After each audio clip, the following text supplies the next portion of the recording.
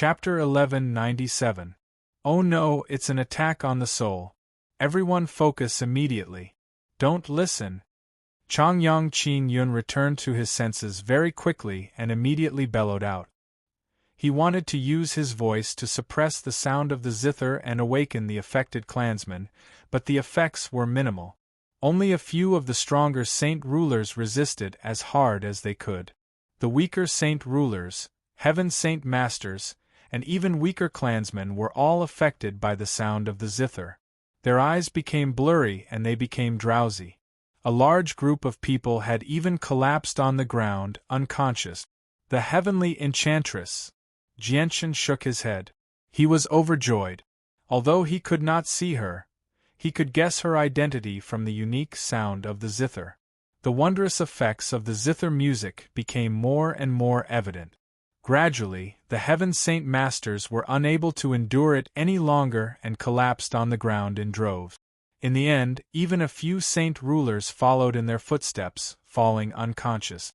In the blink of an eye, the people who had been charging towards the 360 formation cores had all fallen asleep. Even though the origin formation was very powerful, without the support of 360 people, the formation would not be able to operate. The faces of Changyang Qin Yun and the others paled. They all gritted their teeth as their bodies trembled. Their hatred for the heavenly enchantress had reached its limit.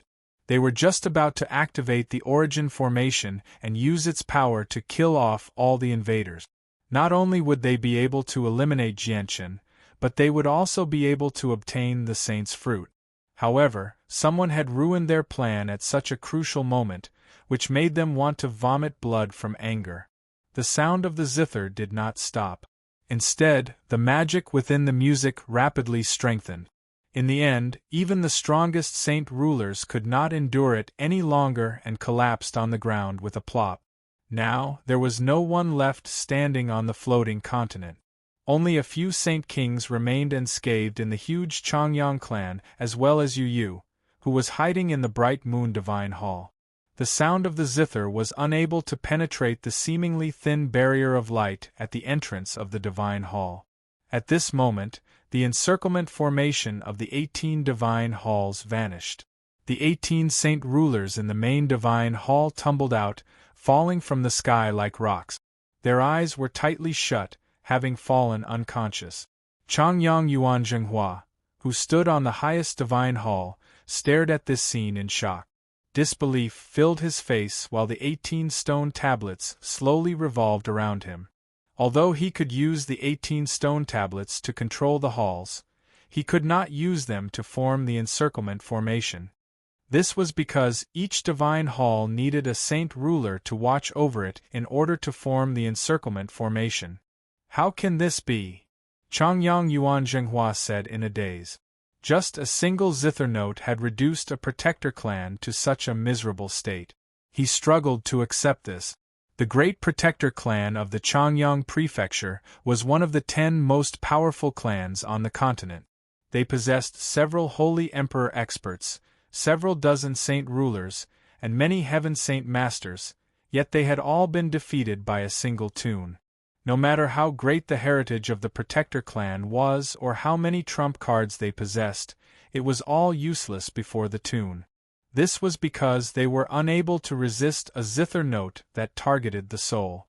At the same time, the zither note could penetrate all obstructions and reach the depths of the mountains. It was useless even if they covered their ears.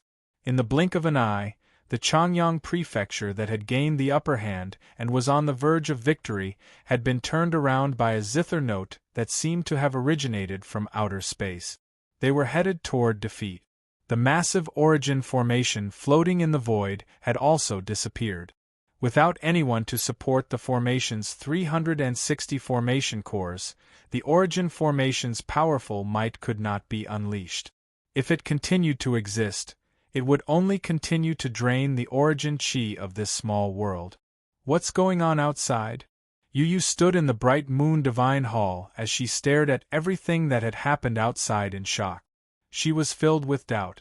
The divine music coming from the void had been isolated by the light screen formed by the moonlight in front of her. The sound of the zither could not enter, so she naturally did not know what had happened outside. She only saw large numbers of people falling to the ground. Hongyan regained her freedom and the flames around her immediately surged, forming a huge sea of fire that enveloped her. Her figure flickered in and out of the sea of fire, making her seem like a god of fire. Her wounds rapidly healed as well. Hongyan arrived before the 4 holy emperor experts in the scarlet flames. She coldly stared at them and coldly said, "I'd like to see just what you're capable of to fight me now." Changyang Qingyun and the other 3 great elders had become completely pale. They were great elders of a protector clan, yet they had actually been humiliated by the enemy in their own territory. This was a vicious slap to their faces, but there was nothing they could say about it. Right now, the only thing they could use to threaten Hongyan was the Emperor armament. However, even if they used the Emperor armament to fight Hongyan to the death, they would not be able to achieve victory in a short amount of time.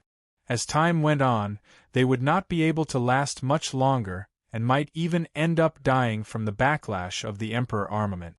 If the Emperor armament's full power can be used, only death awaits you even if you have the protection of the Origin energy armor. Long Zhenhua finally managed to hold back his anger. After quite a while, Changyang Yuan Zhenhua finally said something. Protector clans were proud, and their dignity could not be sullied. Changyang Yuan Zhenhua did not want his clan to lose to a saint king. Changyang Qingyun's gaze was cold.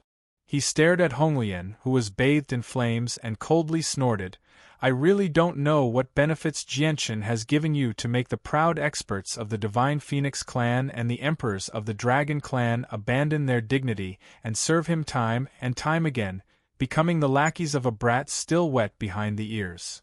Changyang Qingyun's voice was filled with naked mockery. Hongyan's gaze turned cold. At this moment, her and Jianshan's faces changed at the same time. They had received Ruijin's message. His secret technique was about to be completed, and he wanted them to leave immediately.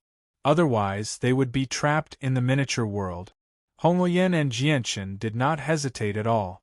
They returned to the Bright Moon Divine Hall as quickly as possible, and the Divine Hall immediately left the miniature world. Without the obstruction of the Bright Moon Divine Hall, the World Gate in Changyang Prefecture rapidly closed up. Just as the World Gate was about to close up, Changyang Qingyun charged out with extreme speed. He already knew why Ruijin wanted to seal up Changyang Prefecture. A red feather refined from a special material appeared in Hongyan's hand once again. It was filled with the surging power of fire. Swish! The feather shot into the 2-meter-wide World Gate as a red streak of light before loudly exploding. It blocked Changyang Qingyun inside. Just when the flames were about to spread to the outside world, the World Gate had completely closed. 9 dragons trapped the heavens seal. At the same time, Ruijin bellowed out. 9 huge dragons charged out from the 9 stalks of dragon's saliva grass. Every single one of them was 100 meters long and illusionary. They had been condensed from the vast amounts of vital energy within the dragon's saliva grass. The 9 illusory dragons faced the sky and issued a soundless dragon roar. They tumbled in the air and finally collided with each other. The 9 huge bodies finally condensed into a golden dragon pearl the size of a human head. It floated in the air and emitted a dazzling radiance. Then, it slowly disappeared. It had already sealed the space of this area. Ruijin exhaled deeply.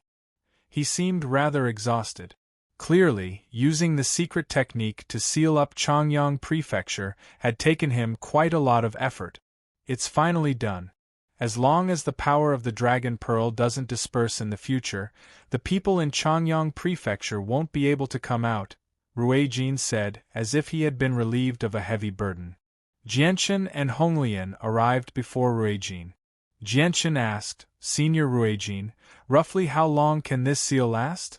Ruijin pondered for a moment before replying, "The power of the Dragon Pearl is limited, and it cannot be replenished.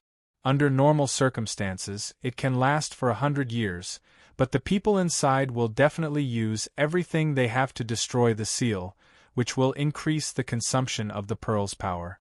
As a result, I'm not sure how long it can keep them sealed for, but it can keep them trapped for a few years at the very least, or even longer. Senior Ruijin, can't we use the same seal again when they're about to break the seal? Yu had already put the bright moon divine hall away. She stood beside Jianchen and asked. Ruijin shook his head. You don't know, but the 9 stalks of dragon saliva grass I used to seal up Chongyang Prefecture were left behind by a senior of the dragon clan who had reached the level of the Holy Emperor. Every single dragon will only leave behind a stalk of dragon saliva grass after they die. My clan has already vanished for far too long, so there are only around a dozen stalks left in the tomb.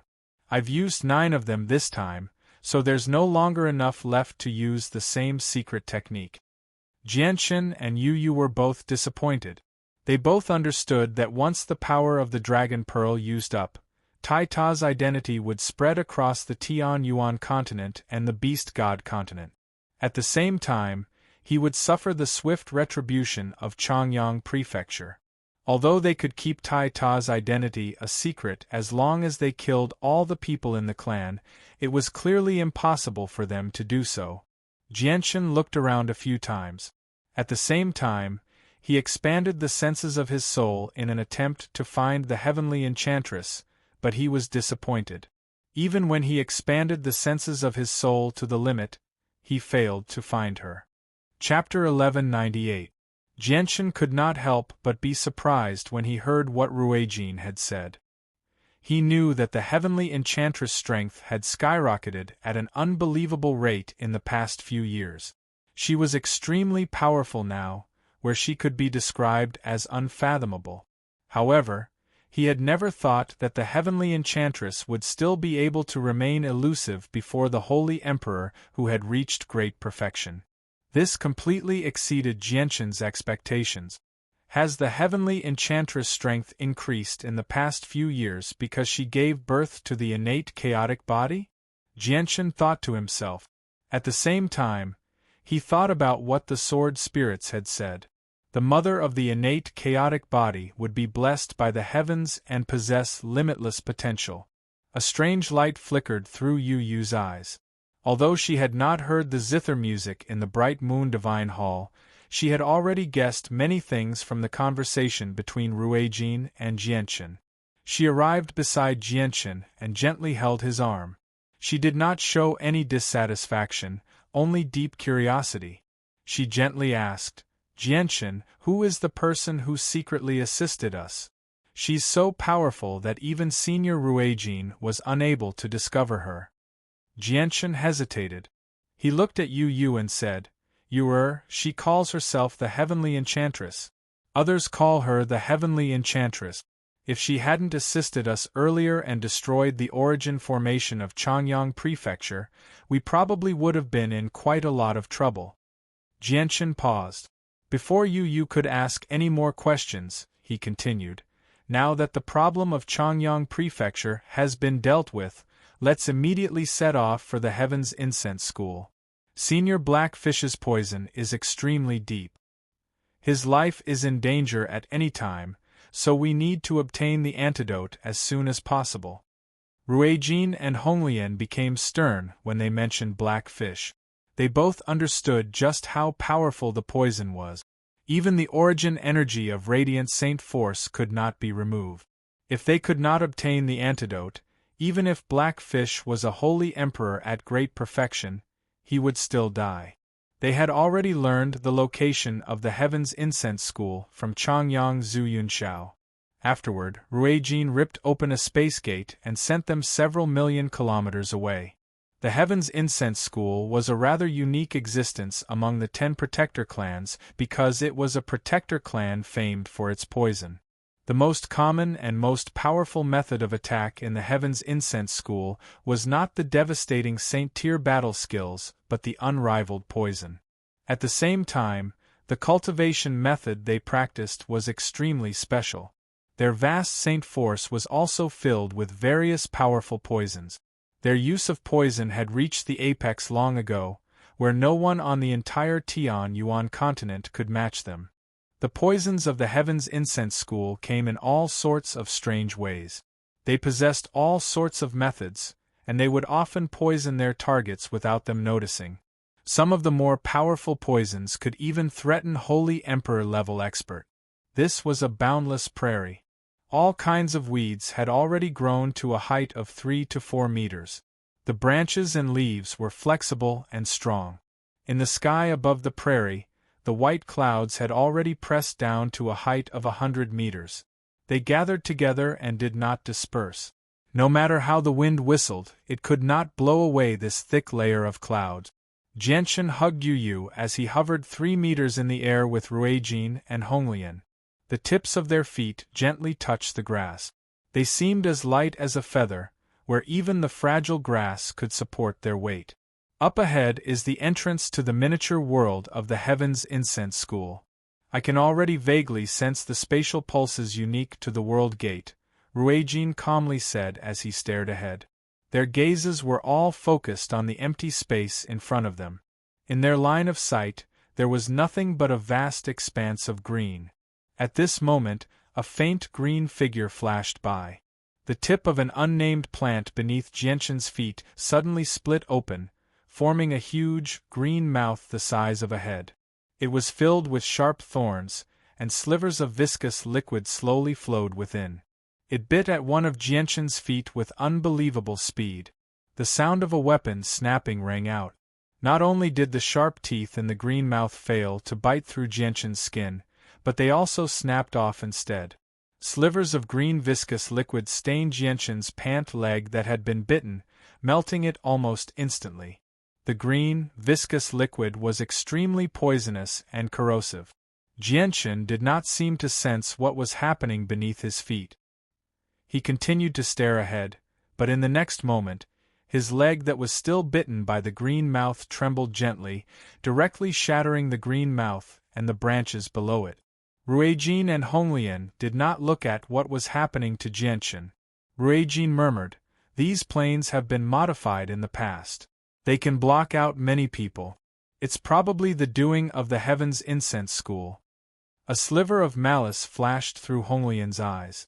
She said, "I can burn these planes to the ground with a single flame." Due to what had happened to Blackfish, Honglian did not have a good impression of the Heaven's Incense School. "I seem to know about these planes. These planes are known as the Oasis of Death by people.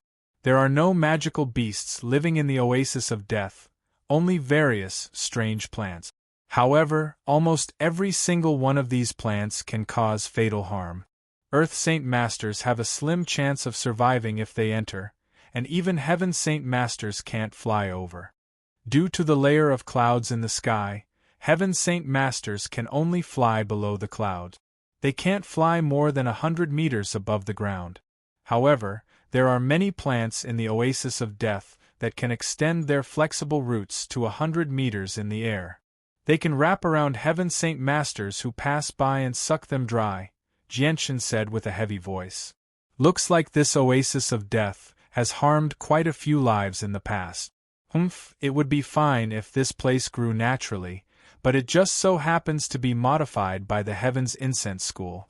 As one of the 10 great protector clans, they've actually created such a vicious place to harm lives.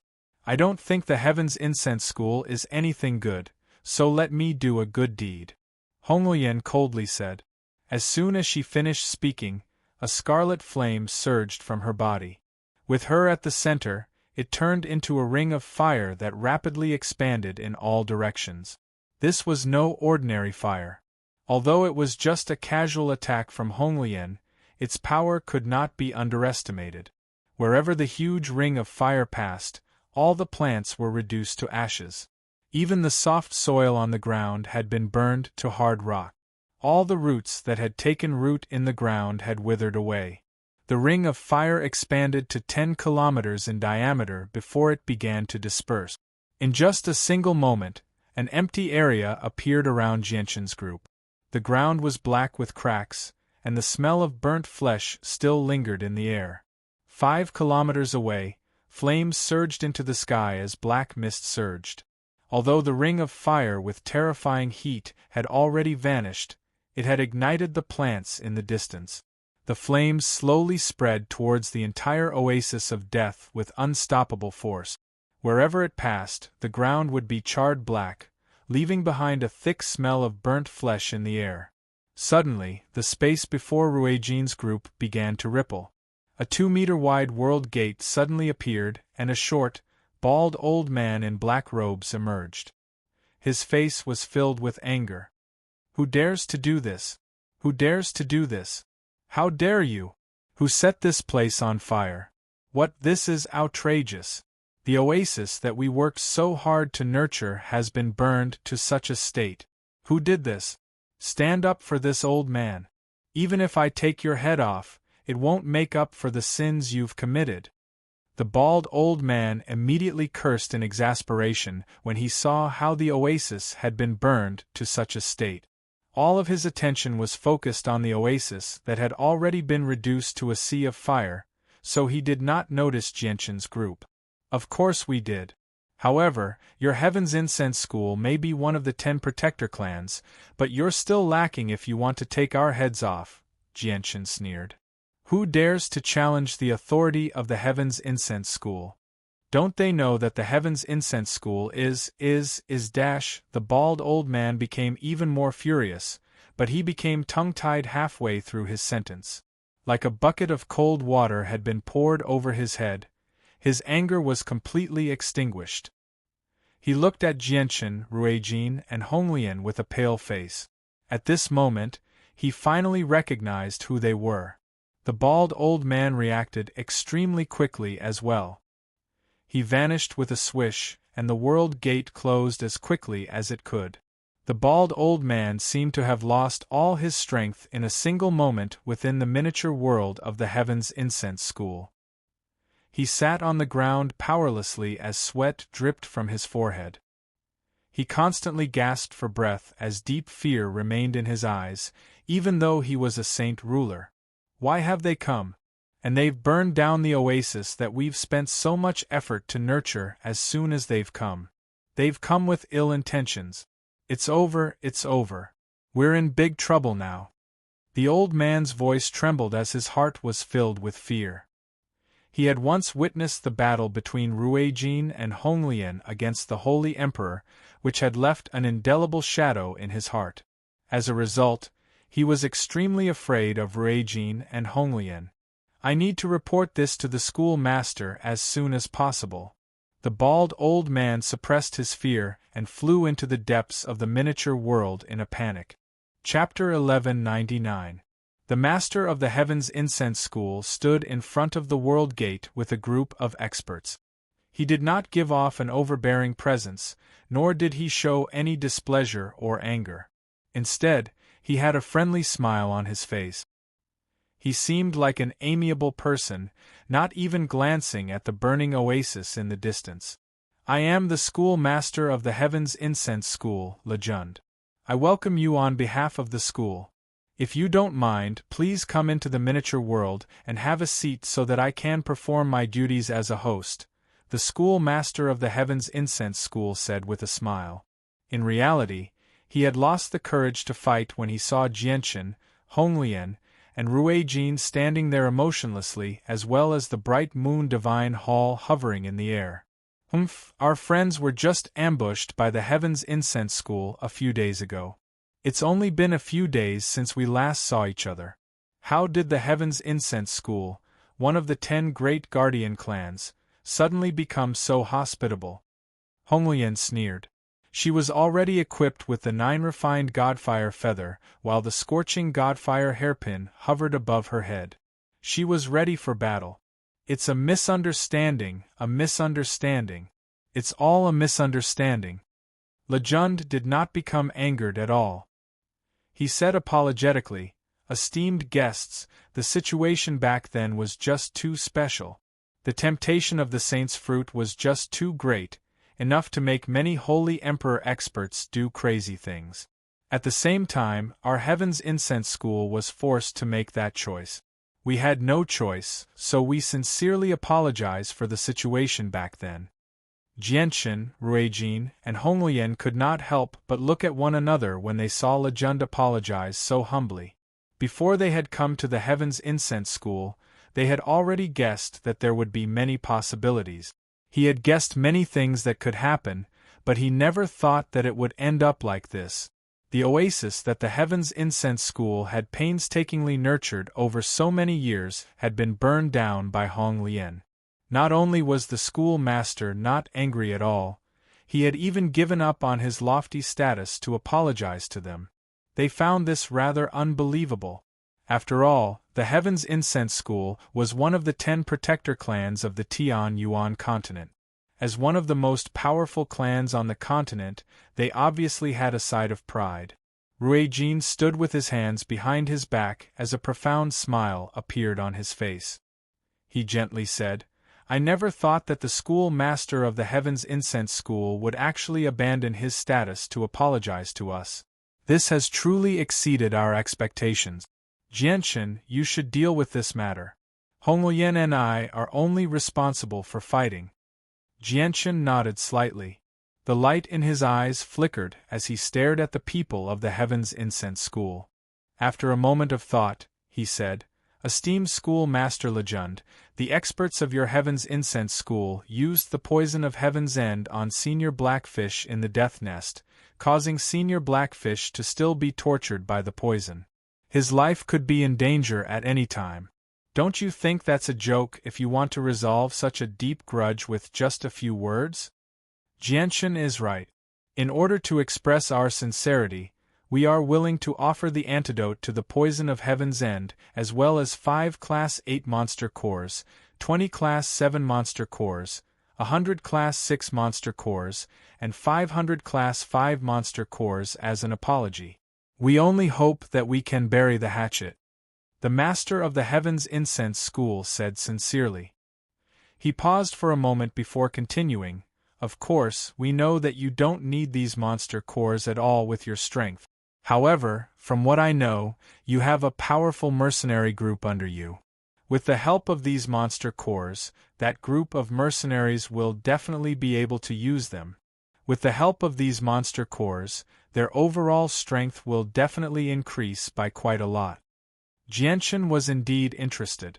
Class 8 and 7 monster cores were rare items on the Tian Yuan continent because basically all the powerful magical beasts were gathered on the Beast God continent and in the depths of the Cross Mountains. Aside from those 2 places, it was very difficult to come across Class 7 magical beasts on the Tian Yuan continent, let alone Class 8 magical beasts. The Class 7 magical beasts in the Cross Mountains were protected by the Beast God continent as well. As long as the magical beasts did not break the rules, even the experts of the protector clans could not slaughter them so easily. As a result, Class 7 monster cores were priceless on the Tian Yuan continent, while Class 8 monster cores were completely extinct. Jianchen was more than happy to have the Heaven's Incense School take the initiative to negotiate. After the battle in Changyang Prefecture, Jianchen had gained a completely new understanding of the heritage of the protector clans. If the protector clans used all their heritage, he would not necessarily be able to gain any benefits, so it was best if he did not offend the protector clans. Moreover, his enmity with the Heaven's Incense School was nowhere near as deep as in Changyang Prefecture. At the same time, Jianchen needed the monster cores provided by the Heaven's Incense School very much as well. After a moment of thought, Jianchen said, "It's not impossible to turn hostility into friendship, but we'll have to raise the price. Brother Jianchen, may I ask how many you want? Why don't you give me a number so I can consider it?" Lejund let out a sigh of relief inside. Their protector clans did not lack monster cores. As long as they could resolve the matter peacefully, they would not mind losing some wealth. Even the protector clans did not want to offend experts on the level of Ruijin and Honglian so easily. Moreover, Jianchen possessed the saint's fruit. Before long, a true holy emperor would appear beside him. A crafty light flashed through Jianchen's eyes.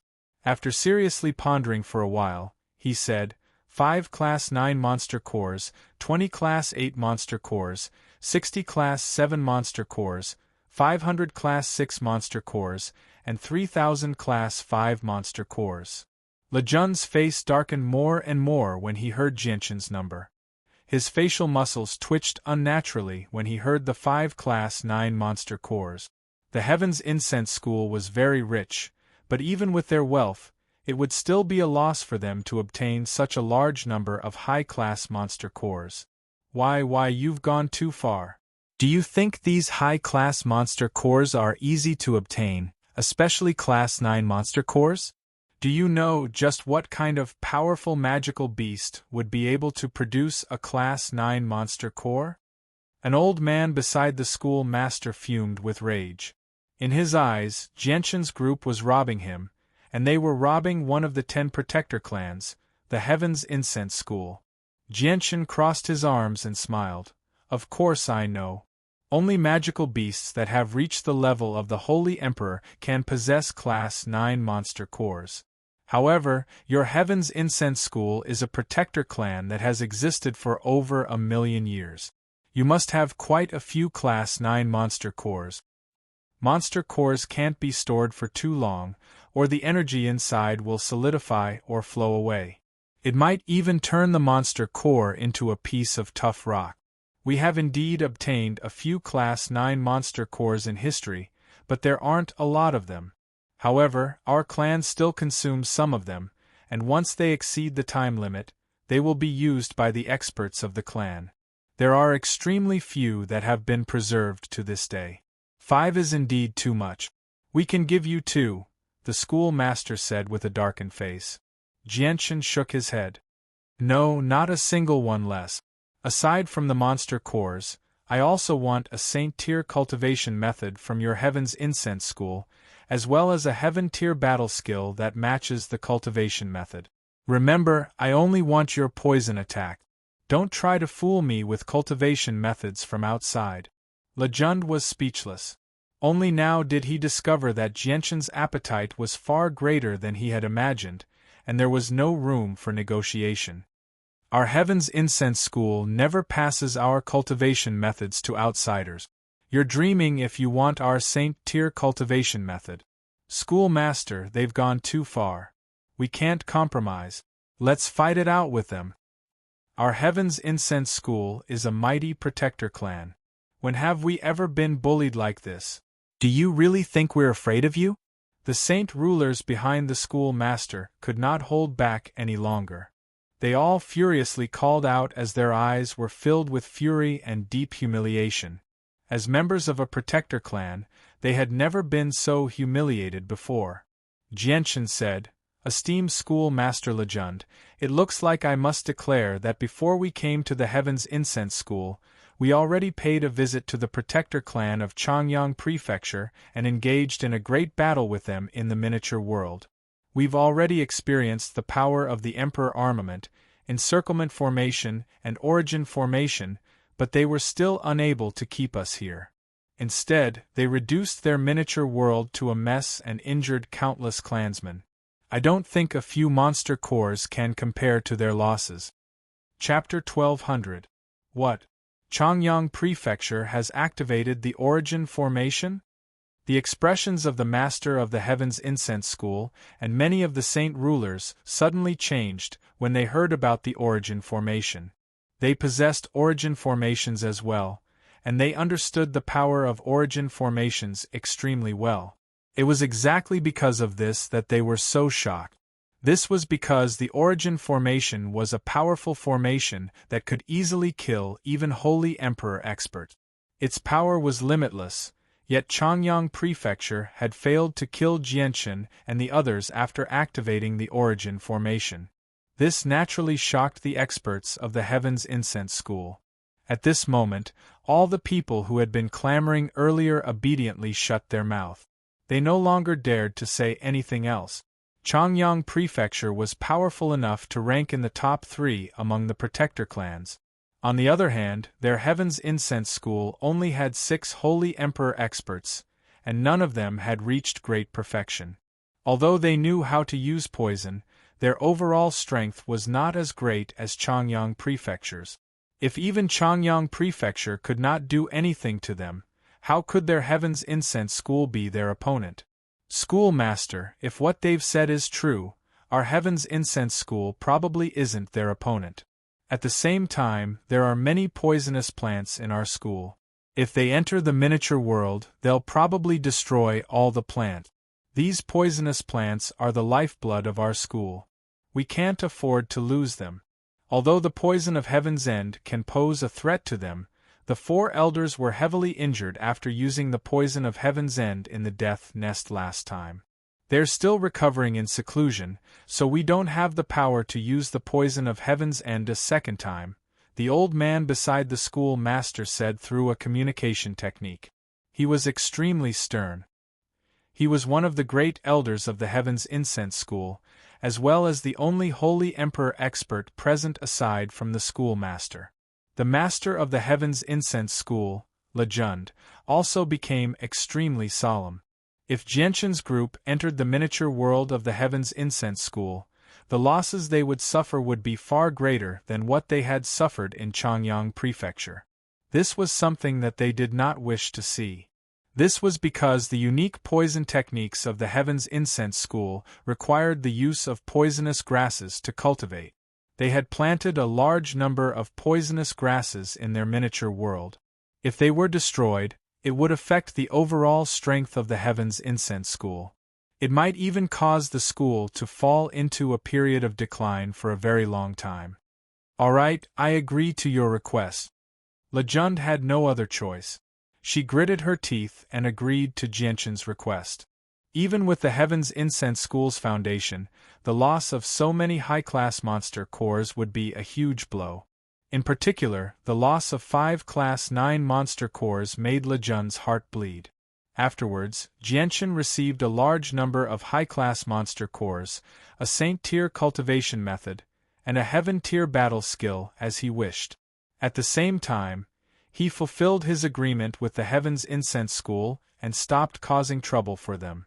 Jianshan and Ruijin returned to Lore City with the antidote for the poison of Heaven's End. They fed it to Blackfish as soon as possible. After ingesting the antidote, Blackfish's complexion visibly improved even though the poison had not been completely purged from his body. Blackfish no longer used his own power to suppress the poison. His face that had become blackened from the poison smiled. We've finally dealt with this damned poison of Heaven's End. I almost lost my life. This poison sure is powerful. It's fine as long as you're fine. You're a mighty Saint King at great perfection with the protection of Origin Energy Armor, yet you almost died to the poison. You're really something, Honglian mocked as she stood there in her fiery red robes. She seemed to be mocking Jianshan as well. Blackfish became embarrassed for once. He was left speechless. No matter what, Senior Blackfish's matter was caused by me. If it weren't for the fact that I wanted to take the saint's fruit, Senior Blackfish would not have been poisoned. Seniors, I really must thank you for your assistance in the past few days. Jianshan will remember your kindness and will never forget it. Jianshan clasped his hands at the 3 of them one by one. He spoke from the bottom of his heart. If it were not for the assistance of Ruijin and the others, he would not have been able to obtain the saint's fruit, nor would he have been able to seal up Changyang Prefecture. He would not have been able to use the deterrence of Ruijin and Honglian to steal a large number of high-class monster cores from the Heaven's Incense School. Honglian looked at Jianshan. Her eyes were faintly red and flames seemed to leap about in her eyes. She said, Jianshan, keeping you alive is the greatest repayment you can give us. Jianshan obviously attributed all of this to the winged tiger. This was because he really could not think of any other reason why Ruijin and the others would follow him aside from the winged tiger. Moreover, the winged tiger was the god of magical beasts, while Ruijin and the others were people of the winged tiger. Coupled with the fact that the ruler of the beast god continent wanted to kill the winged tiger, it was only natural that the 3 of them would step forward to protect the winged tiger. Although Blackfish had obtained the antidote, he still needed some time to purge the poison from his body. Jianchen and the others chatted for a while before going their separate ways. Ruijin and Honglian had both been quite exhausted from the battle in Changyang Prefecture, so they both went off to recover. Jianchen and Yu Yu walked side by side, strolling through the large Changyang Prefecture. All the patrolling guards knelt down and bowed when they saw the two of them. Their eyes were filled with fanatical admiration. Jianchen ignored the guards. All he could think about was how to distribute the large number of high-class monster cores he had just obtained. He did not plan on using the monster cores for himself. Although the number of monster cores was astounding, the amount of energy he needed to break through to the fourth layer of the chaotic body was just far too tremendous. Even if he absorbed all the monster cores, he might not be able to break through to the fourth layer. If he used the monster cores on the Changyang Prefecture and the Flame Mercenaries, they would indeed be able to increase their strength by a large margin. Jianchen's face suddenly changed. He looked into the distance and saw 4 red specks appear in the distant sky. They were hurrying toward Changyang Prefecture with lightning speed. In just a few seconds, they had entered Lore City and stopped outside the entrance of Changyang Prefecture. They were 4 middle-aged men in blood-red robes. They were all emotionless and had cold gazes. Without the slightest hint of emotion, a layer of faintly discernible yin energy wrapped around their bodies, causing the surrounding temperature to abruptly drop, causing others to not dare to approach them. 2 ruddy old men appeared at the entrance like ghosts. They emotionlessly stared at the 4 middle-aged men in blood-red robes. One of them coldly asked, "What are you people from the Bloodsword sect doing here?" "They're looking for me." A clear voice rang out from behind as soon as the old man finished speaking. Jianchen strode over with Yu following beside him like a little bird. The 2 ruddy old men smiled kindly when they saw that it was Jianchen. They nodded at Jianchen before disappearing in a flash. Jianchen did not know the names of the 2 old men. He only knew that they were saint rulers of the Zhu branch. In terms of seniority, he should call them great-grandfather. The 4 protectors of the Bloodsword sect greet the sect master. The 4 middle-aged men in blood-red robes all knelt on one knee and spoke at the same time. Jianchen hurried over to help them up. The 4 protectors had once done Changyang Prefecture a favor. They had basically saved several thousand people in Changyang Prefecture. He had never forgotten about them. Jianchen called the 4 protectors into his hall and asked, "Protectors, may I ask why you've suddenly come to find me?" "Sect Master, the old Sect Master has already stepped down many days ago. We've come under the orders of the Vice Sect Master to invite the Sect Master back to the headquarters so that we can hold a ceremony for the new Sect Master and plan the future of the sect," the first protector politely replied. "Protectors, may I ask if anyone in the sect has any objections to me inheriting the position of Sect Master?" Jianchen tapped the table rhythmically as he stared at the 4 protectors in interest. "Sect Master, your strength speaks for itself. Everyone in the sect, including the Vice Sect Master, supports you inheriting the position of Sect Master." "No one has any objections," said the first protector. Jianchen nodded slightly. "All right then. However, I still have some matters to attend to before I go to the Bloodsword sect. Protectors, please stay in the residence for a few days. Once I'm done with my matters, I'll go with you to the Bloodsword sect." "As you wish, Sect Master." Afterwards, Jianchen went to find Changyang Ba. He took out 500 Class 5 monster cores, 100 Class 6 monster cores, and 10 Class 7 monster cores from the Heaven's Incense School and gave them to Changyang Ba to nurture the forces of Changyang Prefecture. As for how Changyang Ba would distribute the monster cores, Jianchen did not care. Afterwards, Jianchen entered the artifact space. There was a majestic hall in the center of the artifact space. At this moment, Jianchen sat boldly on the throne in the largest hall. Behind him, a white-robed, scholarly, middle-aged man stood there silently like an attendant. The middle-aged man was the manifestation of the artifact spirit. He was the ruler of the artifact space. At this time, a group of dozens of people walked into the palace in an orderly manner. Their footsteps were very light and did not make the slightest sound. They were completely silent. All of them were tall and sturdy, with strong waists and strong backs. Their bodies emitted a valiant aura that was abnormally powerful. After consuming the flesh and blood of the serpent dragon, their bodies had clearly been strengthened. "Greetings, Captain." A total of 66 men all knelt on the ground as they called out with a deafening cry. The slogan was loud and clear, and it was so loud that it seemed to be able to topple mountains and overturn seas. Jianshan did not say anything. His bright eyes flickered with a strange light as he slowly glanced over each and every one of them. The more he looked, the more satisfied and happy he became. In the end, he could not help but smile.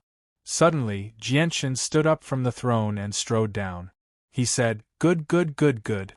You've all improved extremely quickly these days. Out of the 66 of you, 43 have already reached the 6th cycle, while the weakest of the remaining 23 have reached the 4th cycle. I believe that you'll all reach the 6th cycle as well before long. You really haven't let me down."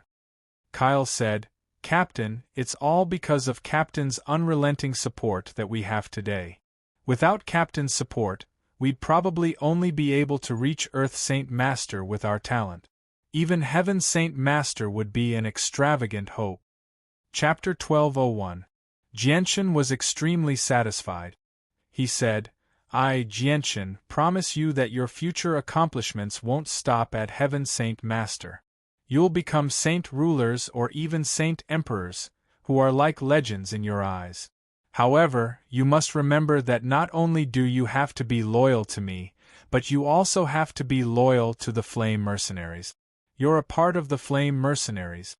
In the future, you'll be the protectors of the Flame Mercenaries." "Captain, we can forget our names, but we can never forget our mission," a large bearded man called out. A bearded man in the crowd said loudly. His fighting spirit was high, and his eyes were filled with firm conviction. Jianshan smiled. He felt extremely proud inside as he looked at the group that was brimming with vitality. This was because the group had been created by his hand. He was the one who had turned a group of mercenaries with mediocre talent from the bottom of the Tianyuan continent into the experts they were now. However, Jianshan had invested a lot in creating a group like this.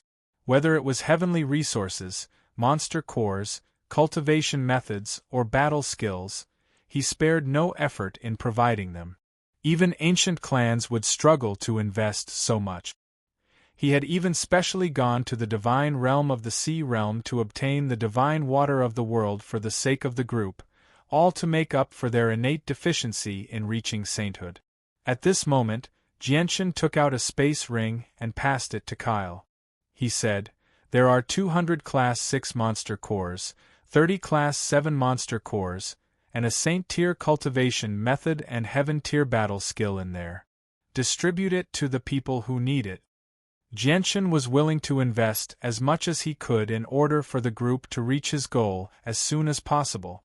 Right now, the Flame Mercenaries needed a powerful force that belonged to them far too much. "Yes, Captain." Kyle excitedly accepted the space ring. His hand trembled as he held the space ring. As soon as he thought about the 30 Class 7 monster cores and 200 Class 6 monster cores in there, his heart surged. Cultivate well. Once you become a saint, you can leave this place and go to the outside world. Jianshan did not stay there for long. With that, he left the artifact space. When he returned to the Chongyang prefecture of Lore City, it had been less than half a day since he had returned from the Heaven's Incense School. Of the large batch of high-grade magical beasts he had obtained from the Heaven's Incense School, apart from the 9th and 8th grade magical beasts that he hadn't touched, he had already squandered most of them. Of the 67th grade magical beasts, only 20 were left. Of the 606th grade magical beasts, only 200 were left. As for the 5th grade magical beasts, there were still 2,500 were left. Afterward, Jianchen asked Changyang Zuyunshao to construct a space gate so that he could take Yu Yu to the base of the Flame Mercenaries, Flame City. Jianchen silently moved through the palace-like city lord's estate at the center of the city with Yu Yu. They approached a heavily guarded study. Jianchen used the powerful abilities of a ninth heavenly layer saint ruler. Even though there were many experts hidden in the surroundings, no one discovered him, allowing him to enter the study silently. It was a very large and extravagant study, covering an area of several hundred square meters. A faint, unique scent that only belonged to scrolls wafted through the air. At the front of the study, a woman in a white robe was sitting there, reading a book with great concentration. The woman looked to be about 20 years old, and she had a heavenly beauty. Her glossy black hair was simply coiled behind her head with an exquisite hairpin. The hairpin emitted a faint purple light. It was made of incomparably precious purple gold, and was very expensive. The woman vaguely gave off the presence of someone who had been in a high position for a long time. A middle-aged man and a middle-aged woman stood on either side of the desk. They were both Heaven Saint Masters, and they silently protected the woman who was reading at the desk. At this moment, the door to the study opened silently. Jianchen and Yu Yu walked in side by side. Then, they didn't seem to do anything, but the door to the study closed automatically without making a single sound. The two Heaven Saint Masters had their eyes fixed on the door the entire time, so they discovered Jianchen and Yu Yu as soon as they entered. Their gazes immediately sharpened, and just when they were about to yell out, they discovered that the space around them had actually frozen. The two of them were tightly bound to the spot, unable to move at all. They did not even have the ability to speak. At this moment, the woman was completely oblivious to what was happening. She was completely engrossed in her reading. Only when Yu Yu walked up to the desk and gently knocked on it did she snap back to her senses. However, when she saw Jianchen and Yu Yu suddenly appear before the desk, she became stunned at first before becoming overjoyed. She immediately stopped reading and arrived beside Yu Yu. She held Yu Yu's hand in an extremely affectionate manner and excitedly said, "Brother, sister Yu, why have you come? Why didn't you send someone to tell me beforehand?" Yu Yu smiled, "Sister Lian, we wanted to give you a surprise, so we came to find you without alerting anyone. You won't be angry, right?" Bai Lian pouted and said with some dissatisfaction, "Brother, sister Yu, I'm more than happy that you've come, so why would I be angry?" Afterwards, Bai Lian arrived beside Jianchen and hugged Jianchen's arm intimately. She looked at him hopefully and said, "Brother, you're the captain of the Flame Mercenaries. Do you plan on staying a little longer in your territory this time? Then I'm afraid I'll have to disappoint you. I've specially come for some important matters, so I'll be leaving very soon," Jianchen smiled. Bai Lian immediately became disappointed. However, she also knew that her brother basically spent all his time running around and had a lot of matters to attend to, so she did not force him. "Humph, you sure live a leisurely life as the captain of the Flame Mercenaries. You've left such a huge mess for your sister to take care of, yet you don't care about it at all. You spend all your time sightseeing outside." At this moment, an old voice rang out from outside. The door to the study opened, and Bai Hai walked in with his hands behind his back. Bai Hai had originally been cultivating under Mercenary City with Huang Tianba, but he was worried about Bai Lian's safety. As a result, he left Mercenary City midway and returned to Flame City. Jianchen and Yu Yu bowed to Bai Hai as juniors before Jianchen retorted, "Great-grandfather, I don't agree with what you just said. I'm not sightseeing on the Tian-Yuan continent. I really do have important matters to attend to." Chapter 1202. Aya, grandfather, stop talking. I don't want to lock myself up in a secret room every day like you do. Every time I lock myself up, it'll be months or even years. How boring is that? I just like managing the Flame Mercenaries. Look, the Flame Mercenaries have become so prosperous and powerful under my management. It's so much more interesting than locking yourself up in a secret room to cultivate all day, Bai Lian said proudly. Her face was brimming with a sense of accomplishment. Bai Hai glared at Bai Lian. He seemed very stern on the surface, but his eyes were filled with unconcealable affection. He said angrily, "You're far too disobedient. What kind of results can you get from wasting so much energy on this mess? If you don't cultivate properly, you'll be wasting all the precious heavenly resources your brother has spent on you. If you really want to help your brother, then cultivate properly. That's much more useful than you taking care of this mess. No matter how well you take care of this mess, it's nowhere near as useful as a holy emperor. With a wave of their hand, they can turn this mess into nothingness." Bai Lian knew that Bai Hai's words made a lot of sense, so she did not refute him. She stuck out her tongue in a naughty manner and pulled Bai Hai's hand affectionately, gently shaking it. She said sweetly, "Great-grandfather, of course I understand what you're saying. Actually, you don't know that I've been cultivating a lot harder than before." "A lot harder? Humph. Don't think that just because I'm not by your side, I don't know what you've been doing all day. There are 24 hours in a day and you only spend 4 to 6 hours cultivating. You call that hard working?" Speaking of this, Bai Hai was furious. He really couldn't do anything about this smart and quick-witted great-granddaughter in front of him. On the contrary, she often made him anxious to the point of being badly battered. As the person with the highest authority in the Flame Mercenaries, Bai Lian actually shrunk her neck in the face of the furious Bai Hai.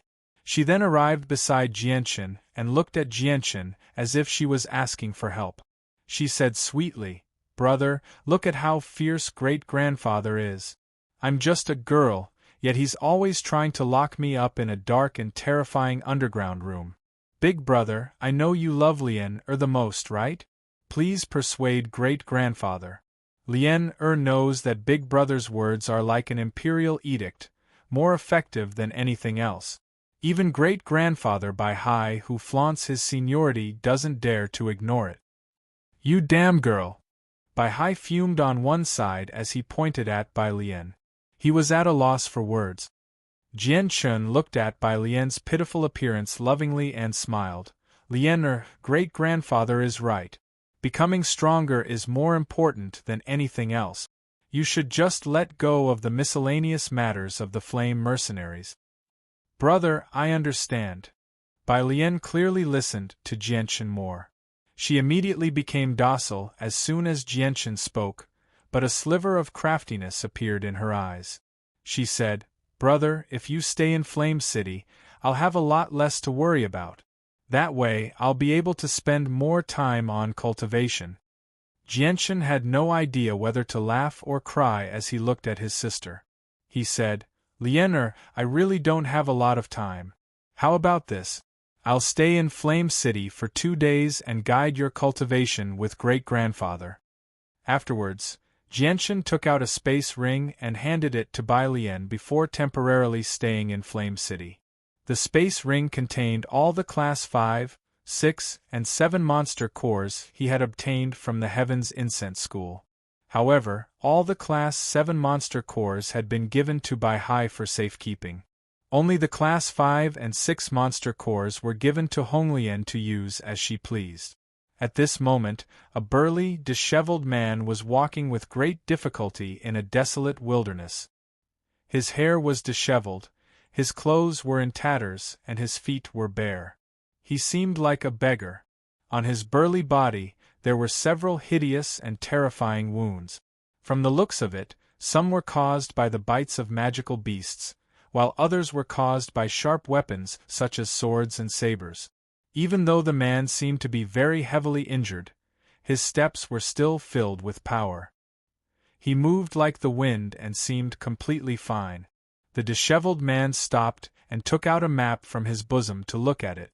Then, he used his hand to tidy up his messy hair that had already covered his eyes. His eyes, which were as deep as the starry sky, were revealed. "With this speed, I'll be home in another month," the man murmured before putting the map away and continuing on his way. At this moment, a figure flew over from afar and landed beside the man. It was a young man in blue robes. He seemed to be in his 30s and possessed quite the bearing. Kid, I just went to a city 100 kilometers away and bought a few roasted chickens and some good wine. Let's sit down and have a good meal first. The young man in blue took out 2 roasted chickens from his interspatial ring and tossed one of the roasted chickens to the abject man. The shabby man and the young man were obviously very familiar with each other. Without any pleasantries, he took the roast chicken with one hand and the wine pot with the other. He sat cross-legged on the ground facing the young man and began to eat. Kid, I can't help but admire your perseverance and stubbornness. There are so many magical beasts that can be used as mounts, but you just don't want them and insist on walking. The Tianyuan continent is so large, so you won't be able to walk from east to west even if you walk for your entire life. Furthermore, your journey home is so long. If I hadn't brought you along on the way, I'm afraid it would have taken you a year or 2 to get here. The young man gulped down the wine and meat as he spoke to the man in a muffled voice. The man swallowed the chicken in his mouth and stared at the young man with his deep, starry eyes. He said seriously, Senior, all living things are the spirits of all things. The spirits of all things are nurtured by the world, and we humans are the best of the best. As long as the time is right, we will be able to comprehend the truth of the world. This world is wondrous, and the ground that makes up this world is filled with a great and unbelievable power. When you walk on the ground with your feet, you will feel this wondrous power and feel the veins of the ground. You will then comprehend the truth of the world through this wondrous power and veins. What did you say? There's a great and unbelievable power in the ground? Is there really such a thing? Why can't I feel it? The young man stood up from the ground and began to pace around with his feet as if he was serious. Senior, you can't feel it because your opportunity hasn't come yet, or you're missing something, the man said seriously. He did not seem like he was joking at all. The young man laughed and sat down across from the man again. He smiled. To think that I, Feng Yixiao, am a mighty saint ruler, only a step away from becoming the holy emperor, yet I'm actually being described by a puny earth saint master in such a place. I really don't know whether to laugh or cry. Kid, you say I'm missing something, so why don't you tell me what I'm missing? What you're missing is... The man sank into his thoughts. After thinking about it seriously for quite a while, he shook his head in confusion. I don't know what Senior is missing either. You really are an interesting kid. If it weren't for the fact that I practice a special cultivation technique that allows me to sense whether a person is telling the truth or not, I would definitely think that you are toying with me. Kid, do you know what happens to those who dare to trick me, Feng Yixiao? Feng Yixiao said. I can also feel that Senior is a decisive person who kills without hesitation. Your hands are stained with the blood of countless people. Anyone who offends Senior will end up dead without exception, the disheveled man said calmly. Then you're not afraid of me? Feng Yixiao looked at the man. The down-and-out man shook his head and said, The world is heartless, and the spirits of all living things are also heartless when they are born. The so-called 7 emotions and 6 desires are all born after birth. I am following the path of the world, walking a heartless path, walking a path of freedom. Naturally, I have to cut off the 7 emotions and 6 desires that were born after birth. Of course I am not afraid of death, I have already cut it off. Kid, you sure are strange. I've wandered the Tianyuan continent for over 1,000 years, and I've seen countless people of all shapes and sizes. However, this is the first time I've seen a kid as strange as you. You said that you're walking a heartless path, and that you have to sever your emotions and desires. If that's the case, why do you still want to go home? Since you've already severed them, what's the point of going back? Feng Yixiao asked out of curiosity. I've already severed all my emotions and desires, but I just can't sever the final barrier. The man suddenly became pained. Tears rolled down his cheeks as he sorrowfully said, I can't forget my father, and I can't forget my mother either. My mother only has me as her only son. If she loses me, she'll be in so much pain that she'll wish she was dead. There's also my sister, third brother, and fourth brother.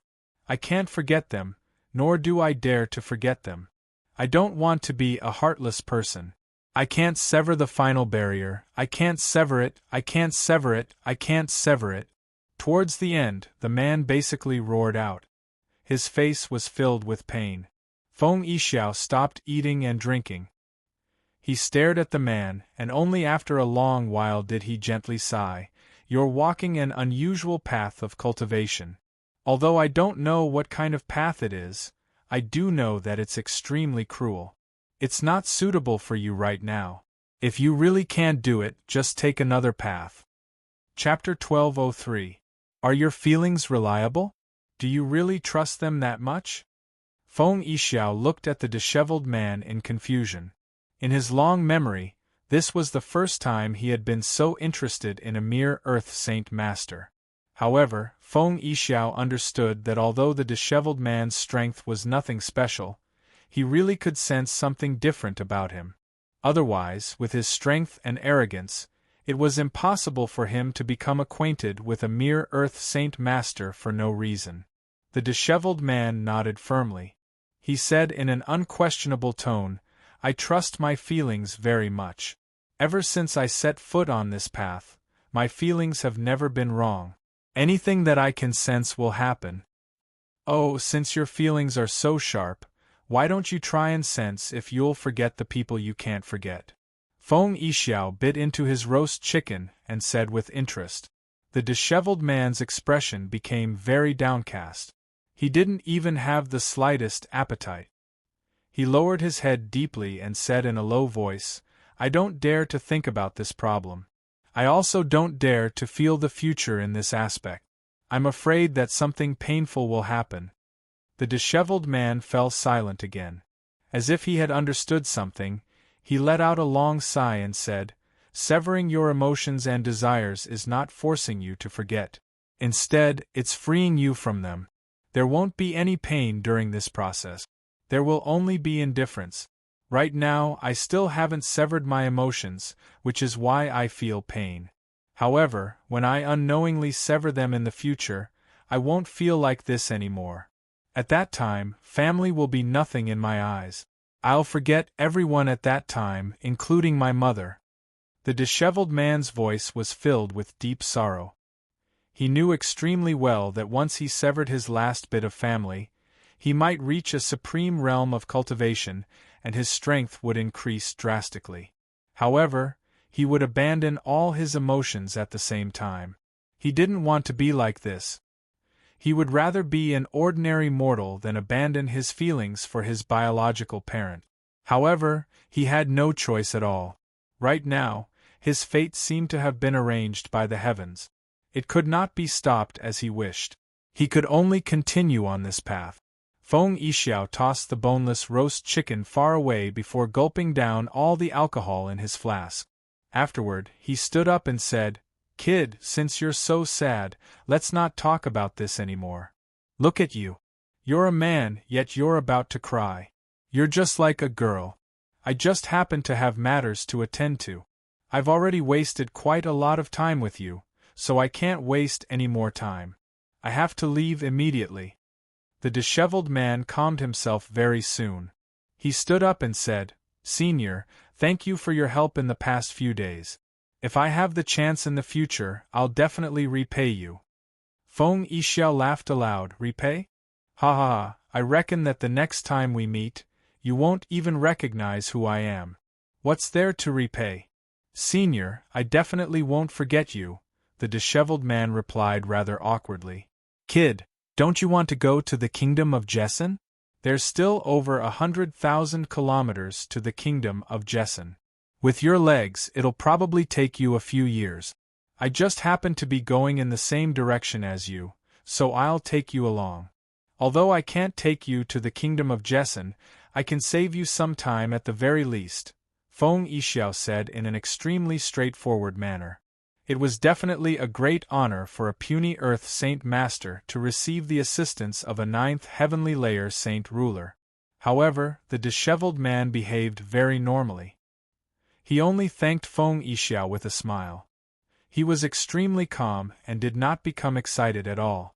Feng Yixiao had already become accustomed to the disheveled man's calmness, so he said nothing more. He grabbed the disheveled man by the shoulder and quickly left. After Feng Yixiao's departure, an extremely ordinary-looking, white-robed, middle-aged man silently appeared where they had been standing. He stared in the direction Feng Yixiao had left in a daze and murmured, "Changyang, who has already reached the final step of the first layer of freedom. He's only missing the final step." After leaving the Pure Heart Pavilion, Changyang, who has experienced a lot along the way. He's gone through trials of life and death and comprehended the various aspects of life, which has allowed him to take a huge step forward in the first layer of freedom. It's just a pity that Feng Yixiao suddenly appeared along the way. Not only did he fail to help Changyang Hu, but he even delayed everything. Otherwise, Changyang Hu probably would have been able to sever his last worries on his way home. Feng Yixiao's actions have made Changyang Hu return home early, so I wonder if anything will happen. A mighty saint ruler is actually interested in a puny earth saint master. Sigh, is this the will of the heavens? Even the heavens want to arrange for Changyang Hu to meet his family at such a crucial moment. Feng Yixiao used spatial force to travel. His body seemed to have fused with space, completely fusing with it. Although he moved extremely quickly, he did not encounter any resistance from the air, so he flew silently. The disheveled man with Feng Yixiao could only see the blurry scenery below him. When they flew over some cities, they could not even make out what the cities looked like. In less than half a day, Feng Yixiao had crossed several tens of thousand kilometers with his strength as a ninth heavenly layer saint ruler. In the end, he stopped 10 kilometers away from a small town. "Kid, this is as far as I can send you. You'll have to rely on yourself for the rest of the journey. Take these purple coins and buy some things you need along the way," Feng Yixiao said in a carefree and generous manner. He tossed a spatial ring in his hand to the bedraggled man. "Senior, I don't need, kid, there's no reason for me to take back what I've given away. Are you looking down on what I've given away?" Feng Yixiao narrowed his eyes and said angrily. The disheveled man was helpless. He could only accept the space ring obediently. Feng Yixiao patted the disheveled man's shoulder and said, "Kid, take care of yourself in the future. I hope you'll still remember me the next time we meet." With that, Feng Yixiao flew off before the disheveled man could reply. "Senior, I'll definitely remember you the next time we meet," the disheveled man called out in the direction Feng Yixiao had disappeared in. The disheveled man did not leave. Instead, he stood where he was and silently stared in the direction Feng Yixiao had left in. He had only met Feng Yixiao by chance, yet Feng Yixiao had actually helped him so much selflessly despite being a saint ruler. This touched him deeply. During the time he spent with Feng Yixiao, he could clearly sense Feng Yixiao's sincerity towards him. There was definitely no other reason behind it. Suddenly, the disheveled man's eyes darkened. They were pitch black, without any light at all. It felt like a vast, boundless space of darkness. If he looked into them, he would feel like his soul would be sucked in.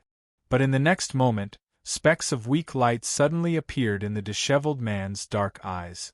They flickered, as dazzling as the stars in the night sky. His eyes seemed to hide another space, another universe. Suddenly, the disheveled man's burly body jerked violently. He returned to his senses in a single instance, and his eyes immediately returned to normal. He cried out, "Oh no, Senior will definitely die this time. There's no chance for him to survive." With that, the disheveled man began to run in the direction Feng Yixiao had left in. A mysterious force seemed to surge out of the ground with every step he took, pushing him forward quickly. Although he was only an Earth Saint Master, he was actually faster than Heaven Saint Masters who could fly. Even wind-attributed 6th Cycle Heaven Saint Masters could not compare to him in terms of speed. In the Flame Mercenaries, Jianshan Yu Yu, Bai Lian and Bai Hai all sat at the table and ate together. Even Dugu Feng, who served in the Flame Mercenaries, was present. Although Dugu Feng had been subdued by Jianshan in the training space of Mercenary City, Jianshan had always treated him like a brother. He had never treated him as an outsider. In reality, Dugu Feng had not let down Jianshan. He had set aside his cultivation to serve as the disciplinary elder of the Flame Mercenaries, dedicating himself to the development of the Flame Mercenaries. Dugu Feng was a man of few words. Therefore, he rarely spoke at the table. His entire person carried a bit of coldness. Dugu Feng, it's really been hard on you in the past few years. You've even set aside your cultivation for the development of the Flame Mercenaries. If you want to set aside everything, you can find Bai Lian at any time. After all, your own cultivation is the most important thing. Great strength is even more useful than authority, Jianshan sincerely said. In his eyes, authority was not important. Even if you became the king of a kingdom, you would still have to act submissively before a saint ruler. Even the Qin Empire, one of the 8 great kingdoms, was nothing before an expert like the Holy Emperor.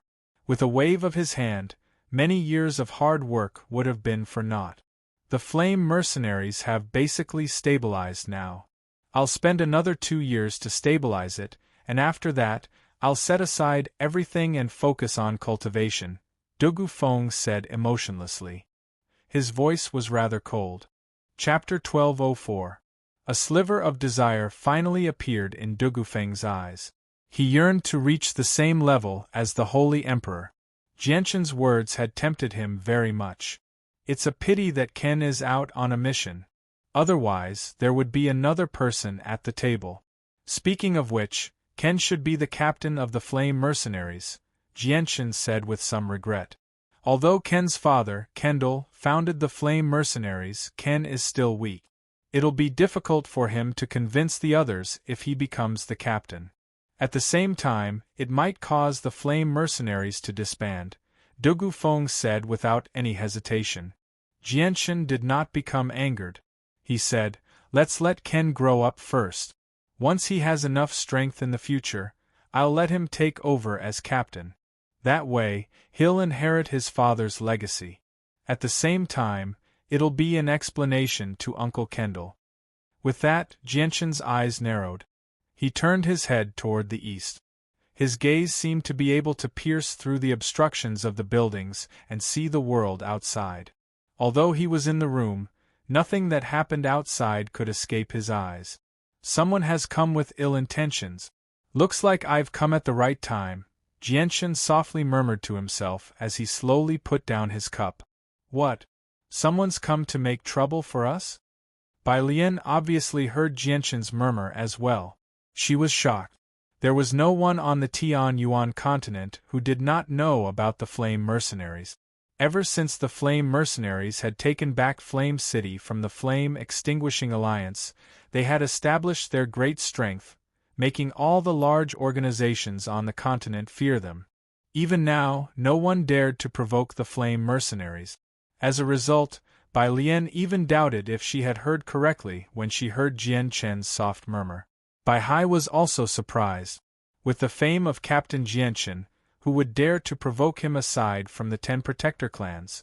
Moreover, even the 10 Protector clans feared Jianshan very much. Could it be that there's a power even greater than the 10 great guardian families?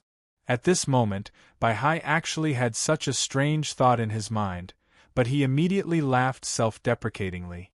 Suddenly, a tremendous presence descended from the sky, basically enveloping the entire city. The presence possessed the savagery and toughness of a vicious beast. At the same time, there seemed to be the deep howls of wolves. This was the powerful presence of a 9th heavenly layer saint ruler. It immediately suffocated countless mercenaries in the city. Many of them paled and felt like a mountain was pressing down on their chests, suffocating them. The mercenaries were not very powerful. There were only a handful of Heaven Saint Masters, and most of them were not even Earth Saint Masters, so they were unable to resist the presence of a saint ruler. A young man who seemed to be in his 30s hovered in the air above Flame City with his arms crossed. His eyes were cold and he was emotionless. He only stared at the city lord's estate below. Who dares to act recklessly in Flame City? State your name. A loud shout rang out from the city lord's residence. Along with the voice, 5 old men shot into the air from different directions. They were as fast as lightning. With a flash, they disappeared without a trace. When they reappeared, they were already in the air, facing off against the young man who had come with ill intentions. The 5 saint rulers were all experts who had joined the Flame Mercenaries. They were the only saint rulers in the entire city aside from Bai Hai. The black-robed old man on one side clearly recognized the young man. His eyes narrowed, and his face became rather ugly. He sternly called out, "The greedy king, Feng Yixiao. It's actually you." The young man glared at the old man. He coldly smiled and said, "Gu Tu, I've searched for you for 50 whole years. I never thought that you would actually be hiding in the Flame Mercenaries.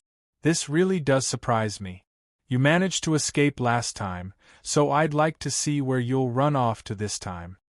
With that, Feng Yixiao's presence skyrocketed.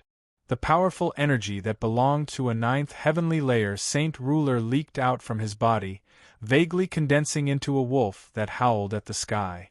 Immediately, wild winds began to kick up in the surroundings as the energy of the world surged chaotically in the sky.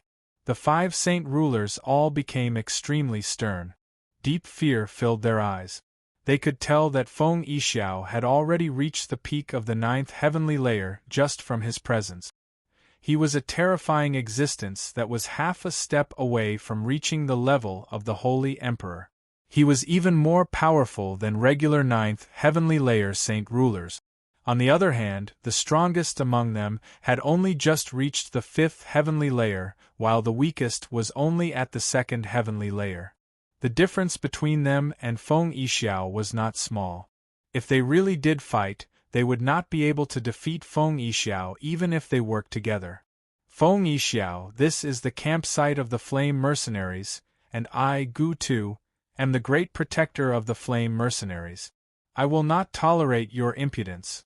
Could it be that you dare to offend the Flame Mercenaries and start a war with them?" Gu Tu shouted sternly. He had an irreconcilable grievance with Feng Yixiao. 50 years ago, he had almost died to Feng Yixiao's hands, but he had only managed to escape in the end. Now that Feng Yixiao had come looking for him, he was even more powerful than 50 years ago. He could not escape even if he wanted to. He could only use the name of the Flame Mercenaries to deter Feng Yixiao. The killing intent in Feng Yixiao's eyes became even heavier. He coldly said, "Gu Tu, this is a personal matter between the two of us. It has nothing to do with the Flame Mercenaries, so don't use the name of the Flame Mercenaries to scare me." Gu Tu laughed aloud. He looked at Feng Yixiao in a mocking manner and said, "It's rumored that the greedy Wolf King Feng Yixiao fears nothing and does as he pleases. No one can stop him, and no one can change his mind. Looking at it today, it's just an undeserved reputation. He's actually been frightened by the name of the Flame Mercenaries." Feng Yixiao's gaze became even colder. His face was filled with malice as a powerful killing intent radiated from him at all. Gu Tu's words had infuriated him. Chapter 1205. Feng Yixiao had always been an unruly and prideful person. Coupled with the fact that he was a mighty 9th heavenly layer saint ruler, how could he endure the provocation of someone who was as weak as an ant in his eyes? Even though he feared the Flame Mercenaries very much, he could not endure the mockery of an ant. "Gu Tu, do you really think that I'll let you go just because you've joined the Flame Mercenaries? Wrong. You underestimate me far too much. Anyone that I want to kill must die," Feng Yixiao coldly said. Feng Yixiao said coldly. With that, he had already left behind a blur, charging towards Gu Tu with great speed. He arrived beside Gu Tu in a single instance and extended his right hand towards Gu Tu's throat. Surging power of God surged from his right hand, and it seemed to have transformed into an extremely sharp wolf claw. Gu Tu never thought that Feng Yixiao would actually be bold enough to attack him here. He paled in fright as he retreated as quickly as he could, dodging Feng Yixiao's lightning-fast claw with everything he had. The difference in strength between him and Feng Yixiao was just too great. It was not an exaggeration to describe it as a chasm. The only thing Gu Tu could do was dodge Feng Yixiao's attack. He did not even have the ability to block it. Blood splattered in the air. Even though Gu Tu had used everything he had, he was still unable to completely dodge Feng Yixiao's attack. His neck had been reduced to a bloody mess by Feng Yixiao's claw, and a large chunk of flesh had been ripped off. It was a terrifying sight. Warm blood spurted from Gu Tu's neck like a fountain, blooming into a beautiful flower in the air. Gu Tu held the wound on his neck with one hand as he retreated. His eyes were filled with intense fear. The wound on his neck was fatal to Heaven Saint Masters, but as a Saint ruler, they would not die even if their bodies rotted away as long as their souls remained. Greedy king, why you're declaring war on the flame mercenaries? The great captain will never let you go. Gu Tu shouted as he flew backwards in a panic. As his throat had suffered a serious injury, his voice was hoarse. Feng Yixiao remained silent. His face was sunken, filled with coldness and heavy killing intent. With a single movement, he shot past the 4 other saint rulers and pursued Gu Tuesday. Greedy king, you're too impudent. You actually dare to declare war on the flame mercenaries. 4 great protectors, please immediately teach the greedy king a lesson and protect the authority of the flame mercenaries. The dignity and honor of our flame mercenaries cannot be trampled upon by the greedy king in such an unbridled manner. Otherwise, once the captain blames us, none of us will be able to bear the consequences. Gu Tu anxiously called out. He wanted to persuade the 4 other saint rulers to keep the king of greed busy. The 4 saint rulers immediately shivered inside when they heard the word captain. The light in their eyes began to flicker as they became hesitant. They all felt fear and respect for the captain of the flame mercenaries, who had reached the level of the Holy Emperor. If the captain blames them, they really would not be able to bear the consequences. Perhaps because he sensed the change in their minds, Feng Yixiao suddenly turned around and glanced at them coldly. The 4 saint rulers felt their hearts skip a beat when they saw that glance. They trembled all over. At that moment, the 4 of them actually felt like they were suffocating, which made them feel extremely shocked. This was not the first time the 4 of them had experienced something like this. However, only the Holy Emperor could make them feel so fearful, yet they could actually feel it from Feng Yixiao right now. The 4 of them found it rather unbelievable. This greedy King Feng Yixiao should be able to successfully break through to the level of the Holy Emperor very soon. At this moment, the 4 of them thought the same thing at the same time. They also felt some envy. 4 protectors, listen up. This is a personal enmity between me and Gu Tuesday. It has nothing to do with you. If you interfere, then don't blame me for not giving the flame mercenaries any face, Feng Yixiao said coldly before continuing his pursuit of Gu Tuesday. The 4 protectors all remained where they were. They did not move no matter how Gu Tu tried to incite them. They feared Feng Yixiao's strength, and since he had already said something like that, they would not be stupid enough to seek their own deaths. Gu Tu was unable to fight back at all before Feng Yixiao. He was covered in wounds now. Aside from the wound on his neck, Feng Yixiao had even scratched a fist-sized hole in his chest. His heart had already disappeared, reduced to mush in Feng Yixiao's hands. He had lost one of his arms, so he was in an extremely horrible state. Gu Tu, I'd like to see how you'll escape this time. But don't worry, I won't kill you immediately. I'll torture you viciously and then you'll die in excruciating pain. Feng Yixiao sneered. His right hand seemed to have transformed into a sharp wolf's claw as it constantly swept across Gu Tu's body, causing chunks of flesh and blood to fly into the air. Gu Tu was like a lamb waiting to be slaughtered. He could not help but shriek out miserably from the intense pain. He hissed, "Greedy king, the captain won't spare you. If you kill me today, you'll end up like me before long. I'll be waiting for you in hell." With that, Gu Tu produced another grunt. A piece of flesh on his waist had been ripped off by Feng Yixiao. "Stop. How can I let you humiliate a great protector of the flame mercenaries like this?" An old but loud voice suddenly rang out from the city lord's estate. Afterward, an old man furiously flew into the sky. He radiated with a heavy and powerful presence. Feng Yixiao glanced at Bai Hai, who had flown up from below. He said, "Another 7th heavenly layer saint ruler has come, but you still can't stop me. Gu Tu, I originally wanted you to live a little longer, but it looks like I have no choice but to finish you off immediately to avoid unnecessary trouble." Feng Yixiao stopped tormenting Gu Tuesday. With a thought, the space around Gu Tu suddenly froze, trapping his bloodied body. He was unable to move at all. This was a spatial technique used by a 9th heavenly layer saint ruler. The frozen space was so tough that even Gu Tu needed to use his full strength to break through it several times in his peak condition. Now that he was heavily injured, he could not even use 30% of his strength, so he was helpless against the frozen space. All he could do was watch as the murderous greedy king rapidly approached him. "Bai Hai, save me!" Gu Tu cried out for help in a panic. He was filled with fear before the threat of death.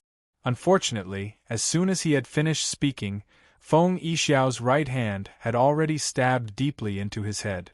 Gu Tu suddenly froze before becoming limp, as if he had lost all his strength. His widened eyes rapidly lost their luster as well. His soul was unable to escape in time, having been wiped out by greedy king. "How dare you? Sir, you're the first person who dares to kill a great protector of the flame mercenaries so openly!" Bai Hai roared out. He was utterly furious. At the same time, a huge sword that was as wide as a palm appeared in his hand. Pure and powerful water-attributed saint force coiled around the huge sword. Terrifying pulses of energy caused the surrounding space to tremble slightly, beginning to distort.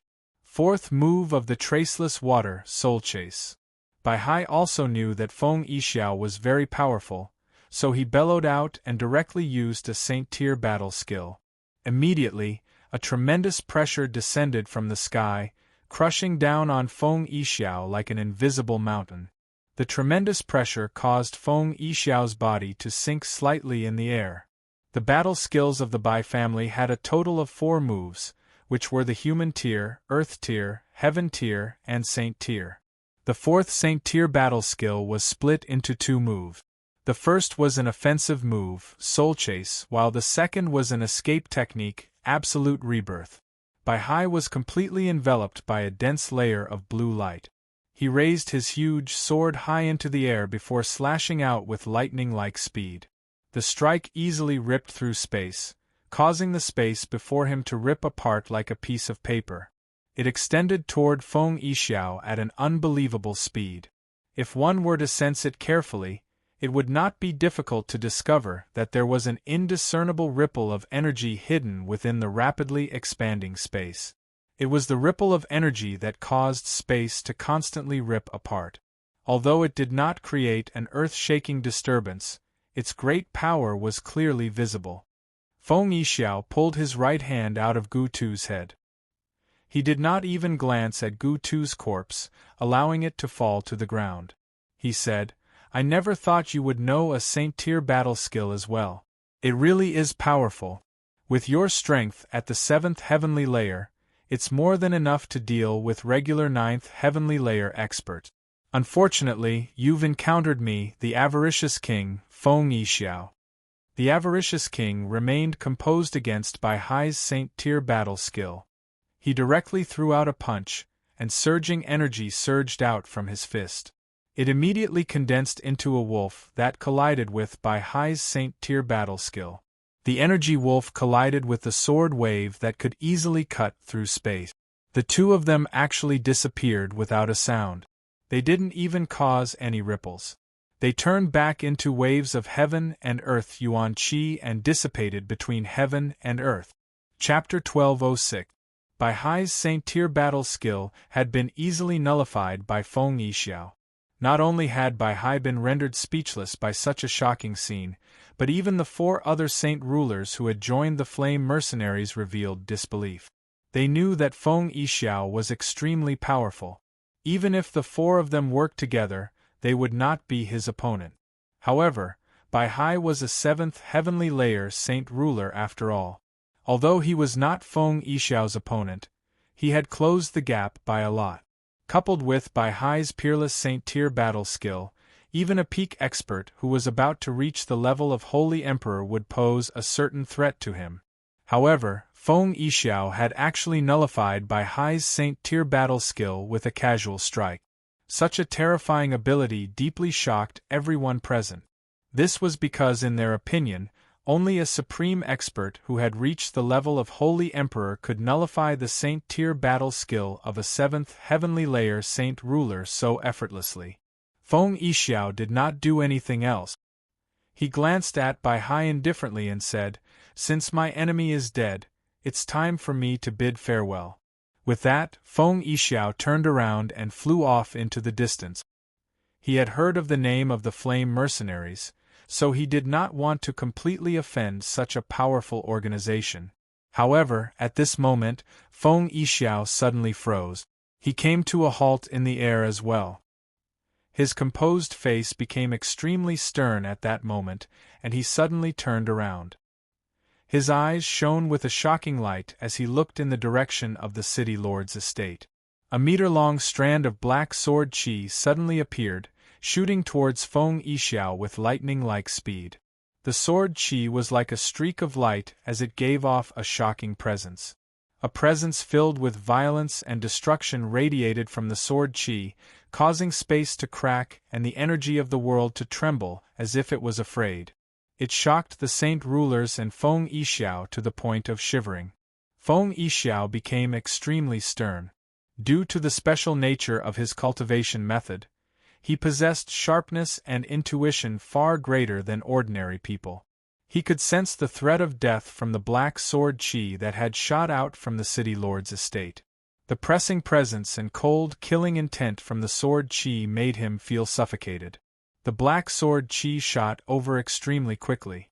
It was so fast that Feng Yixiao did not even have the ability to dodge. It pierced through his chest like it was tofu, leaving behind a fist-sized hole. A grunt rang out from Feng Yixiao's throat. He vomited a large mouthful of blood, which turned into a bloody mist that drifted down from the sky. His face became extremely pale at that moment, and he could no longer maintain the ability to hover. He plummeted from the sky, quickly smashing towards the ground. Bang! With a thud, Feng Yixiao heavily smashed into the ground, creating a deep pit in the mud that was not very tough. Dust was kicked into the air. The saint rulers of the flame mercenaries were all stunned by this sudden development. None of them had thought that the mighty Feng Yixiao would be so fragile before the sword qi. "Captain!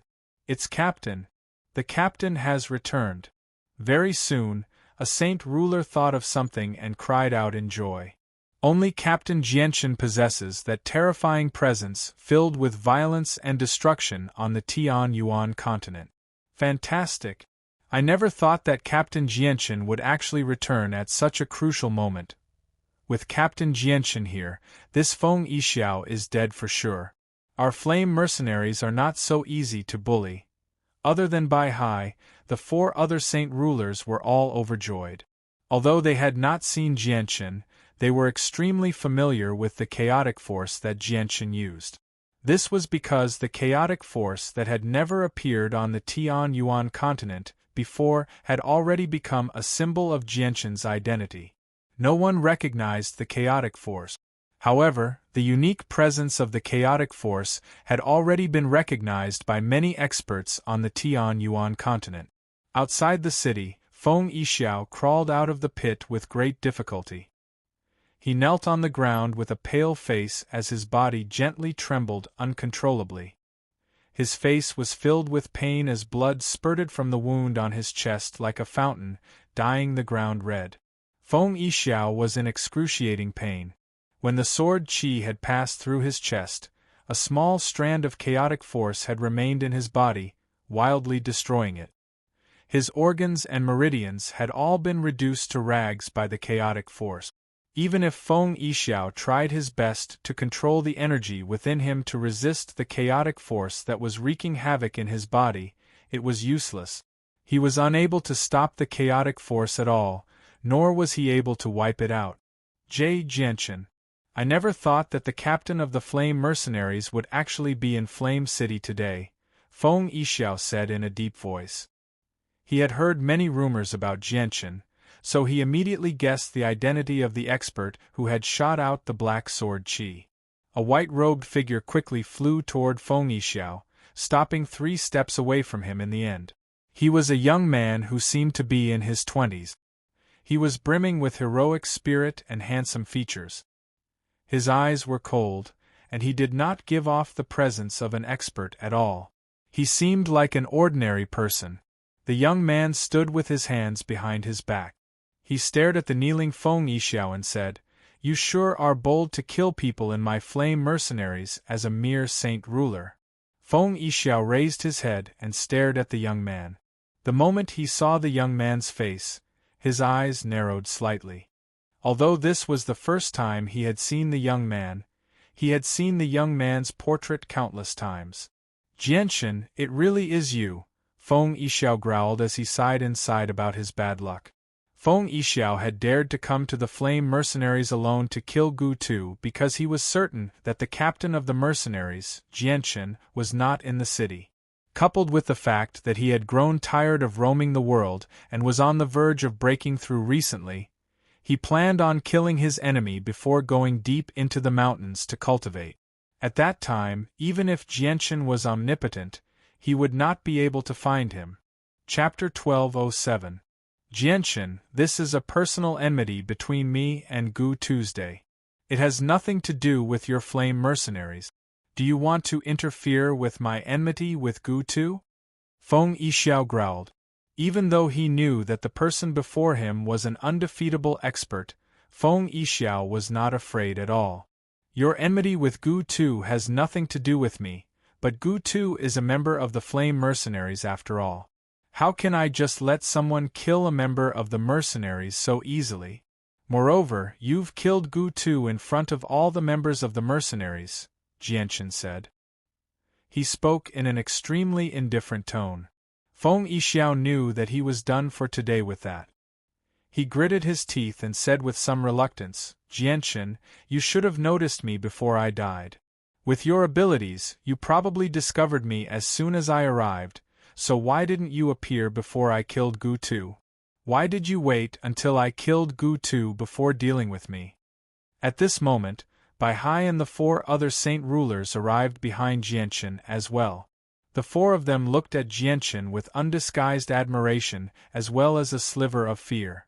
Jianchen no longer glanced at Feng Yixiao. He turned around and made his way toward the city. He indifferently said, "Execute him on the spot." "Yes, Captain." The 4 saint rulers all responded. Excitement filled their eyes. Killing a 9th heavenly layer saint ruler was definitely a great stimulation to them, as well as a great honor. Bai Hai glanced at the kneeling Feng Yixiao with some pity. He gently shook his head before turning around and making his way toward the city as well. Bai Hai found it extremely regretful that an expert who was about to break through to the level of Holy Emperor would die here. The Holy Emperor was a supreme realm that Bai Hai had yearned to reach for a very long time.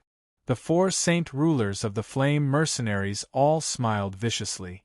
They had been intimidated by Feng Yixiao before, so they could only watch helplessly as their companions were killed. They felt extremely sullen inside, and now they could finally avenge themselves. Looks like the heavens want me dead today. To think that I, Feng Yixiao, have wandered the world for so many years and killed countless experts. Even experts who were far more powerful than me failed to take my life. I never thought that I would actually die at the hands of a few ants in the end. How pitiful! How lamentable! Feng Yixiao sighed at the sky. His face was filled with reluctance. Although he had only been struck by a single strike from Jianshan's sword, his wounds were extraordinarily severe. Destructive chaotic force wreaked havoc in his body, and he was unable to suppress it at all. His wounds rapidly worsened with each passing second. He had already lost the ability to fight now. Although he could escape with his soul, Feng Yixiao did not believe he could escape from Jianshan. The final outcome could not be changed. The four saint rulers all smiled viciously as they raised their saint weapons. Killing a ninth heavenly layer saint ruler was something they took great pride in. As a result, the four of them decided to deal with Feng Yixiao together. Stop! At this moment, a shout rang out from the distance. Due to the great distance, the voice was extremely weak by the time it reached Feng Yixiao, but they still heard it clearly. Jianshan trembled slightly.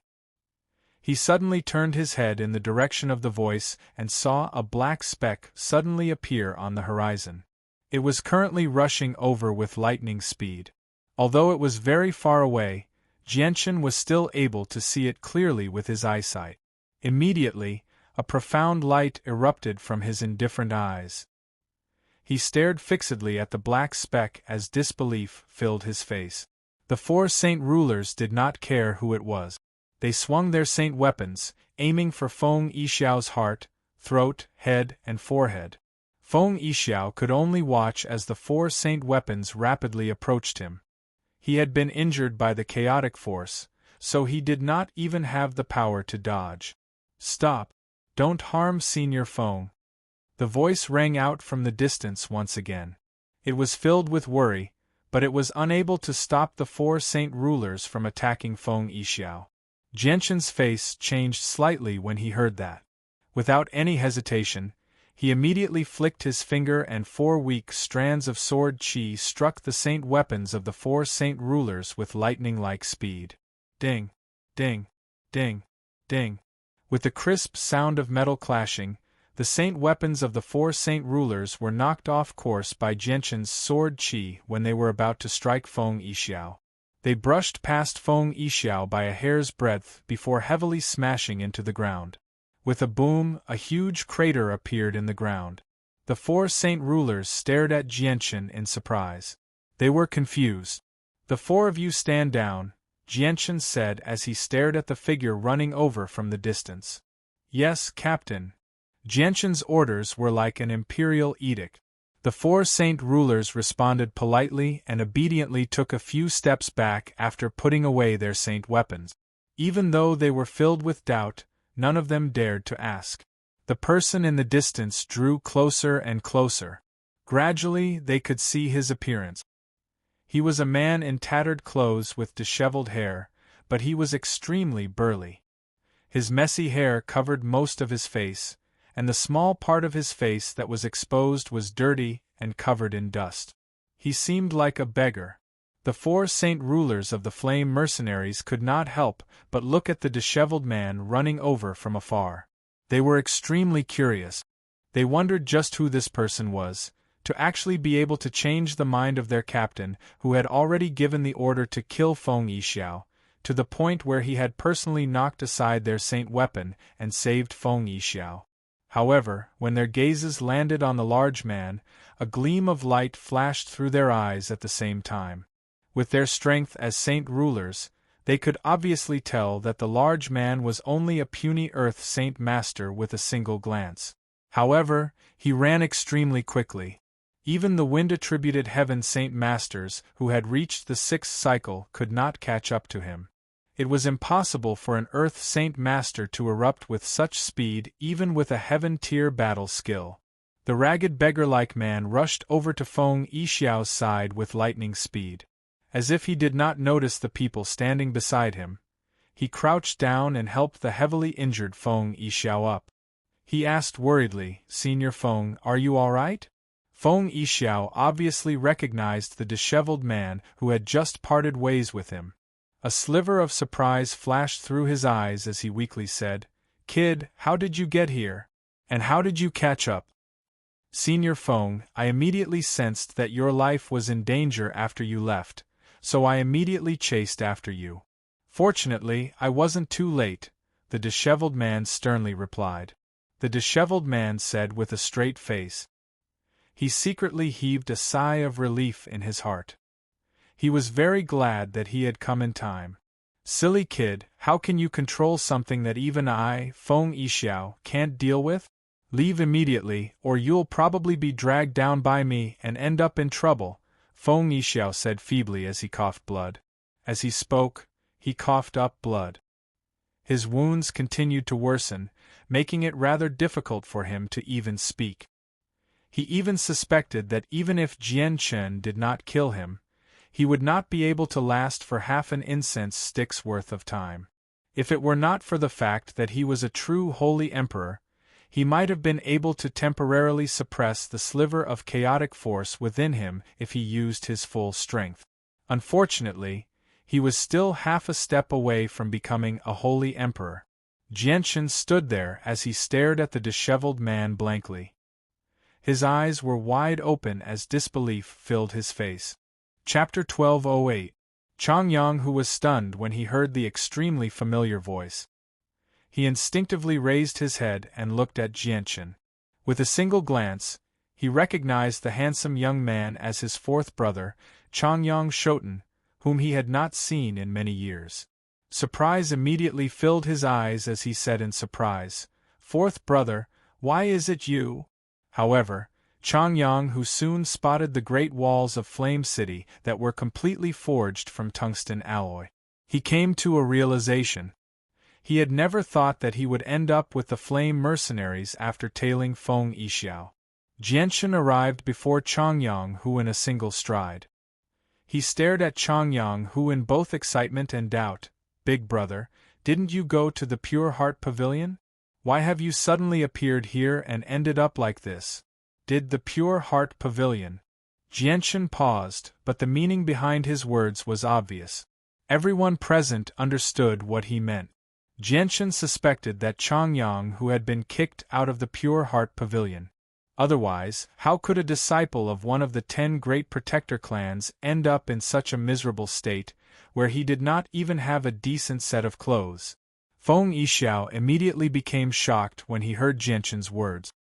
He had never thought that the interesting kid he had met along the way would actually be a disciple of the Pure Heart Pavilion. Moreover, Feng Yixiao's other identity left him extremely shocked. He was actually the big brother of the captain of the Flame Mercenaries, Jianchen. Feng Yixiao found this to be unbelievable. Changyang, who obviously guessed what Jianchen meant. He shook his head gently and said, "Fourth brother, it's not what you think. Let's talk about this later." Changyang, who paused. He glanced at the heavily injured and pained Feng Yixiao and said, "Fourth brother, do you have some grievances with Senior Feng? Why have you injured Senior Feng like this?" Jianchen glanced at Feng Yixiao with mixed feelings. He asked, "Big brother, do the two of you know each other?" Changyang, who checked Feng Yixiao's wounds as he said, "Fourth brother, Senior Feng has saved my life before. Can you spare Senior Feng for Big brother's sake?" Jianchen agreed to Changyang whose request without any hesitation. Afterwards, he strode over to Feng Yixiao and gently pressed his hand on Feng Yixiao's shoulder, sucking out the remaining strand of chaotic force in his body. Without the torment of the chaotic force, Feng Yixiao immediately became much more relaxed. However, he was shocked by the energy Jianchen had used. It was just too terrifying. If the energy continued to remain in his body, he probably would have died to it without needing anyone else to do anything. The 4 saint rulers of the Flame Mercenaries looked at each other.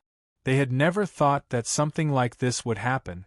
Feng Yixiao, who had come aggressively to kill the Flame Mercenaries, was actually acquainted with Jianchen's elder brother, Changyang Hu. The 4 of them felt extremely speechless. Bai Hai remained very calm, as if he did not care that Feng Yixiao had killed a great protector of the Flame Mercenaries. With a flip of his hand, Jianchen pulled out 3 thumb-sized pills from his space ring and passed them to Feng Yixiao. He said, "Since you've saved my elder brother's life, I won't pursue the matter of you killing a protector of the flame mercenaries. Here are 3 Class 6 Radiant Spirit Pills. They may not be able to completely heal you, but they can help you recover some battle prowess. I have my own healing pills." Feng Yixiao did not accept the pills from Jianchen. Instead, he pulled out a jade bottle from his space ring and poured all the pills into his mouth before immediately circulating his energy to heal. He was extremely heavily injured. Although his chaotic force had been sucked back by Jianchen, he needed to control his wounds as quickly as possible. Otherwise, if his wounds continued to worsen, there might even be side effects that would be difficult to heal. Jianchen awkwardly put away the radiant spirit pills before saying to Changyang Hu, "Brother, let's return to Flame City. It's been many years since we've seen each other. Let's go back and catch up." Changyang Hu was rather tempted. He had indeed not seen Jianchen in a very long time, so there were many things he wanted to talk about. However, when his gaze landed on Feng Yixiao, who sat on the ground and healed, a sliver of hesitation appeared on his face. He said, "Brother, I'll watch over Senior Feng for now. Once Senior Feng recovers, I'll go to Flame City." Jianchen nodded before letting the 4 saint rulers return by themselves. He stayed behind with Changyang Hu. After bidding farewell to Changyang Hu, Bai Hai returned to Flame City as well. 4 hours later, Feng Yixiao opened his eyes. His face was still rather pale. After 4 hours of healing, his wounds had not completely healed, but he had recovered some battle prowess. During that time, Jianchen and Changyang Hu chatted for a while and finally understood Changyang Hu's current situation. However, as soon as he thought about how his brother might forget about their brotherhood in the future, Jianchen felt pained inside. In reality, Jianchen had already discovered these things from Changyang Hu many years ago. Before Changyang Hu's limbs had recovered, he had already displayed an abnormal state of mind. However, he had never thought that after so many years, Changyang Hu would progress further and further on this path. He had already severed all his emotions, leaving behind only this single emotion. "Senior Feng, you've woken up. How are your wounds?" Changyang Hu stopped chatting with Jianchen when he saw Feng Yixiao open his eyes. He arrived beside Feng Yixiao and asked in concern. Now that Feng Yixiao's gaze toward Changyang Hu had changed slightly, he could not help but chuckle when he heard Changyang Hu's concerned greeting. He stood up and said, "I've recovered by 30%, so running is no problem. Kid, I never thought that your identity would be so extraordinary. It really does surprise me. I saved your life a few days ago, and now that you've saved mine, we don't owe each other anything. Alright, let's not talk too much. Farewell. I hope you'll still remember me the next time we meet." "Senior Feng, I'll definitely remember you the next time we meet," Changyang Hu called out at Feng Yixiao's departing figure. Jianchen frowned slightly when he heard that. He became more and more worried. He had no idea if Changyang Hu would still care about their brotherhood and familial ties when they met again in a few years. "Brother, why don't you stop walking this path and cultivate in a different way? I can help you find a sacred cultivation method that suits you," Jianchen said with some concern. He did not want his brother to end up like that. Changyang Hu gently sighed. "Brother, I can't stop now.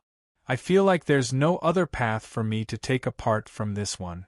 And even if I don't want to take this path, there's a mysterious force that's secretly pushing me forward." Jianchen fell silent. He had already realized that his brother's fate seemed to have been decided by the heavens. It was impossible to change anything. Jianchen and Changyang Hu both felt rather gloomy because of this matter. Neither of them said anything after that. Unknowingly, the two of them had returned to the city lord's estate at the same time. "Brother, I heard that you let the troublemaker go. Is that true?" As soon as they returned to the city lord's estate, Bai Lian pulled on Jianchen's arm and asked. Jianchen nodded. Because Feng Yixiao saved brother's life, so I let him go. Brother? Bai Lian was confused, but then she saw Changyang who was dressed like a beggar beside Jianchen. She was stunned at first before her mouth dropped open. She studied Changyang who from head to toe as her bright eyes were filled with disbelief. Brother, why is it you? Why you? Why are you dressed like that? Bai Lian's mouth dropped open as she asked in surprise. Yu walked in as well. When she recognized the person in tattered clothes as Changyang Hu, she was shocked as well. Changyang Hu lowered his head and looked at the tattered clothes on him. He smiled indifferently and said, "What's wrong with this? I feel pretty good." Bai Lian stumbled when she heard Changyang Hu's words, almost falling to the ground. Even Yu was speechless. Jianchen could not help but laugh aloud as well. His annoyance was completely swept away. He said, "Lian, get someone to prepare some food and wine. I want to have a few good drinks with brother." "All right, I'll arrange it immediately." "Oh right, brother, why didn't you save Great Protector Gu too? Why did you have to wait until he was dead before making a move?" Bai Lian asked curiously. "Lian, you need to understand that our flame mercenaries is not a refuge. We come in when there's trouble and leave when the trouble is dealt with. That Gu Tu didn't have good intentions when he came to our mercenaries. He wanted to use us to stop his enemies. Once we destroy his enemies, Gu Tu will probably leave our mercenaries as well. I'm doing this today to give people with such thoughts a warning. Just be careful when you accept people in the future," said Jianchen. "I understand, brother." Due to Changyang Hu's unexpected return, Jianchen left Flame City ahead of time. The space gate that the Extinguishing Alliance had constructed when they occupied Flame City had been repaired as well. That afternoon, Changyang Hu put on a clean set of clothes and returned to Changyang Prefecture with Jianchen and Yu through the space gate in Flame City. Chapter 1209. After Jianchen returned to Changyang Prefecture, he learned that Changyang Zhu Yunkong had already left. He had gone to Mercenary City alone and had only left behind a single sentence. He would not return until he had reached the level of the Holy Emperor. Jianchen understood that Changyang Zhu Yunkong had probably been greatly affected by what had happened in Changyang Prefecture. He desperately wanted to increase his strength, because only experts like the Holy Emperor had the right to speak before the Protector clans. Jianchen spent a day with his brother in Changyang Prefecture. 2 days had already passed since he had to go to the Bloodsword sect. Only 1 day remained. The next morning, Jianchen got Yu to stay in Changyang Prefecture. Afterwards, he asked Ruijin to construct a space gate that led to the ocean before leaving by himself. Jianchen identified his bearings on the boundless ocean before flying toward Three Saint Island as quickly as he could. Shangguan Aojian's chubby face constantly appeared in his head. Jianchen still found the matter of him suddenly having a son to be unreal. He had never thought that the heavenly enchantress would actually give birth to a child for him, and the child would even possess the innate chaotic body. At this moment, Shangguan Aojian sat on a piece of white rock on Three Saint Island's Three Saint Mountain. His eyes were closed, and he seemed to be cultivating. Before Shangguan Aojian, Qin Qin, Xiao Qian, Xiao Yu, and the heavenly enchantress all stared at the closed Shangguan Aojian. Their gazes were filled with love and undisguised concern. At this moment, Shangguan Aojian slowly opened his eyes. He could not help but become slightly doubtful when he saw his 3 sisters and mother staring at him nervously. He scratched his head and asked in a clear voice, "Mother, Sister Xiao Qian, Sister Xiao Yu, Sister Qin Qin, why are you all staring at me like that?" Qin Qin, Xiao Qian, Xiao Yu, and the heavenly enchantress all became surprised when they saw Shangguan Aojian open his eyes. Xiao Qian asked in surprise, "Xiao Bao, you just ingested a pill refined from a 10,000-year-old heavenly resource an hour ago. Has the effects of the pill run out so quickly?" It's over," These pills are becoming less and less effective for Xiao Bao. Back then, when Xiao Bao ingested a 1,000-year-old heavenly resource, he could last for most of the day before the effects completely ran out. Now, a pill refined from a 10,000-year-old heavenly resource can only last for an hour. This is a pill that can allow people who can't cultivate to undergo a complete transformation, yet it's completely useless to Xiao Bao. Is Xiao Bao destined to live out his life peacefully? Xiao Yu sighed. Shangguan Aojian stood up from the rock in dissatisfaction when he heard Xiao Qian and Xiao Yu's word. He placed his hands on his hips and said loudly, "Sister Xiao Qian, Sister Xiao Yu, Xiao Bao isn't trash. He's the most powerful innate chaotic body in the world.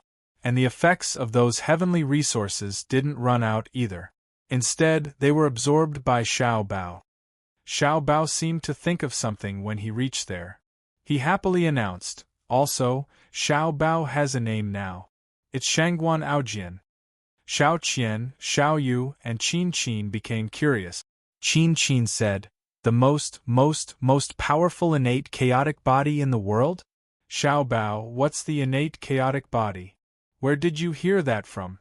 Why haven't I heard you mention it before? Also, Master doesn't seem to have given you the name Shangguan Aojian." Xiao Yu pinched Shangguan Aojian's cheeks lovingly. She stared at Xiao Bao with her large, bright eyes and said, Yeah. Xiao Bao, Master definitely didn't give you the name Shangguan Aojian, right? Otherwise, Master would definitely have told us." Xiao Bao is so smart. I think Xiao Bao must have come up with the name himself, right? Xiao Qian giggled. In other words, this innate chaotic body or whatever was named by Xiao Bao himself, right? The three girls constantly chattered around Xiao Bao. All of them were very fond of Xiao Bao. "No, it's all my father's." Shangguan Aojian puffed up his cheek. He wanted to explain that his father was the one who had told him about the innate chaotic body. His father had also given him the name Shangguan Aojian. He even wanted to tell the three sisters that he had a father. Enough. Xiao Bao, eat this 10,000-year-old ginseng. However, the heavenly enchantress covered Xiao Bao's mouth before he could finish his sentence. She then took out a 10,000-year-old ginseng from her space ring. Seeing the heavenly treasure, Xiao Bao's eyes lit up. He immediately threw the unfinished words to the back of his mind. He took the 10,000-year-old ginseng and wolfed it down. After finishing the ginseng, he sat cross-legged on the rock and entered a state of cultivation. Although Xiao Bao didn't finish his sentence, Xiao Qian and the other two clearly heard the word daddy. They all revealed puzzled expressions. Xiao Bao actually mentioned his father earlier. Did I hear wrong? Master, what's going on? Why does it feel like Xiao Bao has changed so much after you took him out? He even changed his name for no reason, Xiao Yu asked the heavenly enchantress. She was extremely curious. The heavenly enchantress' expression became rather unnatural. She avoided Xiao Yu's eyes, rather afraid to look at her. She just turned around and said nonchalantly, "I came across an expert this time and accidentally learned that Xiao Bao's constitution was not a cripple. Instead, he possessed the innate chaotic body." The expert passed on a cultivation method to him as well. However, cultivating a constitution like that requires a large number of heavenly resources. The resources required for cultivation are extremely vast. Ah, is that true? Is Xiao Bao really not a cripple who can't cultivate? That's just fantastic. Xiao Qian and Xiao Yu rejoiced when they heard that. Only Qin Qin glanced past the heavenly enchantress back and Xiao Bao's face from time to time as the light in her eyes flickered. An hour passed very quickly. Xiao Bao opened his eyes after refining the ginseng again. He stared at the heavenly enchantress eagerly and said, "Mother, I want more." "Be good, Xiao Bao. It's not good to eat too many heavenly resources. Don't eat them today. You can eat them tomorrow." Xiao Qian could not help but worry when she saw how much Shangguan Aojian ate. If he ate too many heavenly resources, it would leave behind hidden injuries. The heavenly enchantress smiled and stared at Xiao Bao lovingly. Just when she was about to take out a few more heavenly resources from her space ring, her face suddenly changed and she vanished from the mountain with a flash. 10 kilometers away from the island, Jianchen was stopped by the heavenly enchantress who had suddenly appeared. The heavenly enchantress stared at Jianchen cautiously. She just happened to block Jianchen's path to the island. "What are you doing here?" The heavenly enchantress was hostile, as if she did not welcome Jianchen's arrival. Jianchen was filled with mixed feelings as he stared at the heavenly enchantress figure. After learning that the heavenly enchantress had given birth to a child for him, Jianchen actually felt like he had no idea how to face the heavenly enchantress. "I've come to see my son." After a moment of silence, Jianchen still stated his intentions. "Go back.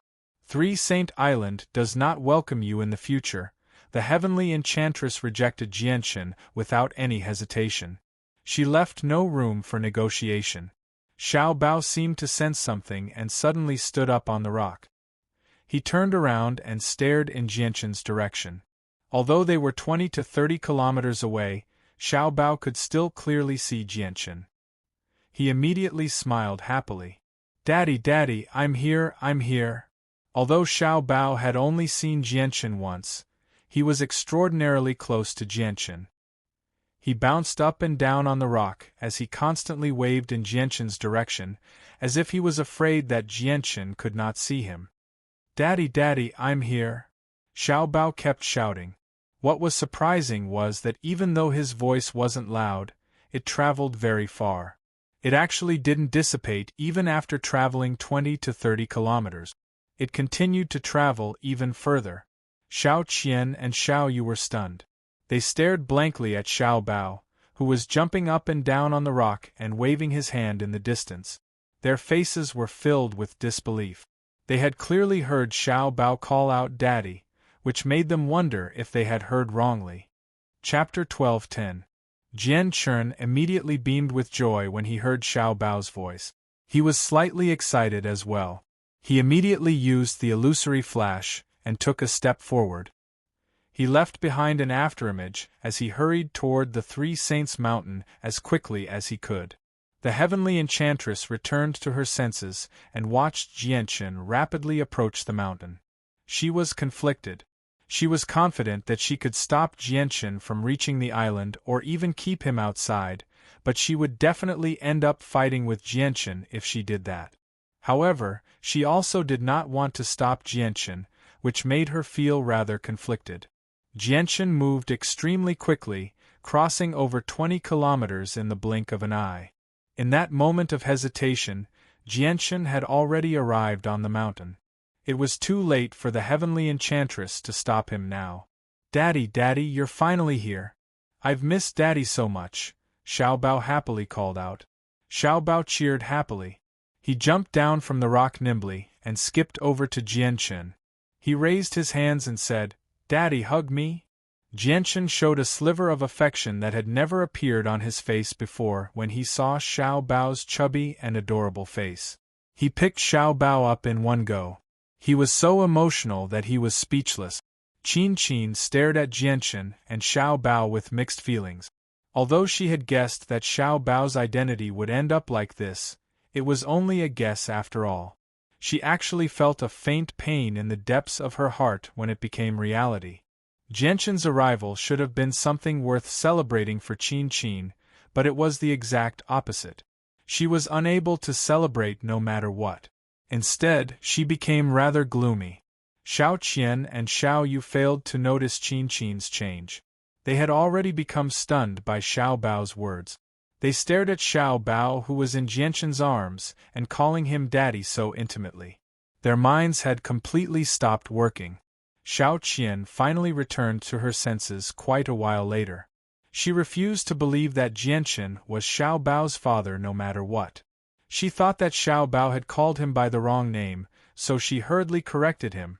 "Xiao Bao, you should call Jianchen brother or uncle, not daddy. You can't call him daddy so casually." Xiao Bao clung tightly to Jianchen's neck. He felt that being hugged by his father was even more comfortable than being hugged by his mother. It was as if his father possessed something that his mother did not. Sister Xiaoqian, you're lying. He's clearly my daddy, not big brother or uncle. I want to call him daddy, I want to call him daddy, Xiao Bao pouted and said to Xiaoqian in dissatisfaction. At this moment, Xiao Yu returned to her senses as well. She glanced past Jianchen and Xiao Bao's faces and gradually became surprised. She said, Xiaoqian, why do I feel like Xiao Bao and young Master Jianchen look so similar? Xiaoqian immediately studied them carefully with that. Now that Jianchen and Xiao Bao were together, she did indeed find similarities when she compared their appearances. Xiaoqian immediately became surprised. She said, Xiao Yu, now that you've mentioned it, I've also discovered that Xiao Bao and young Master Jianchen look far too similar. If it weren't for the fact that I know Xiao Bao's origins, I would have suspected. Xiaoqian suddenly felt that something was off when she reached there. The two of them had only heard about Xiao Bao's origins from their master. They did not know whether Xiao Bao's true identity was like what their master had said. Now that Xiao Bao constantly called him daddy as soon as he saw Jianchen, the two of them just happened to look far too similar, like father and son. Xiaoqian immediately felt that something was wrong. Sister Xiaoqian, Sister Xiao Yu, you've actually come with mother to lie to Xiao Bao, saying that Xiao Bao doesn't have a daddy. Actually, Xiao Bao has a daddy. Xiao Bao has already found his daddy, Xiao Bao said angrily. Xiao Bao said angrily. His voice was childish, and he did not hide his displeasure towards Xiaoqian and Xiao Yu at all. His arm around Jianchen's neck tightened. Xiao Bao, is what you said true? Young Master Jianchen really is. Xiao Yu gently covered her mouth as she stared at Xiao Bao and Jianchen with widened eyes. Disbelief filled her face as her heart churned. Xiao Bao won't lie. Also, my daddy has already given me a new name. It's Shangguan Aojian, Xiao Bao said complacently. Impossible. This can't be true. Xiaoqian and Xiao Yu became stunned. Neither of them dared to believe this. If Xiao Bao's father was Jianchen, then who was his mother? However, as long as they thought about how their master treated Xiao Bao and the motherly love she would show from time to time, they already had an answer. They just refused to believe it. The heavenly enchantress also returned to 3 Saint Mountain. She glanced past Xiaoqian and Xiao Yu with her enchanting gaze and secretly sighed inside. She already knew that Xiao Bao's true identity had been exposed from their expressions. Master, Xiao Bao's identity. Xiaoqian continued to look at the heavenly enchantress in disbelief. She wanted to know the answer from her. The heavenly enchantress avoided her gaze. At this moment, she actually did not dare to make eye contact with her 3 disciples. She seemed very calm on the surface, but she was in a complete mess inside. Xiaoqian, Xiao Yu, Qin, the 3 of you can leave, the heavenly enchantress coldly ordered. She was emotionless. Xiaoqian and Xiao Yu's eyes widened. Although they did not say it out loud, everyone present understood what they were implying. However, what took them by surprise was that their master did not admit or deny it. Instead, she was rather afraid to face them. They had followed their master for so many years, but they had never seen this side of her. Senior Xiaoqian, Senior Xiao Yu, let's leave first. Qin went up and pulled the 2 of them away. Although this matter had not been confirmed, they already had an answer. They just refused to believe it. The 3 of them vanished very soon. The heavenly enchantress coldly stared at Jianchen. Her gaze contained some anger as she asked, "What are you doing here?" At this moment, the heavenly enchantress was indeed extremely furious. Jianchen's uninvited visit had actually exposed Xiao Bao's identity to her 3 disciples. She had no idea how to face them in the future. I've obviously come to see my son. As a father, I have a responsibility to care for my child, Jianchen smiled. He did not care about the heavenly enchantress' attitude at all. Daddy, you can stay here in the future. You can be with mommy every day and Xiao Bao can see daddy every day, Xiao Bao said in a childish voice. Xiao Bao said in his childish voice. His little mouth was almost touching Jian Chen's face, and his hot breath tickled Jian Chen's cheek. Jian Chen's heart was deeply touched when he saw Xiao Bao's hopeful gaze. At that moment, he was actually unable to turn down Xiao Bao's request. He was tempted to agree. After all, he had only learned that he had a son when Xiao Bao was 2 or 3 years old. He had never cared for Xiao Bao in the past, not even knowing that he had a child. He felt like he had let Xiao Bao down. However, Jianchen was a rational person. He knew that he could not do it right now, at least not right now. Xiao Bao, Daddy can't stay with you all day because Daddy still has many important matters to attend to. However, Daddy can promise you that once I'm done with my matters, I'll stay with you all day, alright? Jianchen gently said. His eyes were filled with love. Chapter 12:11. Jianchen had come to Three Saint Island this time to visit Xiao Bao as well as to give him some cultivation resources. Xiao Bao possessed the innate chaotic body, so the resources he required for cultivation were extremely tremendous as well. They were no less than Jianchen's. When Jianchen first started cultivating the chaotic body, he had the assistance of the sword spirit. They were able to refine ruler armaments into pure chaotic force for Jianchen to absorb. They assisted Jianchen in his cultivation of the chaotic body, allowing him to make rapid progress. Although Xiao Bao possessed the innate chaotic body, he was just too young and did not have the assistance of the sword spirits to refine ruler armaments into chaotic force. As a result, he could only rely on heavenly resources and various other resources to cultivate. Jianchen had never considered absorbing the energy of the world to cultivate. Chaotic force was different from ordinary energy.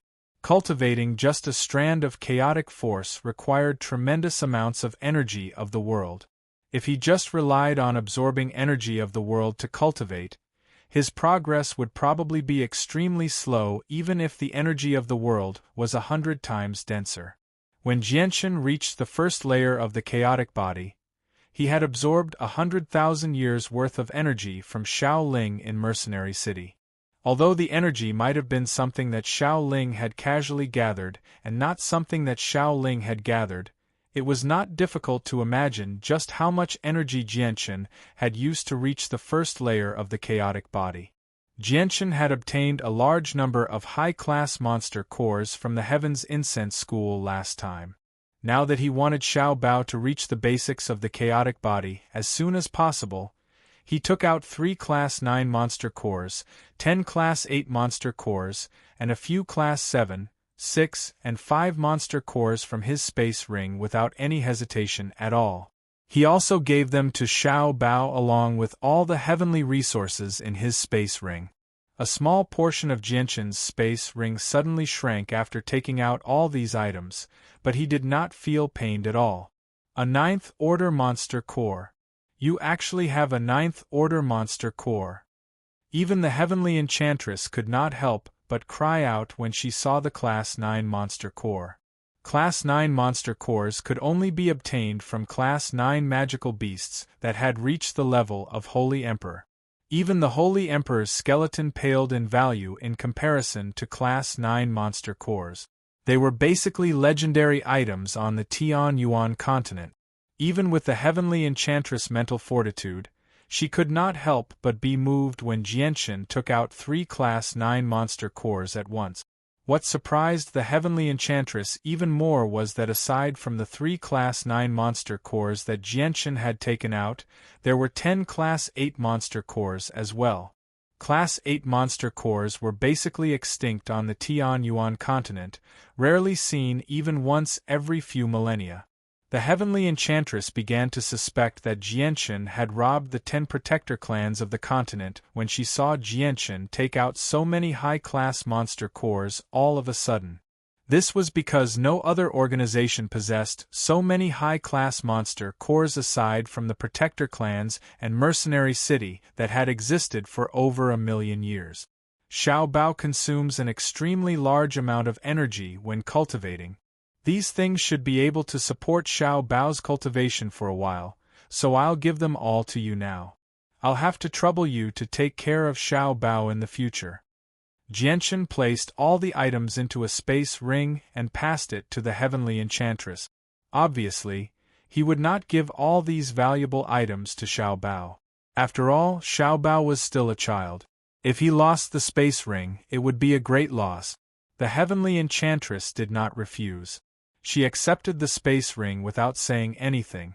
Ever since Xiao Bao had obtained the cultivation method for the chaotic body from the sword spirits, she had witnessed the speed at which he consumed heavenly resources. Xiao Bao only needed 2 hours to completely absorb a 10,000-year-old heavenly resource. This speed could only be described as shocking. At the same time, Xiao Bao did not show any obvious changes even after consuming several thousand-year-old and 10,000-year-old heavenly resources. Not a single drop of energy had accumulated in his dantian, which was more than enough to demonstrate just how tremendous the energy required to cultivate the chaotic body was. The strength of the chaotic body can't be described with common sense. Xiao Bao possesses the innate chaotic body, so he possesses some unique advantages. He won't leave behind any side effects when consuming heavenly resources and refining monster cores, so you don't have to worry at all when you discover that Xiao Bao consumes heavenly resources and monster cores at a rather fast rate. Jianshan explained many more matters related to Xiao Bao's chaotic body to the heavenly enchantress, allowing her to gain a rough understanding of Xiao Bao's constitution. Then when will Xiao Bao be able to cultivate the chaotic force you speak of? The heavenly enchantress asked. Although she was extremely unwilling to speak to Jianshan, she still cared about her child very much. She had to understand everything that concerned her child. If he wants to cultivate chaotic force, he needs to refine the chaotic body. Right now, Xiao Bao is still in the process of refining the chaotic body, so all the energy he absorbs has been absorbed by his body. Once he finishes refining the chaotic body, he'll be able to form chaotic force. You don't understand the chaotic body, so don't interfere with Xiao Bao's cultivation. Xiao Bao already has the cultivation method for the chaotic body, so as long as he cultivates according to the method, he'll naturally succeed in the early stages, Jianshan said. Jianshan stayed on Three Saint Island for most of the day before leaving. He spent almost all of that time explaining the chaotic body to Xiao Bao. He also passed on all the experiences and knowledge he had gained from cultivating the chaotic body to Xiao Bao without holding back at all. Only when Jianshan left Three Saint Island and arrived above the ocean did he remember that he had not brought the Holy Emperor with him. Without the Holy Emperor, he would not be able to rip open a space gate. He was over 10 million kilometers away from the kingdom of Jessen, so even with Jianshan's speed, it would take him half a month to fly over such a great distance. Do I have to go back and find the heavenly enchantress to construct a space gate for me? Jianshan frowned. His face had already sunk. His relationship with the heavenly enchantress had always been rather subtle, so he really would be rather embarrassed if he had to ask her to send him home. Jianshan sighed helplessly as he stared at the vast ocean. Just when he had no idea what to do, the artifact spirit's voice rang out in his head. He immediately beamed with joy, and without any hesitation, he immediately entered the artifact space. Boom! Before Jianshan could even see his surroundings, he heard a deafening boom as soon as he entered the artifact space. At the same time, a tremendous pressure from the surroundings permeated the space. A Saint-tier battle skill. Jianshan shivered inside. He immediately understood that someone was using a Saint-tier battle skill from the tremendous pressure, and the caster was quite powerful. They had reached the level of Holy Emperor at the very least. Master, your friend who's been studying Saint-tier battle skills has emerged from seclusion. The artifact spirit silently appeared beside Jianshan and said politely. As expected, Jianshan saw a dazzling, golden person hovering 1,000 meters away. A huge, snake-shaped dragon writhed above his head. Although the dragon was made of energy, it also shone with resplendent golden light and possessed a tremendous pressure. At this moment, the giant dragon in the sky let out a dragon's roar before transforming into a golden afterimage and crashing toward the ground at an unbelievable speed. Boom! Another deafening rumble rang out, causing the ground to violently tremble. Thick cracks appeared in the surrounding area, and a bottomless black hole with a diameter of 100 meters appeared where the dragon had struck. The golden dragon did not disperse after unleashing such a shocking attack.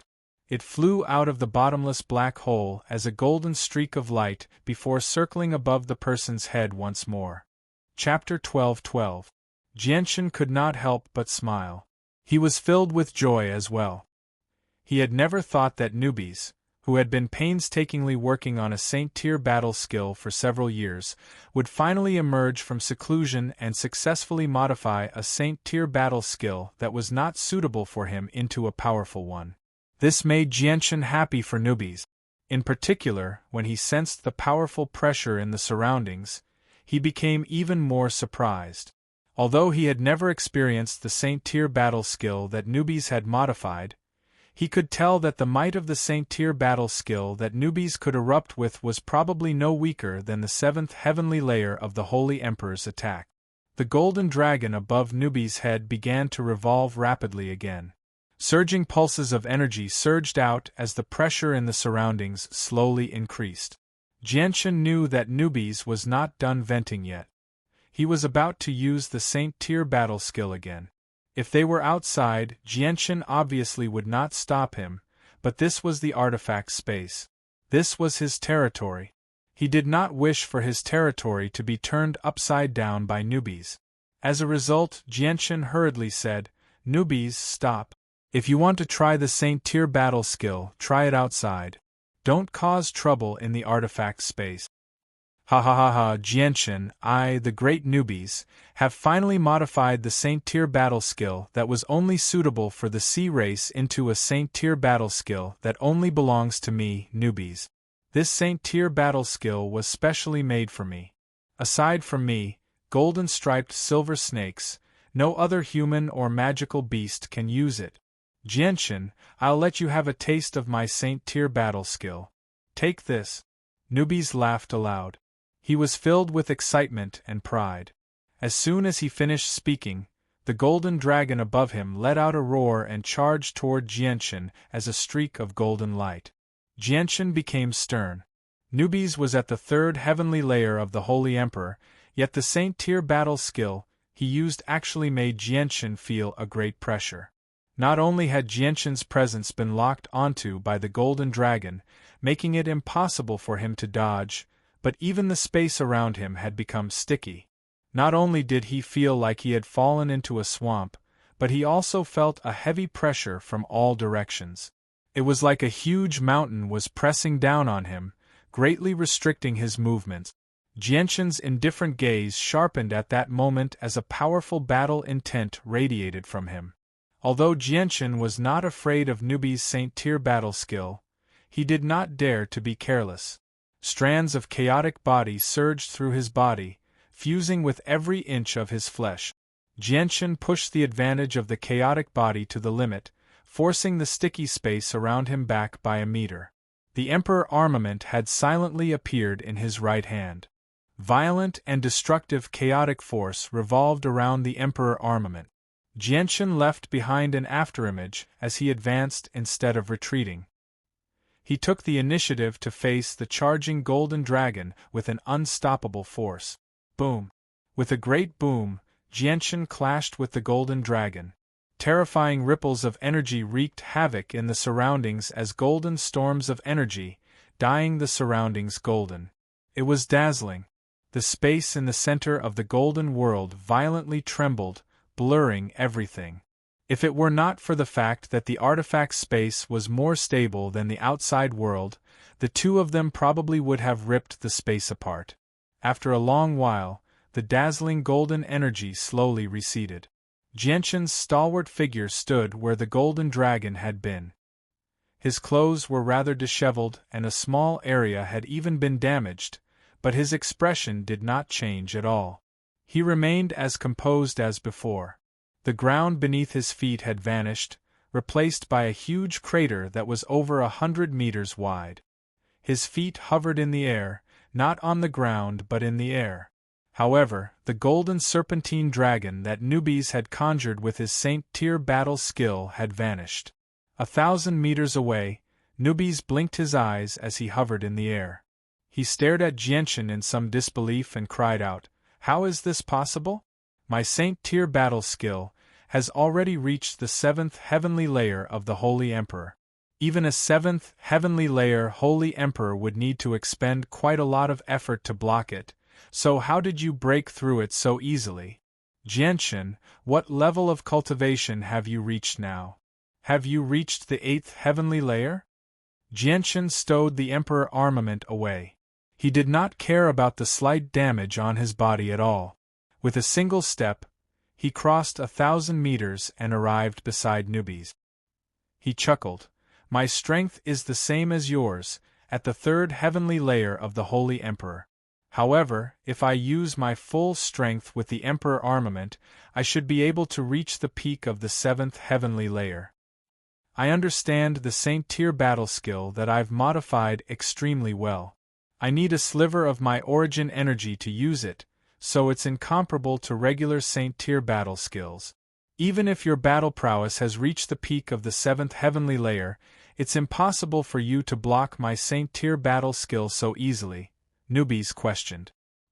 He still refused to believe that Jianshan's battle prowess was at the peak of the Holy Emperor's 7th heavenly layer.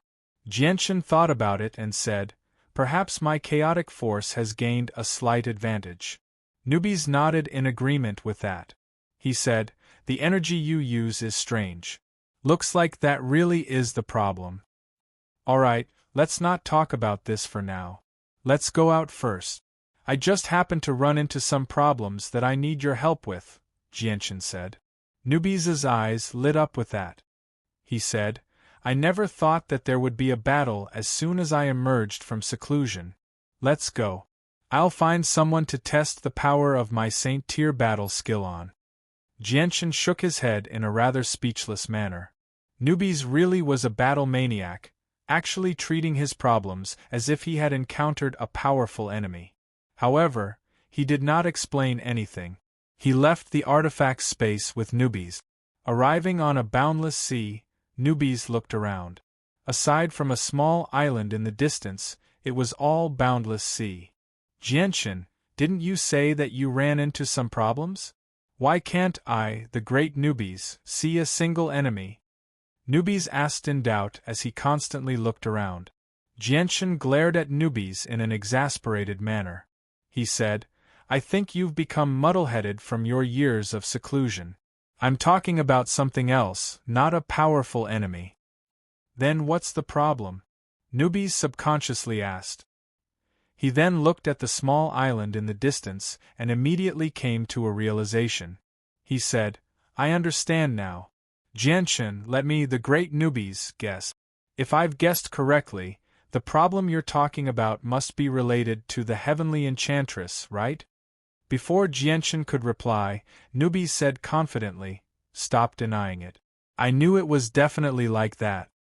When I, the great Nubis, was still a saint ruler, I actually cowered before the heavenly enchantress. That was the greatest humiliation I've ever suffered in my life. However, she's an expert skilled in soul attacks, and the soul is the weakness of us magical beasts. But now that my strength has skyrocketed and my soul has been refined when I modified the Saint Tyr battle skill, both my strength and soul are incomparable to before. Even if I have to face the heavenly enchantress who specializes in soul attacks again, I don't fear her at all." Nubis could not help but feel a sense of pride when he reached there. He said, "Jianshan, let's go to Three Saint Island. Let me, the great Nubis, experience the soul attacks of the heavenly enchantress and regain the face I lost back then." With that, Nubis flew toward the island. Jianshan's heart skipped a beat. He knew extremely well that Newbies was basically courting death if he went to Three Saint Island right now. He was not the heavenly enchantress opponent back then, so he was even less of an opponent now. Jianchen quickly grabbed Newbies by the shoulder and forcefully dragged him back. He sternly said, "Newbies, don't blame me for not warning you. The heavenly enchantress' strength is incomparable to before. I think she's already at the level of the 9th heavenly layer of the Holy Emperor. Her attacks are even more terrifying." Jianchen could not help but think about how the heavenly enchantress had slumbered all the experts of the Protector clan with a single song. He was certain that the heavenly enchantress had only played the song casually back then. If she had used her full strength, she would have been able to kill all the experts of the Protector clan. Even the Holy Emperor would not have been able to resist the terrifying power hidden within the song. What? She's already at the level of the 9th heavenly layer of the Holy Emperor? Newbies paled in fright as he stared at Jianchen in disbelief. A few days ago, she only played a single song casually and defeated a powerful Protector clan. Are you confident that you can still get back at her? Jianchen asked. Newbies could not help but shrink his neck when he heard that. He stared at Three Saint Island in slight fright, no longer daring to go over. The natural advantage of magical beasts was their tough bodies. Their battle prowess was far greater than humans of the same level, but they were not without weaknesses. Their only weakness was their soul. As a result, as a magical beast, Newbies would rather risk his life against someone who could use soul attacks than make an enemy out of someone who could use soul attack. Newbies, I may have the battle prowess of the Holy Emperor, but my comprehension of the mysteries of the world is still at the level of a 9th heavenly layer saint ruler. I can't rip open a space gate. I need to return to the kingdom of Jessen immediately, so hurry up and create a space gate. Only now did Newbies understand that Jianchen's problem was not what he had imagined it to be. It was that he could not create a space gate to return home quickly. After learning that the heavenly enchantress had become so terrifying, Newbies no longer dared to stay any longer. He immediately created a space gate as quickly as he could and left with Jianchen. Jianchen and Newbies returned to the kingdom of Jessen together before summoning the 4 protectors of the Bloodsword sect. Under the lead of the protectors, they directly hurried to the Bloodsword sect. Ruijin, Blackfish, and Honglian remained in the Changyang prefecture of Lore City. They did not go with Jianchen. However, the 3 of them had given Jianchen a method of communication. As soon as Jianchen encountered an enemy he could not defeat, the 3 of them would rush over as quickly as possible. Chapter 12-13. This time, they had the Holy Emperor, Newbies, with them. Originally, Jianchen and the others could have used Newbies to create a space gate to reach the Bloodsword sect, but unfortunately, neither Jianchen nor Newbies knew the exact location of the Bloodsword sect. They had never been there before, so they did not know the exact spatial coordinate. As a result, they could only rely on the 4 protectors to create a space gate and travel several 100,000 kilometers in one direction before flying the rest of the way. Under the lead of the 4 protectors, Jianchen and Newbies flew for an entire day and night before finally arriving at the base of the Bloodsword sect. Surprisingly, the base of the Bloodsword sect was hidden in an extremely secluded valley within a desolate mountain range. The valley seemed rather similar to Longevity Valley, where Uncle Xiao lived in seclusion. There was a village in the valley, but the only difference was that this valley was even more secluded than Longevity Valley. It was much larger as well. There were over 2,000 wooden huts built in an orderly fashion. All the huts were arranged in a formation according to a certain pattern. The huts were of different sizes as well. The huts at the edges were the smallest, while the huts closer to the center were the largest. At the very center of the huts was a hall constructed from 10,000-year-old ironwood. It was 7 stories tall and took up several tens of thousands of square meters of space. When Jianchen and Newbies saw the village, the entire place was deathly silent. There was not a single person in the huge village, nor was there any farmland in the surroundings. It was very easy for people to mistake it for a ghost village. However, Jianchen and Newbies did not believe that. The two of them had already sensed many powerful presences from the deathly silent village. The strongest of them had already reached the level of the Holy Emperor. "Is this the base of the Bloodsword sect?" Jianchen asked softly as he looked at the village up ahead. "Sect Master, this is the current base of the Bloodsword sect. Basically all the disciples of the sect cultivate in their hut. They won't come out unless there's something going on. It's very normal to not see a single person in our base for half a month," explained the Grand Protector of the Bloodsword sect. "I, the great Newbies, can tell with a single glance that there are only around 2,000 people in the base. The Bloodsword sect is one of the 3 peak assassin organizations on the continent after all. Although they've declined, they still have far too few people." Newbies smirked in disdain. The Bloodsword sect's status in his heart immediately plummeted. "Our Bloodsword sect hasn't declined. We've only gone into seclusion under the sect master's orders. We won't appear on the continent. Although the battle 1,000 years ago left us heavily injured, we've recovered after 1,000 years of recuperation. The people in this base are all core disciples of our sect. Every single one of them is an elite. Other than the core disciples, we also have several tens of thousands of outer disciples scattered across the continent," explained the Grand Protector emotionlessly. At this moment, a few people in blood-red clothes flew out of the village. They arrived before Jianchen in a few seconds. There were a total of 6 people. The person at the very front was an old man in his 70s with an extremely ordinary appearance. Jianchen and Newbies could tell with a single glance that he was a holy emperor from the vast presence he gave off. He was at the 3rd heavenly layer, just like Newbies. 2 of the 5 people behind the old man were middle-aged men, and 3 were old men. They were all at the 7th heavenly layer of Saint Rulers. 2 of them were at the 9th heavenly layer. The Vice-Sect Master of the Bloodsword sect, Jiang Wang, greets the Sect Master with the 5 elders, the old man at the front called out. He bowed to Jianchen. Clearly, he already knew that Jianchen was the Sect Master and was extremely familiar with Jianchen's appearance. Jianchen could tell from the expressions of the Vice-Sect Master and the 5 elders that they were not dissatisfied with him taking over the position of Sect Master. Jianchen took a step forward and personally helped the Vice-Sect Master up. He said, "There's no need to be so courteous, Vice-Sect Master. Junior Jianchen is indebted to Uncle Xiu for his favor. He has passed on the position of Sect Master to me, allowing me to carry forward the sect. If Jianchen does anything wrong in the future, please give me some pointers." "You're too modest, Sect Master. In the Bloodsword sect, the Sect Master possesses supreme authority." "How could I offend you?" Jiang Wang replied sternly. He was extremely stern.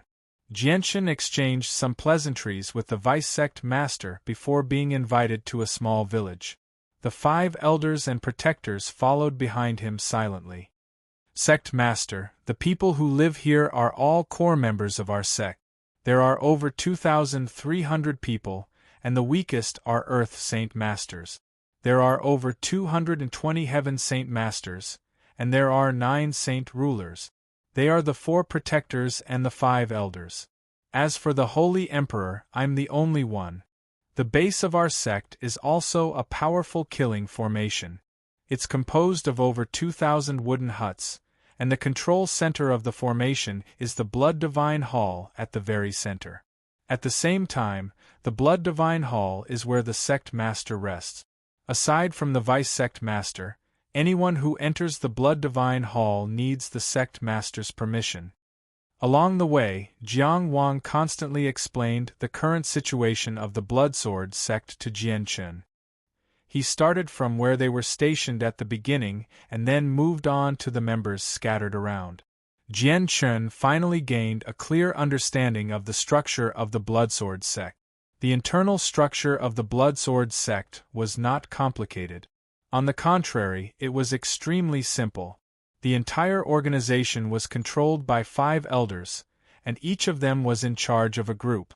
The vice-sect master had absolute authority over the 5 elders, and as for the sect master, he was a supreme existence in the Bloodsword sect. He could decide anything in the sect. The next day, Jianshan held a ceremony to formally accept the position of sect master in the Blood Divine Hall. The ceremony was very simple.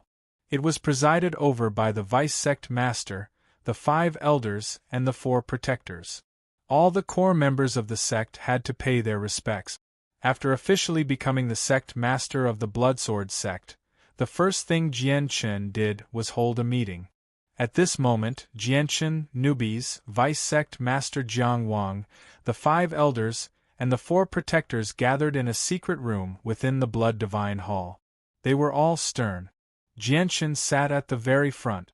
He had changed into the special attire of the Bloodsword sect. He wore luxurious, blood-red robes, which gave him a hint of evilness. There are 2 things to be announced in today's meeting. The first is that the Bloodsword sect will return to the Tian Yuan continent from today onwards. Jianshan said sternly. Although he rarely gave orders, his words were still filled with an unquestionable dignity. Jiang Wang, the 5 elders, and the 4 protectors rejoiced when they heard that, but none of them said anything. Jianshan continued, "The second thing I want to announce is that the Underworld sect will be destroyed.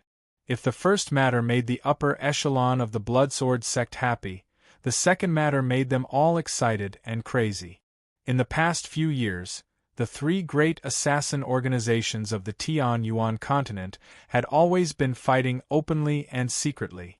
There had been countless small conflicts in the past, so the 3 organizations had formed irreconcilable grievances. 1,000 years ago, the Bloodsword sect had engaged in an unprecedented battle against the Underworld sect and the Yama Hall under Houston's lead. Back then, due to Houston's supreme strength, neither the Underworld sect nor the Yama Hall were the opponent of the Bloodsword sect. In the end, the 2 organizations worked together and engaged in a battle to the death.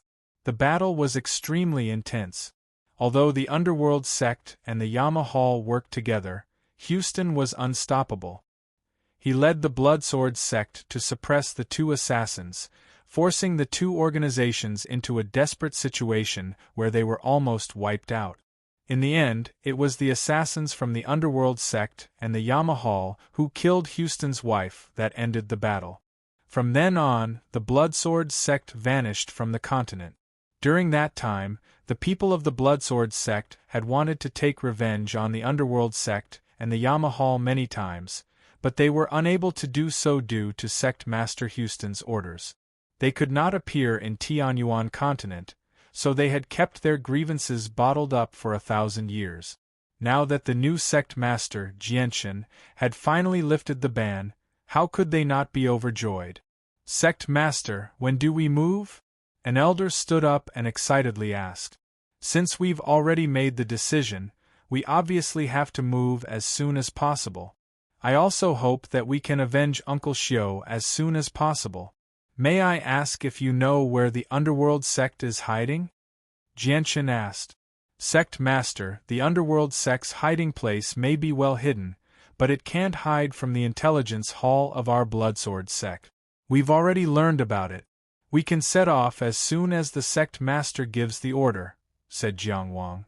He had been looking forward to this day for a very long time. "If that's the case, we'll set off tomorrow morning. Go prepare today. We'll have an intense battle tomorrow," Jianshan said with a heavy voice. "Sect Master, how many people do we need?" an elder asked. "Vice Sect Master Jiang, 5 elders, and 4 protectors can come with me. There's no need to bring anyone below Saint Ruler," Jian Wushuang said.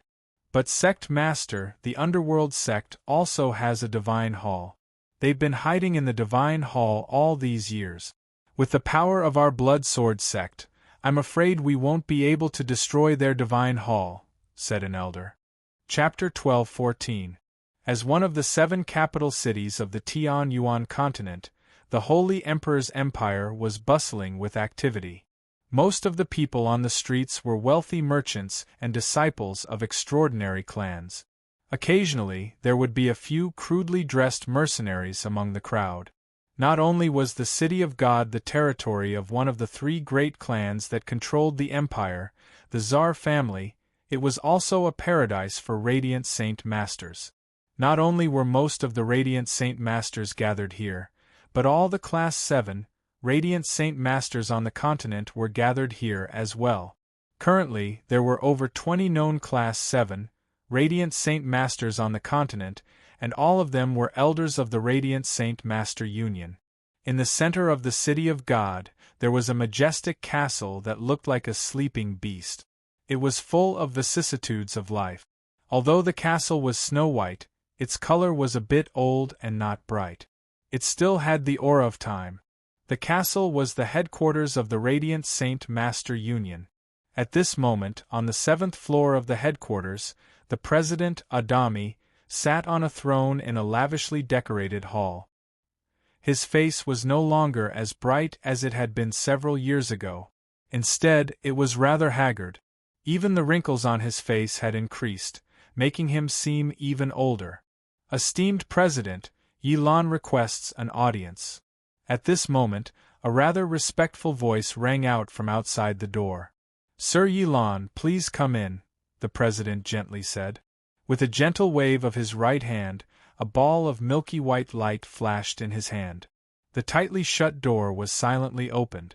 A man in a tight suit walked in from the outside.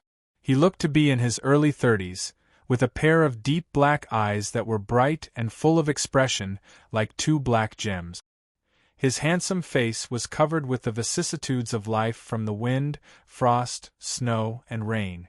Esteemed President, Yilan led a group of people to search for Master Yuntian under your orders, but we still haven't received any news about him. The young man clasped his hands at the President. Adami frowned as he sat on the throne. He murmured, Yuntian has already disappeared for several years.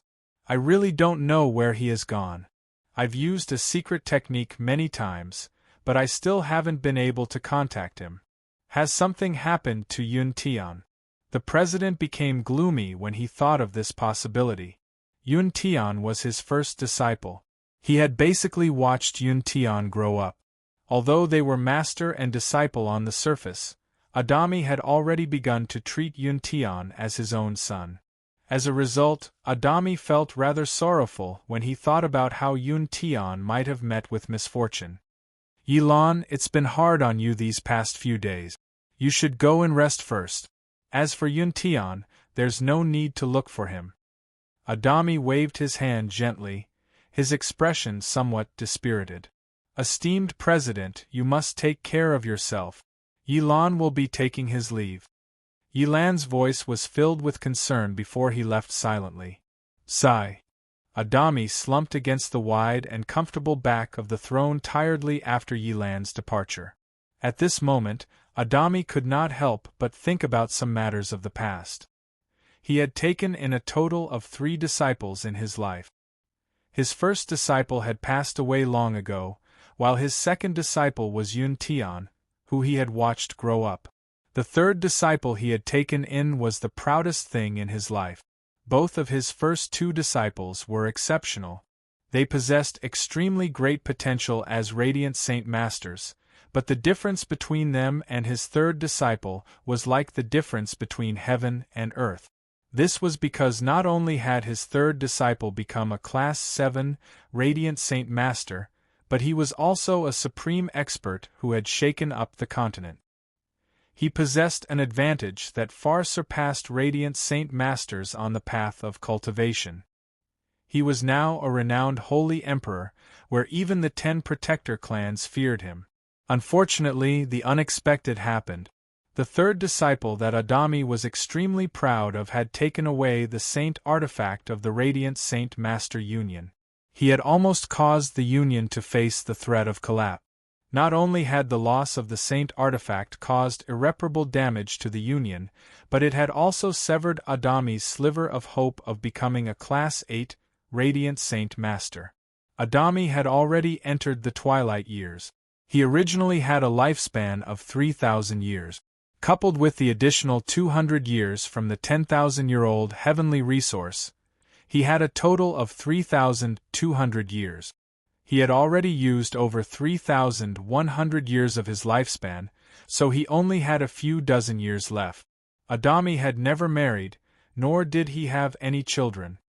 He did not have any extravagant wishes in his old age. He only hoped that he would be able to personally witness the radiant Saint-Master union become even more powerful and glorious in the final moments of his life if he had not reached Class 8. At the same time, he would have a close descendant. Send him off. But now, his final wish had become nothing more than a dream.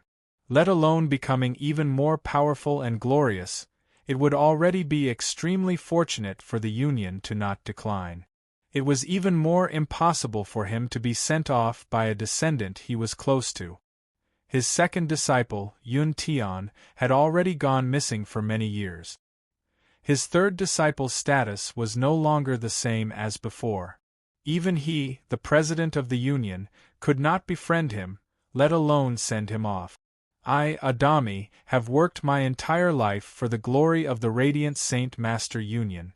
I never thought that after working for the Union for over 2,000 years, not only would I fail to see the Union achieve its glory, I would even cause the Union to fall to my hands.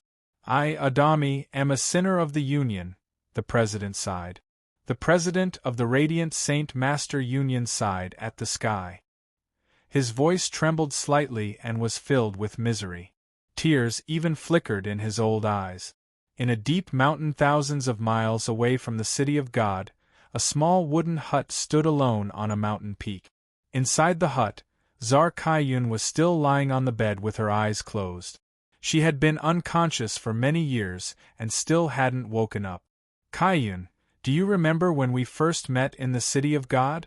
Back then, I was only an Earth Saint Master and was chased into the city of God by an evil person. I was heavily injured and my space ring had been taken away, so I was penniless. At the same time, I was unbearably thirsty. Without any other choice, I stole a set of clean clothes from a small family and changed into them. Afterward, I dragged my exhausted body to an inn to eat and drink. In the end, when I was paying the bill, I had originally planned on taking a beating in exchange for some money, but I never thought that you would suddenly appear at that crucial moment. Back then, you were so beautiful, like a fairy from the heavens. From the first moment I saw you, I was deeply attracted to you. Back then, I still didn't know who you were. Not only did you help me pay the bill, but you could tell with a single glance that I was heavily injured as well. You gave me an extremely precious Class 6 Radiant Spirit pill and constantly chatted with me. From that moment onwards we became friends. I still remember how furious you were when you learned that I had been hunted down by an evil person. Afterward, you left the city with me to find that evil person. We worked together to kill that evil person, Hao Wu gently spoke as he held Czar Kaiyun's hand. Reminiscence and nostalgia filled his eyes. Czar Kaiyun had been unconscious for several years, and he had also stayed with her for several years. He had not left for even a single moment. Kaiyun, do you still remember the promise we made back then? You said that once we were powerful enough, we would travel to the ends of the world and travel the entire continent. Kaiyun, wake up. Let's fulfill our promise back then. On a lone island several million kilometers away from the Tianyuan continent, a barefoot, disheveled beggar-like person in tattered clothes crouched on the ground as he wolfed down a raw fish in his hand. Eat, eat, eat. Yang Yutian, I want to eat you. I want to eat your flesh and drink your blood. Ha ha ha ha, isn't it painful? Cry out, cry out, cry out, cry out and struggle. Before me, Master Yuntian, it doesn't matter how you struggle. You'll still end up as food in the end. The beggar-like person wolfed down the raw fish in his hand as he mumbled to himself in a rather crazy manner. He would giggle foolishly from time to time. With a plop, a splash appeared on the shore. A huge fish over 2 feet long had accidentally leaped onto the shore. It struggled desperately in an attempt to return to the water. The eyes of the man who was wolfing down the raw fish suddenly lit up. He threw away the unfinished fish in his hand and exclaimed, "Yang Yutian, don't run!" As he spoke, he quickly ran forward and pounced forward, pressing the big fish that was about to return to the water under his body. A stone on the ground made intimate contact with his mouth, causing blood to flow from his nose and mouth. However, he didn't seem to feel any pain. He opened his mouth and spat out 2 broken teeth and a mouthful of dirty blood. He laughed foolishly in excitement. "Yang Yutian, I've caught you! I've caught you! Let's see how you're going to run now. In front of me, Master Yun Tian, even if you have 3 heads and 6 arms, you won't be able to escape from my grasp. I want to eat your flesh and drink your blood." He used his 2 heads to grab the fish that was under his chest. The fish immediately struggled with all its might in his hands, its mouth constantly opening and closing. Seeing this, Yun Tian became even more excited. He laughed loudly and said, "Yang Yutian, I didn't think that you would have a day like this. Struggle, struggle with all your might. Scream out loud, scream, scream, beg for mercy. If you beg me, Master Yun Tian, to spare you, perhaps I'll spare your life. Yang Yutian, why aren't you saying anything? Why aren't you begging for mercy?" Chapter 12-15. In the past, the magical beasts had invaded the Tian-Yuan continent en masse because of the winged tiger, but they were stopped by the experts of the Tian-Yuan continent. The 2 sides reached an agreement, and the magical beasts all settled down on the small island temporarily. Afterwards, Yun Tian left the Radiant Saint Master Union and traveled overseas with the winged tiger. He wanted to find the magical beasts and tell them that the winged tiger was on Jianshan so that they could harm Jianshan. However, after flying for a few days, Yun Tian fainted from exhaustion. Just as he was about to die in the sea, a beast race powerhouse happened to pass by, picked him up from the sea, and brought him back to this small island. After learning about the winged tiger from Yang Yutian, the magical beast immediately set off for the Tian-Yuan continent again. They had forgotten about Yun Tian. Since the island was extremely far away from the Tian-Yuan continent and Yun Tian was unable to determine the direction of the vast sea, he had no idea where the Tian-Yuan continent was. Coupled with his weak strength, he was unable to travel through the sea, so he was trapped on the small island. In the beginning, Yun Tian could still deal with it normally, but as time went on, he became rather unbearable. In the end, he became insane. The next morning, Jianshan led the vice-sect master, the 5 elders, and the 4 protectors to the hiding spot of the underworld sect. Newbies obviously went with Jianshan.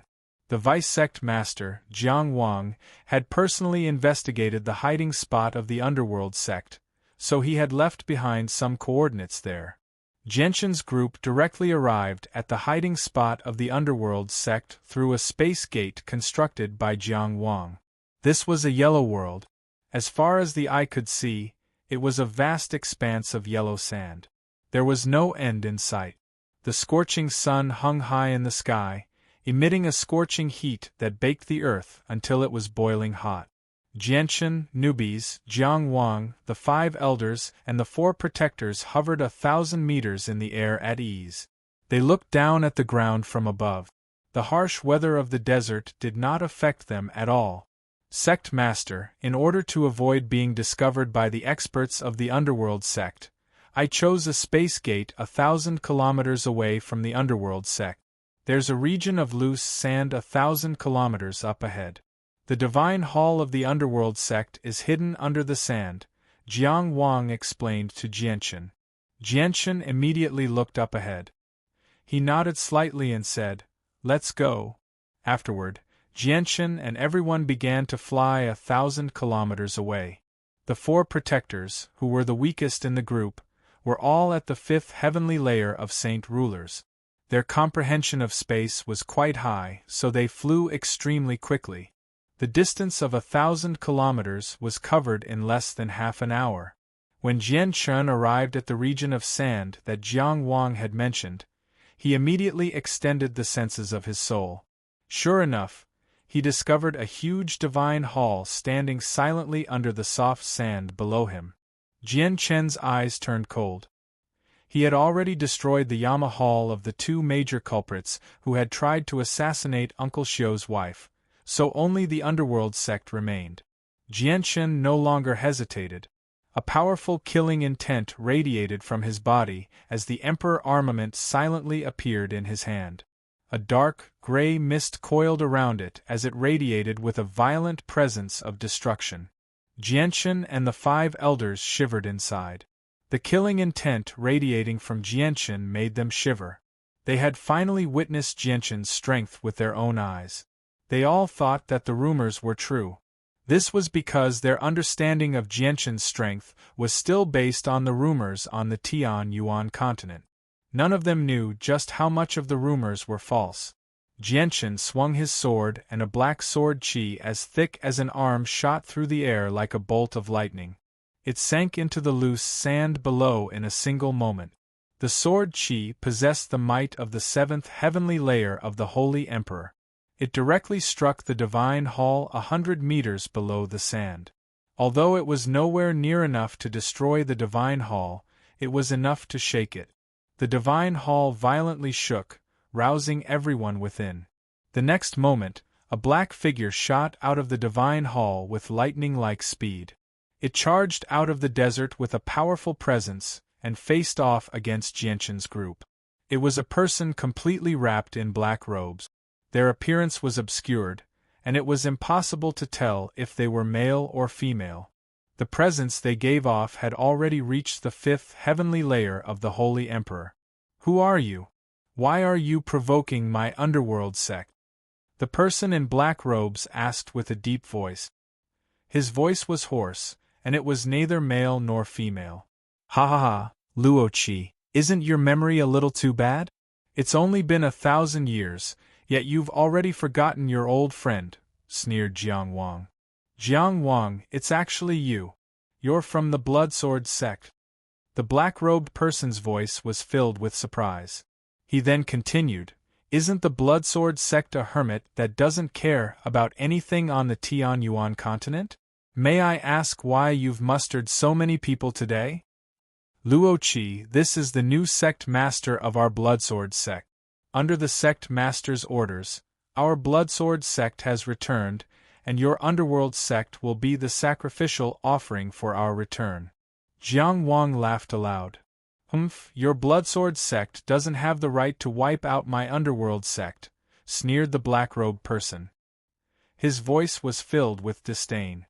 "It's not up to you to decide whether we have the right or not," Jianchen coldly replied. He stepped through the air and arrived beside the black-robed person with a single step. The Emperor armament stabbed toward the black-robed person's head. The black-robed person was secretly surprised when he sensed the might of Jianchen's attack. However, he did not slow down at all. Darkness-attributed Saint Force surged out from his hand, condensing into a small, black dagger in an instant. He advanced instead of retreating, dodging Jianchen's attack with a tilt of his head.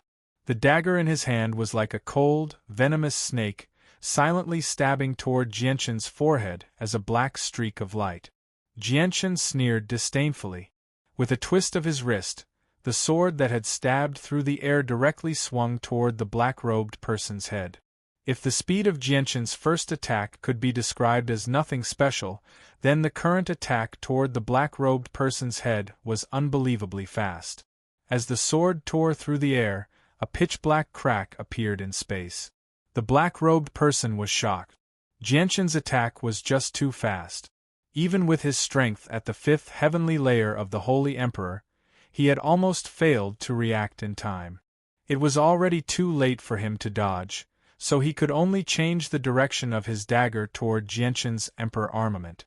When the two of them collided, a rumbling sound immediately erupted. A powerful energy shockwave spread out in all directions with the two of them as the epicenter of their battle. Jianchen's attack possessed the might of the 7th heavenly layer of the Holy Emperor, so it was impossible for the black-robed person to block it with his strength at the fifth heavenly layer of the Holy Emperor. He was immediately blown away. The new sect master of the Bloodsword sect is so powerful. He's actually reached the seventh heavenly layer. Aside from the old sect master who's still in seclusion, no one in my underworld sect is his opponent. The black-robed person was secretly shocked. The black-robed man was secretly shocked. He immediately stopped fighting and quickly rushed underground. As long as he returned to the Divine Palace, he would be in an invincible position. However, as soon as he moved, a bone-chilling coldness swept over. All he saw was Jianshan appear beside him like a ghost. The Emperor armament pulsed with black light as it stabbed toward him with lightning-like speed. The tip of the sword was less than 3 inches away from his forehead. At such a close distance, the black-robed person could even feel the pain coming from his soul. He felt a piercing pain, as if his soul was about to be ripped apart. The black-robed person was shocked. Other than Houston 1,000 years ago, this was the first time he had felt the threat of death in so many years. In that critical moment, the black-robed person spat out a mouthful of dense, black mist.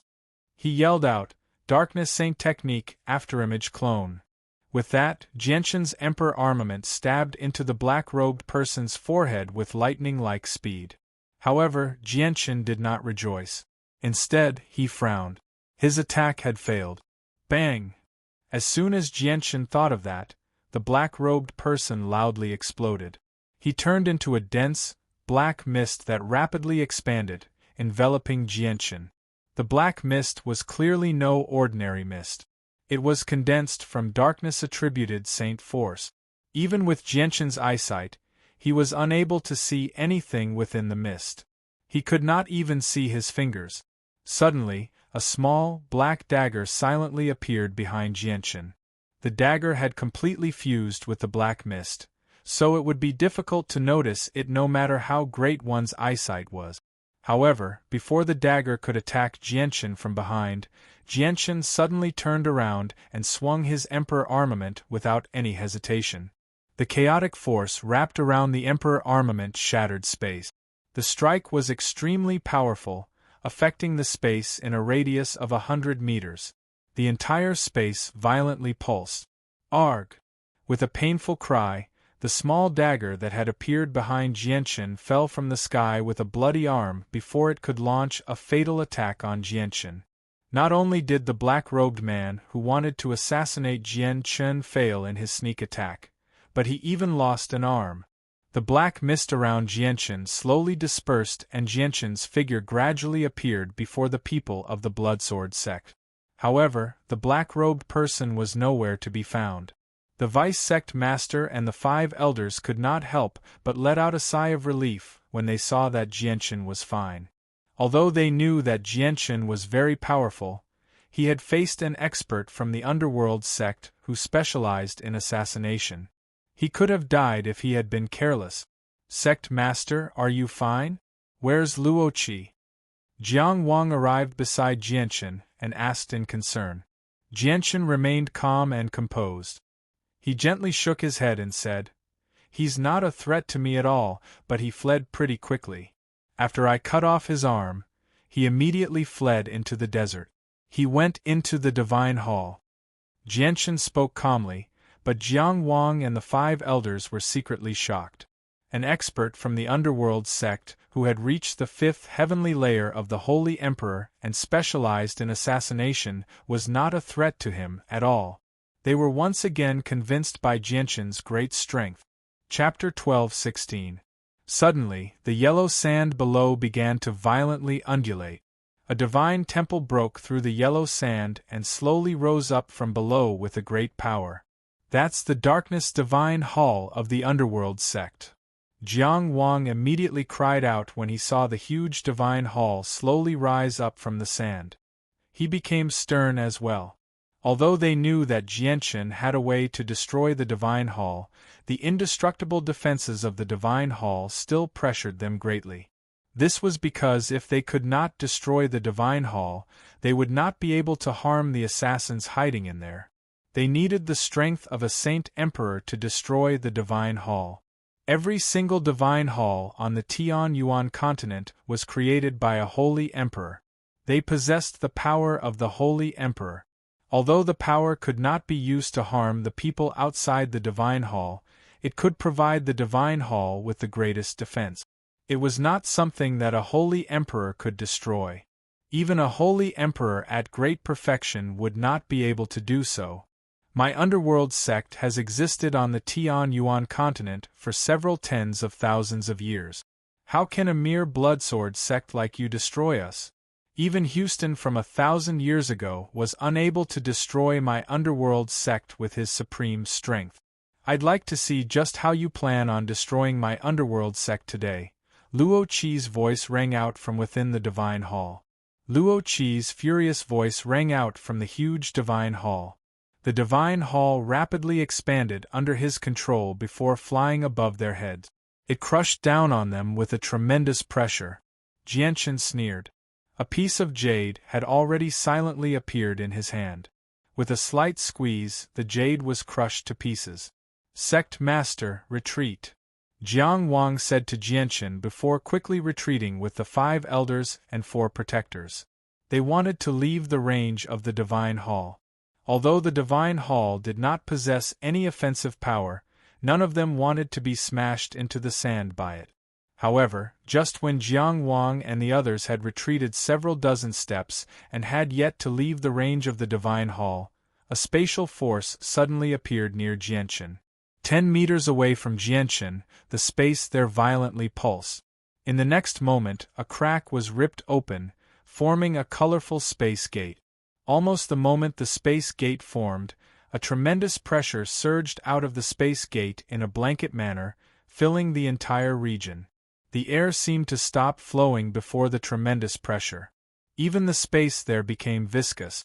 The experts of the Bloodsword sect who were retreating nearby all came to a halt. Other than Jiang Wang, who was at the 3rd heavenly layer of Saint King, the 5 elders and protectors all felt like they were about to suffocate. They did not even have the ability to breathe properly before the tremendous pressure. Apart from the 4 protectors, Jiang Wang and the 5 elders were all shocked. The pressure was far greater than what the sect Master Houston had faced in the past, making them think that they were facing an expert at the level of the Holy Emperor. The Divine Hall above them continued to rapidly descend. The huge base of the Divine Hall loomed over them like a dark cloud, blotting out the sun. At the same time, Ruijin, Honglian, and Blackfish emerged from the space gate side by side. As soon as they arrived, they discovered the Divine Hall that was rapidly descending above them. A sliver of disdain immediately appeared in their eyes. Ruijin slowly raised his hand and used his right hand to support the Divine Hall above him. With a muffled sound, Ruijin's hand made contact with the Divine Hall. The Divine Hall actually came to a halt. The Divine Hall was actually stopped in the air by a single hand from Ruijin. The eyes of Jiang Wang, the 5 elders, and the 4 protectors all narrowed when they saw this. Stopping an entire Divine Hall with a single hand was definitely not something a great perfection expert like the Holy Emperor could do. At that moment, Jiang Wang and the 5 elders were stunned by Ruijin's supreme strength. Although they had heard rumors that Jianchen had 3 supreme experts who were no weaker than the Holy Emperor by his side, that was just a rumor after all. They all believed that the rumors were exaggerated, but now that they had seen it for themselves, the rumors were indeed true. To be able to stop a rapidly descending Divine Hall with a single hand and still maintain a calm demeanor, only the Holy Emperor could do something like that. Aside from the 4 protectors of the Bloodsword sect who had seen Ruijin's group in action, Jiang Wang and the 5 elders' gazes toward Ruijin's group underwent a drastic change. They did not hide their respect at all. At this moment, Ruijin's hand suddenly shook and immediately erupted with a thunderous rumble. The Divine Hall actually flew high into the air from the shake. The Holy Emperor? You're the Holy Emperor? Impossible, this is impossible. Aside from the Path Lord of Carnal Desires, there's no other Holy Emperor on the Tianyuan continent. Luo Qi's voice rang out in Jiang Wang's head. Luo Qi's terrified voice rang out from the divine hall. However, he soon seemed to think of something and could not help but cry out, "I know. You're the three magical beasts that follow the captain of the flame mercenaries." No one paid any attention to Luo Qi, even though he was a fifth heavenly layer holy emperor. At the same time, a dazzling golden light suddenly appeared. Ruijin had drawn the sacred dragon's sword above his head. Ruijin gripped the sword as his presence rapidly skyrocketed. He directly swung the sword at the divine hall. 100-meter-long strand of golden sword chi appeared as soon as he swung the sword. It was filled with origin energy. This was a power that only those who had surpassed the Holy Emperor and reached the origin realm could control. Even the Holy Emperor needed to avoid it. The 100-meter-long strand of golden sword chi struck the divine hall, immediately causing it to rumble. The entire divine hall violently shook before being cleaved in half under the disbelieving gazes of Jianshan and the experts of the Bloodsword sect. The divine hall of the underworld sect had actually been cleaved apart by a single strike from Ruijin. "No, impossible, this is impossible." Luo Qi's cry of shock and disbelief rang out from the shattered Darkness Divine Palace. The Darkness Divine Palace had always been the underworld sect's greatest reliance. It was their greatest means of survival. Now it had actually been split into two by the enemy's sword. Such terrifying divine might made Luo Qi tremble in fear. Hongluoyan and Blackfish were also secretly stunned as they stared at the fallen divine hall.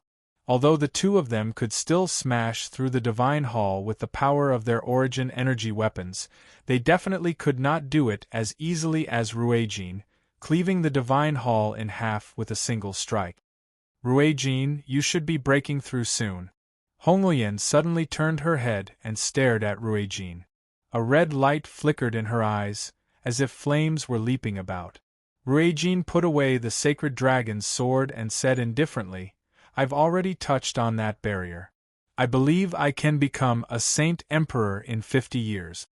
Jianshan was surprised when he heard that, but he soon became overjoyed. He said excitedly, "Senior Ruijin, you're about to become a holy emperor?" Ruijin smiled when he saw how excited Jianshan was.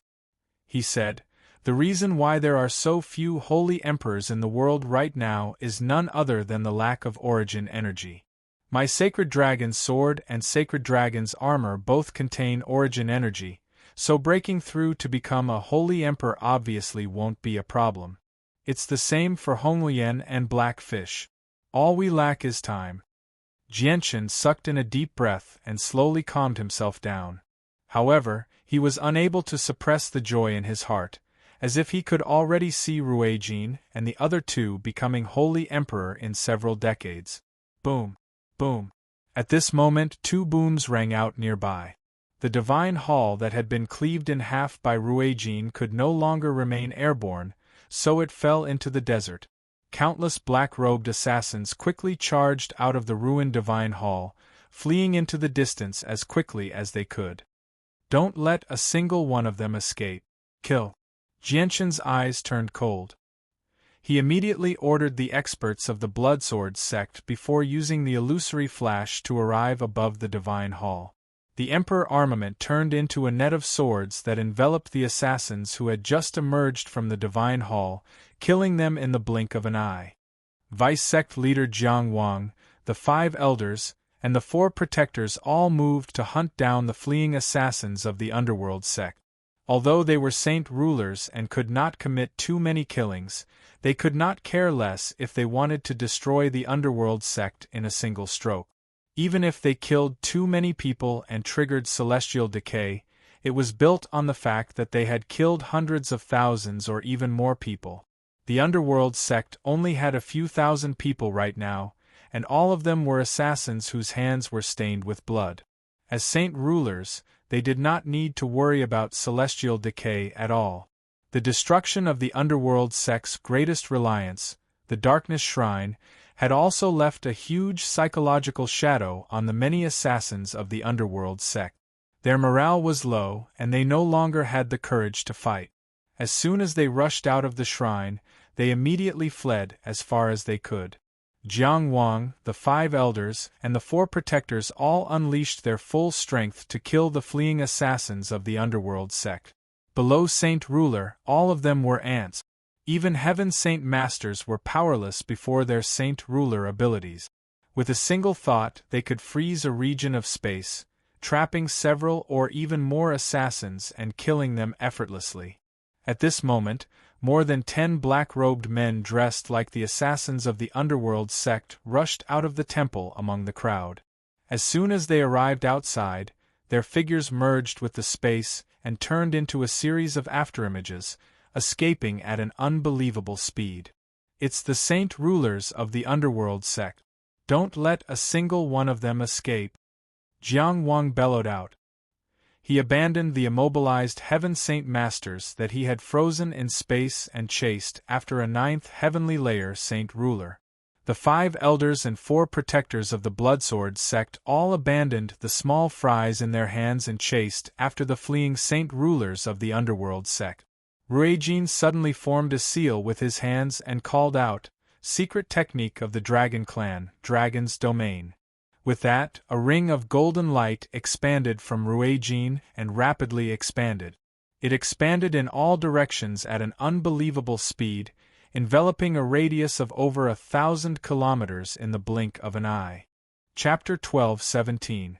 Ruijin's Dragon's Domain covered a radius of 1,000 kilometers. Only a few seconds had passed since the Divine Hall of the Underworld sect had been destroyed, so even Saint Rulers would not be able to cross that distance in such a short amount of time. As a result, as soon as the Dragon's Domain formed, it enveloped all the assassins of the Underworld sect. No one managed to escape. The Vice-Sect Master of the Bloodsword sect, Jiang Wang, the 5 elders, and the 4 protectors all caught up to the Saint Ruler assassins of the Underworld sect. They attacked without holding back at all. The Saint Rulers of the Underworld sect all possessed darkness-attributed Saint Force. As soon as the battle began, they all erupted with a dense, black mist using a secret technique, enveloping a certain range of space. They silently moved through the black mist, constantly searching for good opportunities to launch sneak attacks on the experts of the Bloodsword sect. The Saint Rulers of the Underworld sect mainly used darkness-attributed Saint Force to aid in their assassination, while the experts of the Bloodsword sect used Baleful Force as their trump card. They both had their own strength. However, the people of the Bloodsword sect did not use Baleful Force in their battle. Baleful Force could only be cultivated through slaughter, so it was far too precious to Saint Rulers. Even with that being the case, the experts of the Bloodsword sect still gained the upper hand because they were not affected by the Dragon's Domain at all. On the other hand, the Saint Rulers of the Underworld sect were suppressed by the Dragon's Domain, so they struggled to use 70 to 80% of their strength. Bang! With a muffled sound, Jiang Wang, who was at the 3rd heavenly layer of the Holy Emperor, casually struck the head of a Saint Ruler from the Underworld sect. The Saint Ruler's head exploded on the spot, wiping out his soul. At the same time, a 9th heavenly layer elder of the Bloodsword sect killed a Saint Ruler from the Underworld sect. A blood-red spike pierced the Saint Ruler's forehead and emerged from the back of his head. It pierced through his head, wiping out his soul before it could escape. Jianshan did not attack anymore. Instead, he stood with newbies and scanned the surroundings with a sharp gaze. He planned on leaving all the Saint Ruler assassins to Jiang Wang and the others. He could not be bothered to personally deal with the assassins below Saint Ruler. Strange, Jianshan, why don't I see the guy whose arm you cut off? Newbies crossed his arms as he hovered in the air beside Jianshan, his eyes constantly searching around. Jianshan frowned slightly. He had also been waiting for Luo Qi here, but until now, he had not discovered that Luo Qi had escaped from the shrine. Although the shrine was broken, the power of the shrine had not completely dissipated, so his consciousness was still unable to enter the shrine. Could it be that Luo Qi is still hiding in the shrine? Jianshan murmured to himself. Although several thousand similarly dressed assassins had charged out of the shrine, none of them could escape his eyes with the senses of his soul. Luo Qi was nowhere to be found. "I'll go have a look inside the shrine," Jianshan said before directly flying into the shrine. Newbies followed him in as well. The shrine was filled with darkness. The darkness-attributed saint force that filled the place was extremely dense. To people who cultivated darkness-attributed saint force, they would be able to achieve twice the results with half the effort if they cultivated here. However, since the shrine was broken, the darkness-attributed saint force that filled the shrine was slowly dispersing. Even the power within the shrine was rapidly draining away. Jianshan and Newbies stood in the dark shrine. They both frowned slightly because even the two of them were affected by the darkness. They could not see more than 5 meters. Humph, how can mere darkness-attributed saint force stump me, the great Newbies? Newbies snorted coldly. Immediately, a dazzling golden light shone from his body, making him seem like a miniature sun in the dark shrine. The darkness-attributed saint force that flowed through the shrine dispersed as soon as it came in contact with the golden light. In the blink of an eye, the shrine that had been shrouded in darkness cleared up. This was a splendidly decorated hall. The hall was empty, with only a few expensive decorations. Jianshan directly ignored the decorations. He glanced around and said, "Luo Qi must still be hiding in the shrine. Let's look around first. We can't let him escape or there'll be endless problems. Ruijin and the other 2 seniors are standing guard outside, so we don't need to worry about Luo Qi escaping from another part of the shrine after we enter." Jianshan and Newbies began to search around the shrine. A small portion of the shrine's power remained on the walls, so Jianshan was unable to see through it with the senses of his soul. As a result, they could only search slowly. Along the way, Jianshan came across passageways that had suddenly appeared, as well as formations that hid the surroundings. However, they were all destroyed by him and Newbies. The toughness of the Divine Hall and the formations hidden within were all supported by the power of the Divine Hall. Now that the power of the Divine Hall was gradually dispersing, both the formations and the sturdiness of the Divine Hall had greatly weakened. At this moment, in an extremely well-hidden secret room in the shrine, a person with a single arm and cloaked in black robes was with a short old man. The short old man was rather pale, but his eyes were brimming with life. "Luo Qi, 2 people have already entered the shrine. They'll find this place before long. We need to leave as soon as possible," the short old man said emotionlessly with a deep voice. "Old sect master, are we just going to leave the rest of the people in the underworld sect behind?" Luo Qi asked with a hoarse voice. "Since they can destroy the shrine in a single strike, they must have an expert at the same level as the Holy Emperor. Before an expert like that, I wouldn't be able to resist at all, not to mention that I've yet to recover from my injuries. This baleful force really is powerful. 1,000 years ago, my soul was injured by Houston's baleful force. Even after 1,000 years of recuperation, my soul still hasn't recovered," the short old man said coldly. His voice was filled with deep hatred. "Old sect master, all the people from the Bloodsword sect are outside the shrine right now. There are also 3 terrifying magical beasts. They'll definitely discover us as soon as we leave. How are we supposed to leave?" Luo Qi asked. "I already know about the situation outside. An expert has already enveloped a radius of 1,000 kilometers with a supreme secret technique. We definitely can't leave. Fortunately, we still have a backup plan, or we might have died here today," the short old man said in a deep voice. Afterward, surging darkness-attributed saint force poured into the ground from beneath his feet. Gradually, an extremely complicated formation appeared beneath their feet. "This is a space gate. Old sect master, can we use a space gate to leave the shrine? Can't the space within the shrine be ripped open?" Luo Qi asked in doubt. The short old man sneered with that. "This isn't a space gate. It's an ancient teleportation formation. The sect master of the underworld sect obtained it by accident several tens of thousand years ago and cast it down here. It's all for the sake of preventing a destructive attack from our enemies in the future, allowing us to escape. At the same time, the teleportation formation will shatter once it's used, so we don't have to worry about being followed. Luo Qi rejoiced inside. He said, "Old sect master, I'll go get the Saint-Tier battle skill first before leaving." "There's no time. The two of them aren't far from here. We need to leave immediately, or we won't be able to leave if they destroy the formation," said the short old man. The teleportation formation was activated very soon.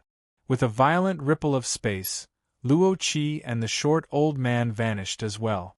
Several hundred meters away from the secret room, Jianchen and Nubis were searching in this direction. The power of the shrine was much thinner than before, so Jianchen's soul could barely penetrate a few buildings. Just as Luo Qi and the short old man left through the teleportation formation, Jianchen's face changed. He suddenly sensed an extremely weak ripple of space with the senses of his soul, so he quickly ran in the direction of the ripple without any hesitation. Boom! Arriving at the location of the ripple of space, Jianchen smashed through the door of a secret room with a single stroke of his sword. Without the obstruction of the door, the ripple of space in the secret room became even more intense. However, there was no one in the secret room anymore. There was only a damaged formation on the ground. Jianchen sighed inside when he saw the formation. He said, "We've come too late. Someone has already left through here. I never thought that they would be able to leave through a space gate in the Divine Hall." Nubis's face became rather sunken. He knew extremely well what it meant for a holy emperor of the fifth heavenly layer to escape. It would be an extremely troublesome matter if this person decided to take revenge regardless of the consequences, not to mention that this person was an assassin of the Holy Emperor who was skilled at assassination. "Jianchen, what do we do?" Nubis's expression was very ugly. His relationship with Jianchen had already developed to that of a close friend, so he obviously treated Jianchen's matters as his own. Jianchen furrowed his brows in thought before relaxing. His greatest worry was Changyang Prefecture and his friends in the Flame Mercenaries. However, Changyang Prefecture had Changyang Zhu Shao, who was comparable to the Holy Emperor at great perfection. It could be said that the entire kingdom of Jessen was impregnable. As for the Flame Mercenaries, he planned to ask Ruijin, "Hey you, or you would be fine as well." As long as he placed the Bright Moon Divine Hall in the Flame Mercenaries, he would not need to worry about Bai Lian and the others. Afterwards, Jianchen and Nubis searched through the Divine Hall. Very soon, they found a huge stone slab embedded in the wall of a secret room. To Jianchen's surprise, it was actually a complete Saint-Tier battle skill. Jianchen began to collect the Saint-Tier battle skill without any hesitation. After expending a tremendous amount of effort, he finally removed the huge slab. Although the slab was only 5 meters long, it was extraordinarily heavy. It was countless times heavier than steel, so even with Jianchen's strength, he needed to expend quite a lot of effort to lift it. The Saint-Tier battle skill on the slab was a fist technique, so it did not suit Jianchen. At the same time, the path that Jianchen walked was different from the cultivators of the Tian-Yuan continent. Chapter 12-18. After taking away the Saint-Tier battle skill, Jianchen and Nubis searched through the Divine Hall again. Unfortunately, they did not find anything else. However, Jianchen was already very satisfied. After all, a complete Saint-Tier battle skill was the greatest harvest. Jianchen and Nubis emerged from the Divine Hall and returned to Ruijin's side. They saw that the experts of the Bloodsword sect had already been waiting there for quite some time. They had already killed off the several thousand assassins from the Underworld sect. "Sect Master, why don't I see Luo Qi?" "And the sect master of the Underworld sect, Gu Zhen, I also suspect that he's still alive. He's probably still hiding in the Divine Hall," Jiang Wang said respectfully. Jiang Wang asked in a respectful tone, He was surprised that he didn't see Luo Qi's corpse. They've escaped. I never thought that they'd hide a space gate in the Divine Hall, Jianchen said with some pity. Rui Jin frowned slightly when he heard that. Spatial gates can't be formed at all in my dragon dimension, so how could they have possibly used them to flee? I'll go check where they set up the space gate. With that, Rui Jin directly entered the dilapidated Divine Hall. Jianchen and the others followed behind him. Rui Jin, Honglian, Blackfish, and Jianchen all stood around the room in which Luo Qi and the old man had fled. They studied the formation on the ground. This isn't a space gate. Honglian stared at the formation on the ground and discovered that something was wrong very soon. Although a fixed space gate seemed rather similar to the formation on the ground, there was an extremely clear difference between the two. Correct, this isn't a space gate. It's an ancient teleportation formation. I never thought that something like this would still exist. No wonder they could escape from my dragon's domain, Ruijin said. An ancient teleportation formation? Jianchen murmured. His face was filled with curiosity. Even Jiang Wang and newbies became doubtful. Ruijin explained, I found the information about ancient teleportation formations in my inherited memories. These teleportation formations have only appeared in ancient times. They're extremely valuable because not only do they have the same function as space gates, which can teleport a certain number of people or items to another place, but they don't have to worry about the effects of space at all. They can be used even in heavily distorted space or shattered space. They can teleport extremely far away, and they can break through all spatial obstructions. They're much more powerful than space gates. However, according to the records in my inherited memories, these teleportation formations were extremely rare even in ancient times. No one knew where they came from, and no one could create them. This is because the requirements to create a teleportation formation are extremely high. First of all, one needs to have reached the pinnacle of formations. Secondly, one needs to have an extremely high comprehension of space. No one has been able to fulfill these two conditions in ancient times, especially when it comes to comprehension of space. Even experts like the Holy Emperor are nowhere close to achieving that. The teleportation formations that appeared in ancient times seem to appear out of thin air.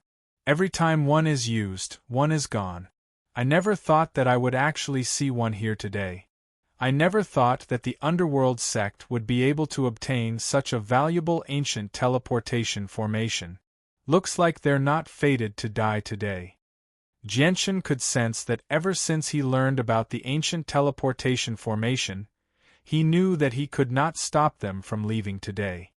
The sect master of the underworld sect from 1,000 years ago, Gu Zhen, is most likely still alive. It looks like he left with Luo Qi. I wonder if Gu Zhen has fully recovered from his injuries or if his strength has improved. 1,000 years ago, Gu Zhen was a holy emperor at the 8th heavenly layer.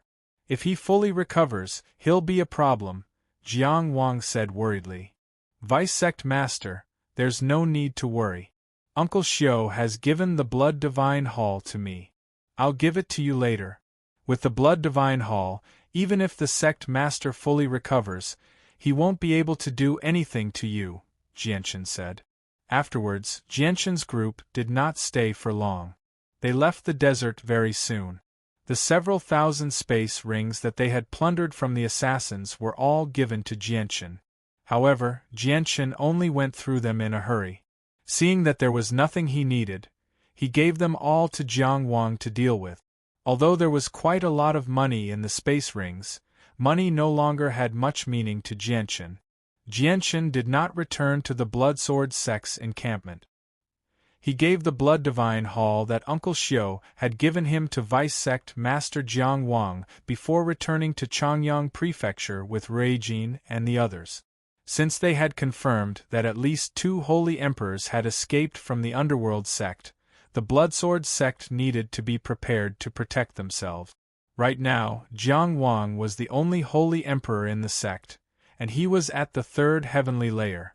He was not the opponent of the Holy Emperor who had escaped from the underworld sect. As a result, leaving the Divine Hall to Jiang Wang could prevent Luo Qi and Gu Zhen from taking revenge. After returning to Changyang Prefecture, Jianshan thought about it.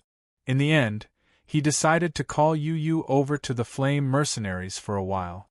Yu Yu's strength was still lacking, but considering that Yu Yu had a powerful master, it would clearly be safer. Ruijin and the others had already helped him enough during this period of time, so Jianshan really could not bring himself to call Ruijin and the others over to the Flame Mercenaries. Jianshan had also sent out all the spies of the Bloodsword sect to search for the experts who had escaped from the Underworld sect. Although Jianshan knew that it was basically a waste of effort, he was unwilling to give up even if there was a sliver of hope. He would not be able to rest until the Holy Emperor who had escaped from the Underworld sect was killed. In the past 2 days, the hottest topic on the Tianyuan continent was the Bloodsword sect. The Bloodsword sect that had vanished for 1,000 years had actually reappeared on the Tianyuan continent. Not only did it attract the attention of many organizations, but it also did something that shocked countless people. The secret bases of the Underworld sect scattered across the continent were found one by the Bloodsword sect before being massacred. Not long after this matter, an even more shocking piece of news swept through the continent in an extremely short amount of time. The Underworld sect, one of the 3 great assassin organizations that had existed for over 100,000 years, had actually been destroyed by the Bloodsword sect, shocking countless people. The disturbance caused by this matter was so great that it even alarmed Mercenary City and the 3 empires. After all, the Bloodsword sect was a great organization that was no weaker than an ancient clan. Coupled with Houston, who was at great perfection as the Holy Emperor, they were supreme existences even among ancient clans. It was impossible for such a great organization to not cause a stir when they suddenly returned. Jianshan did not pay attention to the disturbance the Bloodsword sect had caused on the Tianyuan continent as he remained in the Changyang Prefecture. He currently sat in a pavilion in the garden with his aunt. Yu Fengyan's eyes were red and swollen while her face was covered in tears. She constantly wiped away her tears with a handkerchief in her hand. She had already missed her daughter for many years.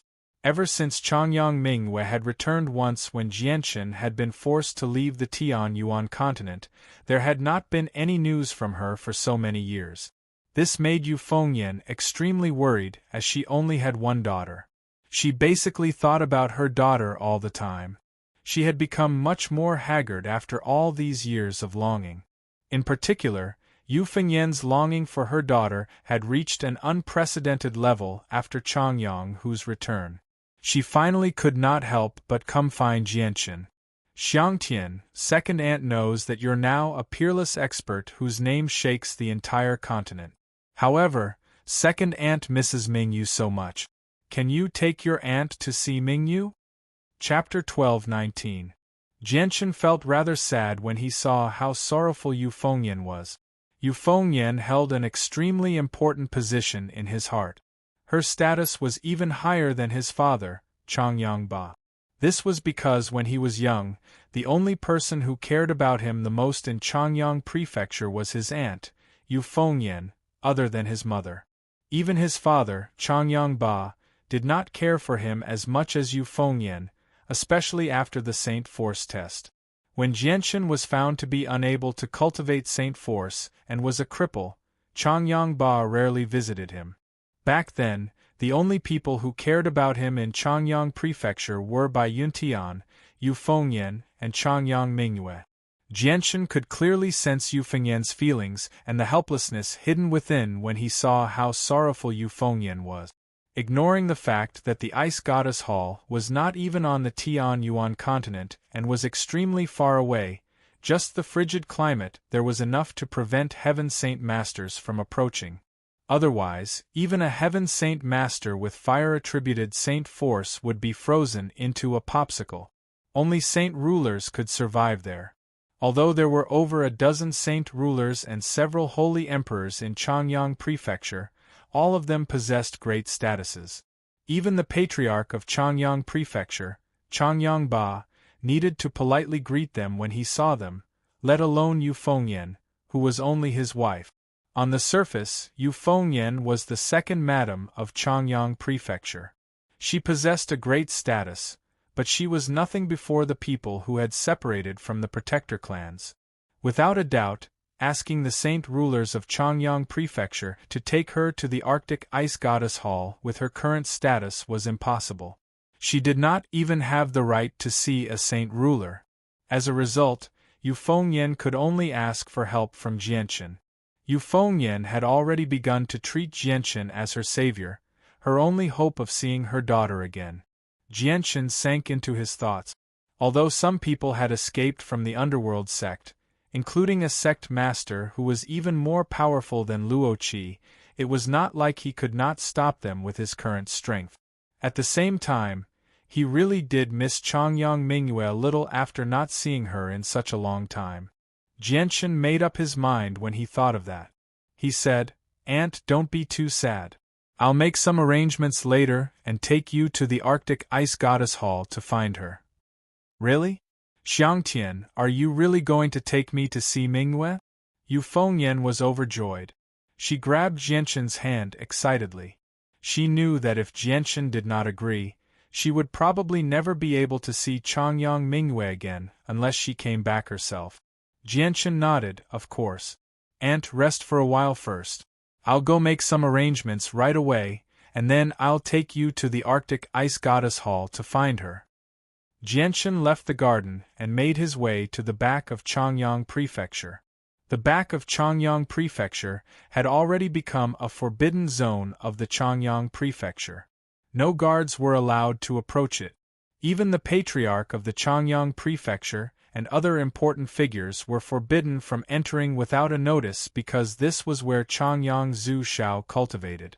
Other than Changyang Zhu Shao, even Changyang Zhu Yun Shao, Changyang Zhu Yun, and over a dozen saint rulers who had left the protector clans were gathered there. The people guarding the forbidden zone had all been replaced by the Heaven Saint Masters who had left the protector clans. As soon as he approached the back of Changyang Prefecture, Jianchen saw 4 Heaven Saint Masters sitting on the ground, guarding the entrance. The surroundings were silent. As soon as Jianchen arrived, the 4 Heaven Saint Masters opened their eyes at the same time. When they recognized Jianchen, they immediately stood up and politely bowed to him. Even the patriarch of Changyang Prefecture, Changyang Ba, needed to make a report when he set foot in the back of Changyang Prefecture. However, Jianchen did not need to. He could enter and leave at any time, and no one dared to stop him. Jianchen nodded at the Heaven Saint Masters in a friendly manner before entering the back without any obstructions. He had never seen the 4 Heaven Saint Masters before, but he knew that they belonged to the Zhu branch of the Protector clans. They had come with Changyang Zhu Shao and the others. Jianchen had already known that the back of Changyang Prefecture had been designated as a forbidden zone. Not only did he not object to it, but he even approved of it. After all, the people who lived there were led by Changyang Zhu Shao and Changyang Zhu Yun Shao, not to mention that Changyang Zhu Shao was a supreme expert who had almost reached great perfection as the Holy Emperor. Most importantly, Changyang Zhu Shao and Changyang Zhu Yunkong had left the Protector clans because they had stood up for him. As a result, Jianchen did not have any deep feelings for the two of them, but he respected them from the bottom of his heart. Jianchen saw Changyang Zhu Shao in an extremely simple hall.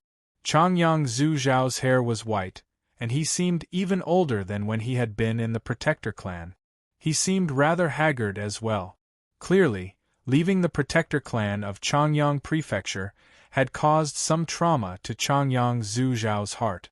After all, it was his home that he had lived in for several thousand years, so he had extremely deep feelings for it. Jianchen first bowed to Changyang Zhu Shao as a junior before explaining why he had come. He had come to find Changyang Zhu Shao this time to make sure that the Holy Emperor of the Underworld sect would not do anything to harm Changyang Prefecture. "Xiang'er, you don't need to worry about this. I may not be able to discover the Holy Emperor who has infiltrated the kingdom of Jessen, but if a Holy Emperor enters this tiny city, he won't be able to escape my senses. The secret techniques of the protector clans that have been passed down since ancient times are not so simple. However, if the Holy Emperor of the Underworld sect decides to assassinate someone, I can only protect this city. I can't do anything about the imperial family of this small kingdom. Considering that your fiancée is a member of the imperial family and is the daughter of the king, you should have Yun Shao watch over the imperial family. Although Yun Shao is only at the 5th heavenly layer, he knows many secret techniques and abilities. Regular holy emperors are not his opponent in battle, Changyang Zhu Shao said with a smile. Changyang Zhu Shao said amiably. He valued this great-grandson of his very much, so he would always stand by Jian Chen's side and think for Jian Chen's sake. Jian Chen completely stopped worrying when he heard that. After a moment of hesitation, he asked, "Great-grandfather, may I ask how much you know about the Arctic Ice Goddess Hall?" Changyang Zhu Shao frowned slightly when he heard the mention of the Arctic Ice Goddess Hall. After a moment of silence, he said, "Everything I know about the Arctic Ice Goddess Hall comes from the ancient records in my clan. The records all come from ancient times, and they're all manuscripts left behind by my ancestor, the Holy Emperor. I only know that the Arctic Ice Goddess Hall is extremely powerful. Even the 4 sovereigns who surpassed the Holy Emperor in ancient times have never set foot in the Arctic Ice Goddess Hall. No one knows when the Ice Goddess Hall appeared, but it never interferes with the matters of the Tian Yuan continent. It has never appeared on the Tian Yuan continent either. As a matter of fact, no one on the Tian Yuan continent knows about the existence of the Ice Goddess Hall aside from the Protector clans and Mercenary City. The sudden appearance of the Ice Goddess Hall over a decade ago was the first time in a million years. This time, it has been recorded by the Protector clans." Changyang Zhu Shao suddenly stared at Jianchen sternly. He said with a heavy voice, "Xiang'er, do you want to go to the Arctic Ice Goddess Hall?" "That's right. My sister is in the Arctic Ice Goddess Hall. I want to go see her." Jianchen did not deny it. Changyang Zhu Shao fell silent for a while before heavily replying, "I've never been to the Arctic Ice Goddess Hall before, but I do know that it's extremely terrifying because the records left behind by the Holy Emperor have warned the juniors more than once to never offend the Arctic Ice Goddess Hall or try to find it. There must be an extremely terrifying person in the Ice Goddess Hall, but after so many years, the person who even the Holy Emperor feared must have died long ago. Even if that's the case, I still hope that you can seriously consider it and avoid it as much as possible. Since the Ice Goddess Hall is so mysterious and powerful at the same time, why did they make my sister the Holy Maiden? I don't know if there's some scheme behind this. However, there's one thing that great-grandfather was right about. After so many years, even if there really is someone powerful in the Ice Goddess Hall, they must have died. Even if they've surpassed the Holy Emperor, it's impossible for them to live for so long. As a result, the Ice Goddess Hall is probably not as terrifying as before, so I must go," Jianchen said. "Since you've already made up your mind, I won't stop you. However, you must be careful." Changyang Zhu Shao knew that he could not persuade Jianchen otherwise, so he just stopped trying. Chapter 12:20. The Arctic was to the north of the Tian Yuan continent. It was a region that did not belong to the Tian Yuan continent, separated by a vast ocean. The climate there was frigid and the environment was terrible. Snowstorms would erupt from time to time, and even Heaven's Saint Masters would not be able to avoid them. At the same time, a visible white gas filled the sky, flying past from time to time and leaving behind white streaks in the air. This was a terrifying stream of cold that was extremely active in the Arctic. It was said that even steel would be frozen into ice. The space in the Arctic was extremely unstable, so space gates were unable to connect to the icy plains. Jianchen brought Yu Fengyan, newbies, Ruijin, Honglian, and Blackfish through a space gate and arrived at the ocean near the Arctic before flying toward the icy plains that could be vaguely seen. Although they had not set foot on the icy plains, the climate there was extremely cold. The sky was white while the water was bone-chillingly cold. Huge pieces of ice floated in the air. Jianchen and the others had all reached the level of Holy Emperor, so the cold that could freeze ordinary people into popsicles did not affect them at all.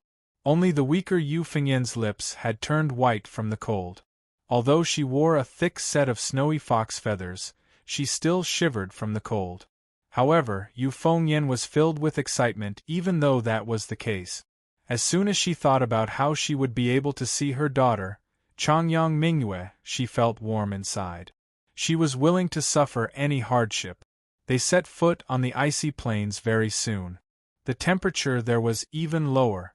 The cold wind whistled through the icy plains like sharp blades. Even with their strength as Holy Emperor, they still felt their skin ache. The cold wind there could easily cut Earth Saint Masters into mincemeat.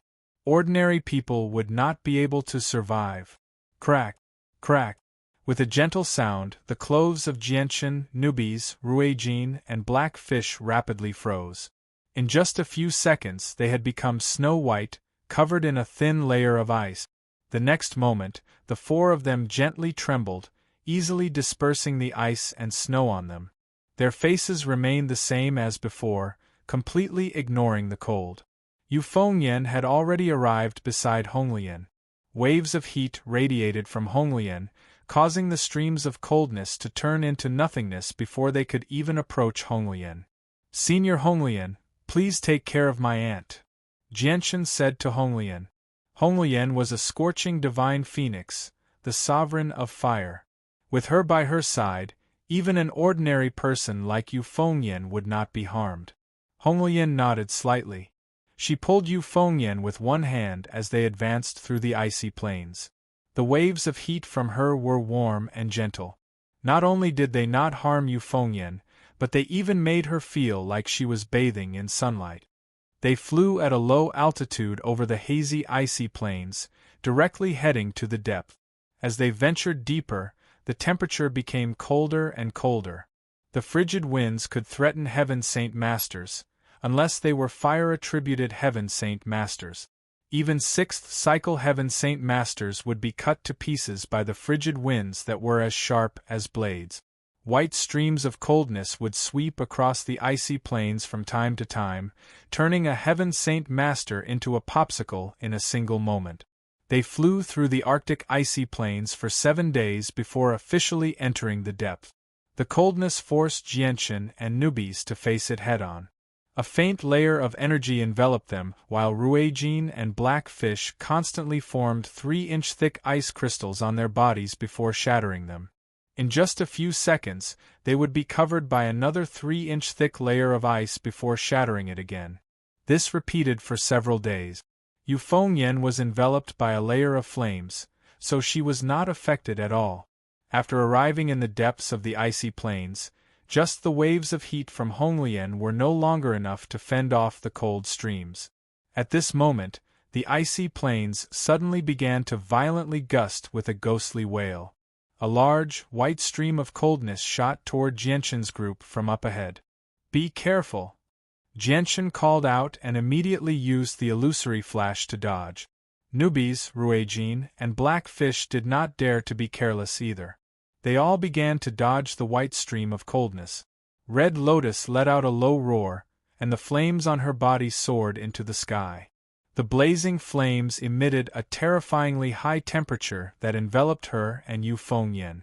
This kind of temperature could melt steel in a breath's time, but it could only protect a 1-meter radius around them. Honglian's control over fire had already reached the acme of perfection. She could control the temperature of the flames as she wished. Yu Fengyan did not feel the heat at all when the terrifying flames enveloped her. Instead, she felt extremely warm and was unable to harm her at all. The wave of coldness passed very quickly. Jianchen, Blackfish, and Ruijin successfully dodged it. However, Nubes was struck by the final stream of coldness.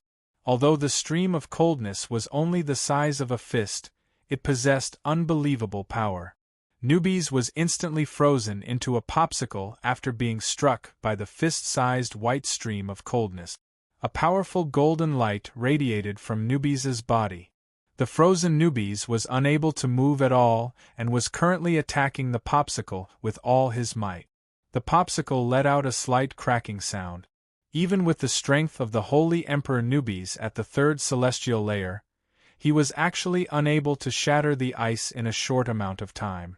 Jianshan took a step forward and arrived before Nubes in an instant. He directly punched the popsicle. With a muffled sound, Jianshan's full-powered punch actually failed to shatter the popsicle. Only a small crack appeared on it. Jianshan's expression did not change. He had already experienced the power of the coldness in the depths of the ice field. Without saying anything, he immediately threw a second punch. Bam! With a muffled sound, the crack on Nubes's popsicle expanded once more and spread out like a spider web. Jianshan threw a third punch. After 3 punches, the ice that froze Nubes finally shattered under the cooperation of the two. Nubes, who had regained his freedom, emitted a cold aura. His face was already pale from the cold. He couldn't help but shiver and say, "So cold, I, the great Nubes, am going to die from the cold. Be careful, next time don't move and get frozen. The coldness in this place is too terrifying." If it was an ordinary Holy Emperor at the third celestial layer, without help from the outside, they wouldn't be able to break free from the bindings of the ice at all.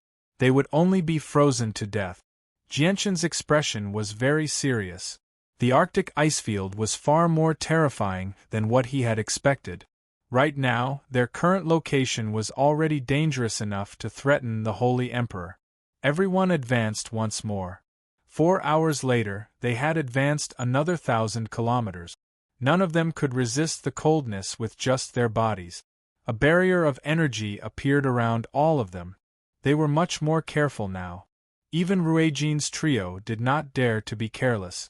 Jianshan was even prepared to send Yu Fengyan into the artifact space at any time. This was because the dangers here were already enough to threaten them. After crossing an iceberg, Jianshan's group narrowed their eyes. 1,000 meters in front of them, several human-shaped ice sculptures appeared before their eyes. The group arrived in front of the human-shaped ice sculptures. The ice sculptures were very lifelike, and they could clearly see the faces of the human-shaped ice sculptures.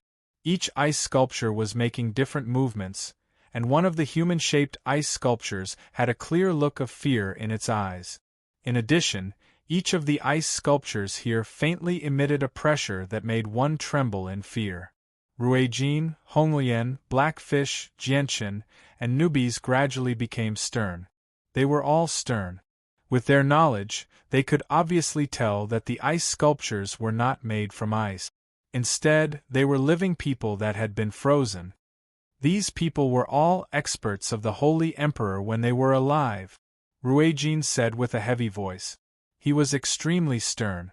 The Holy Emperor was already an existence that stood at the apex of the Tianyuan continent, yet such a powerful figure had actually been frozen. This was an extremely great shock to them. Their strength when they were alive was even greater than the Holy Emperor. No, they're even more powerful than human sacred grounds, Honglian said with a heavy voice. The Holy Emperor she was referring to was naturally the Path Lord of carnal desires.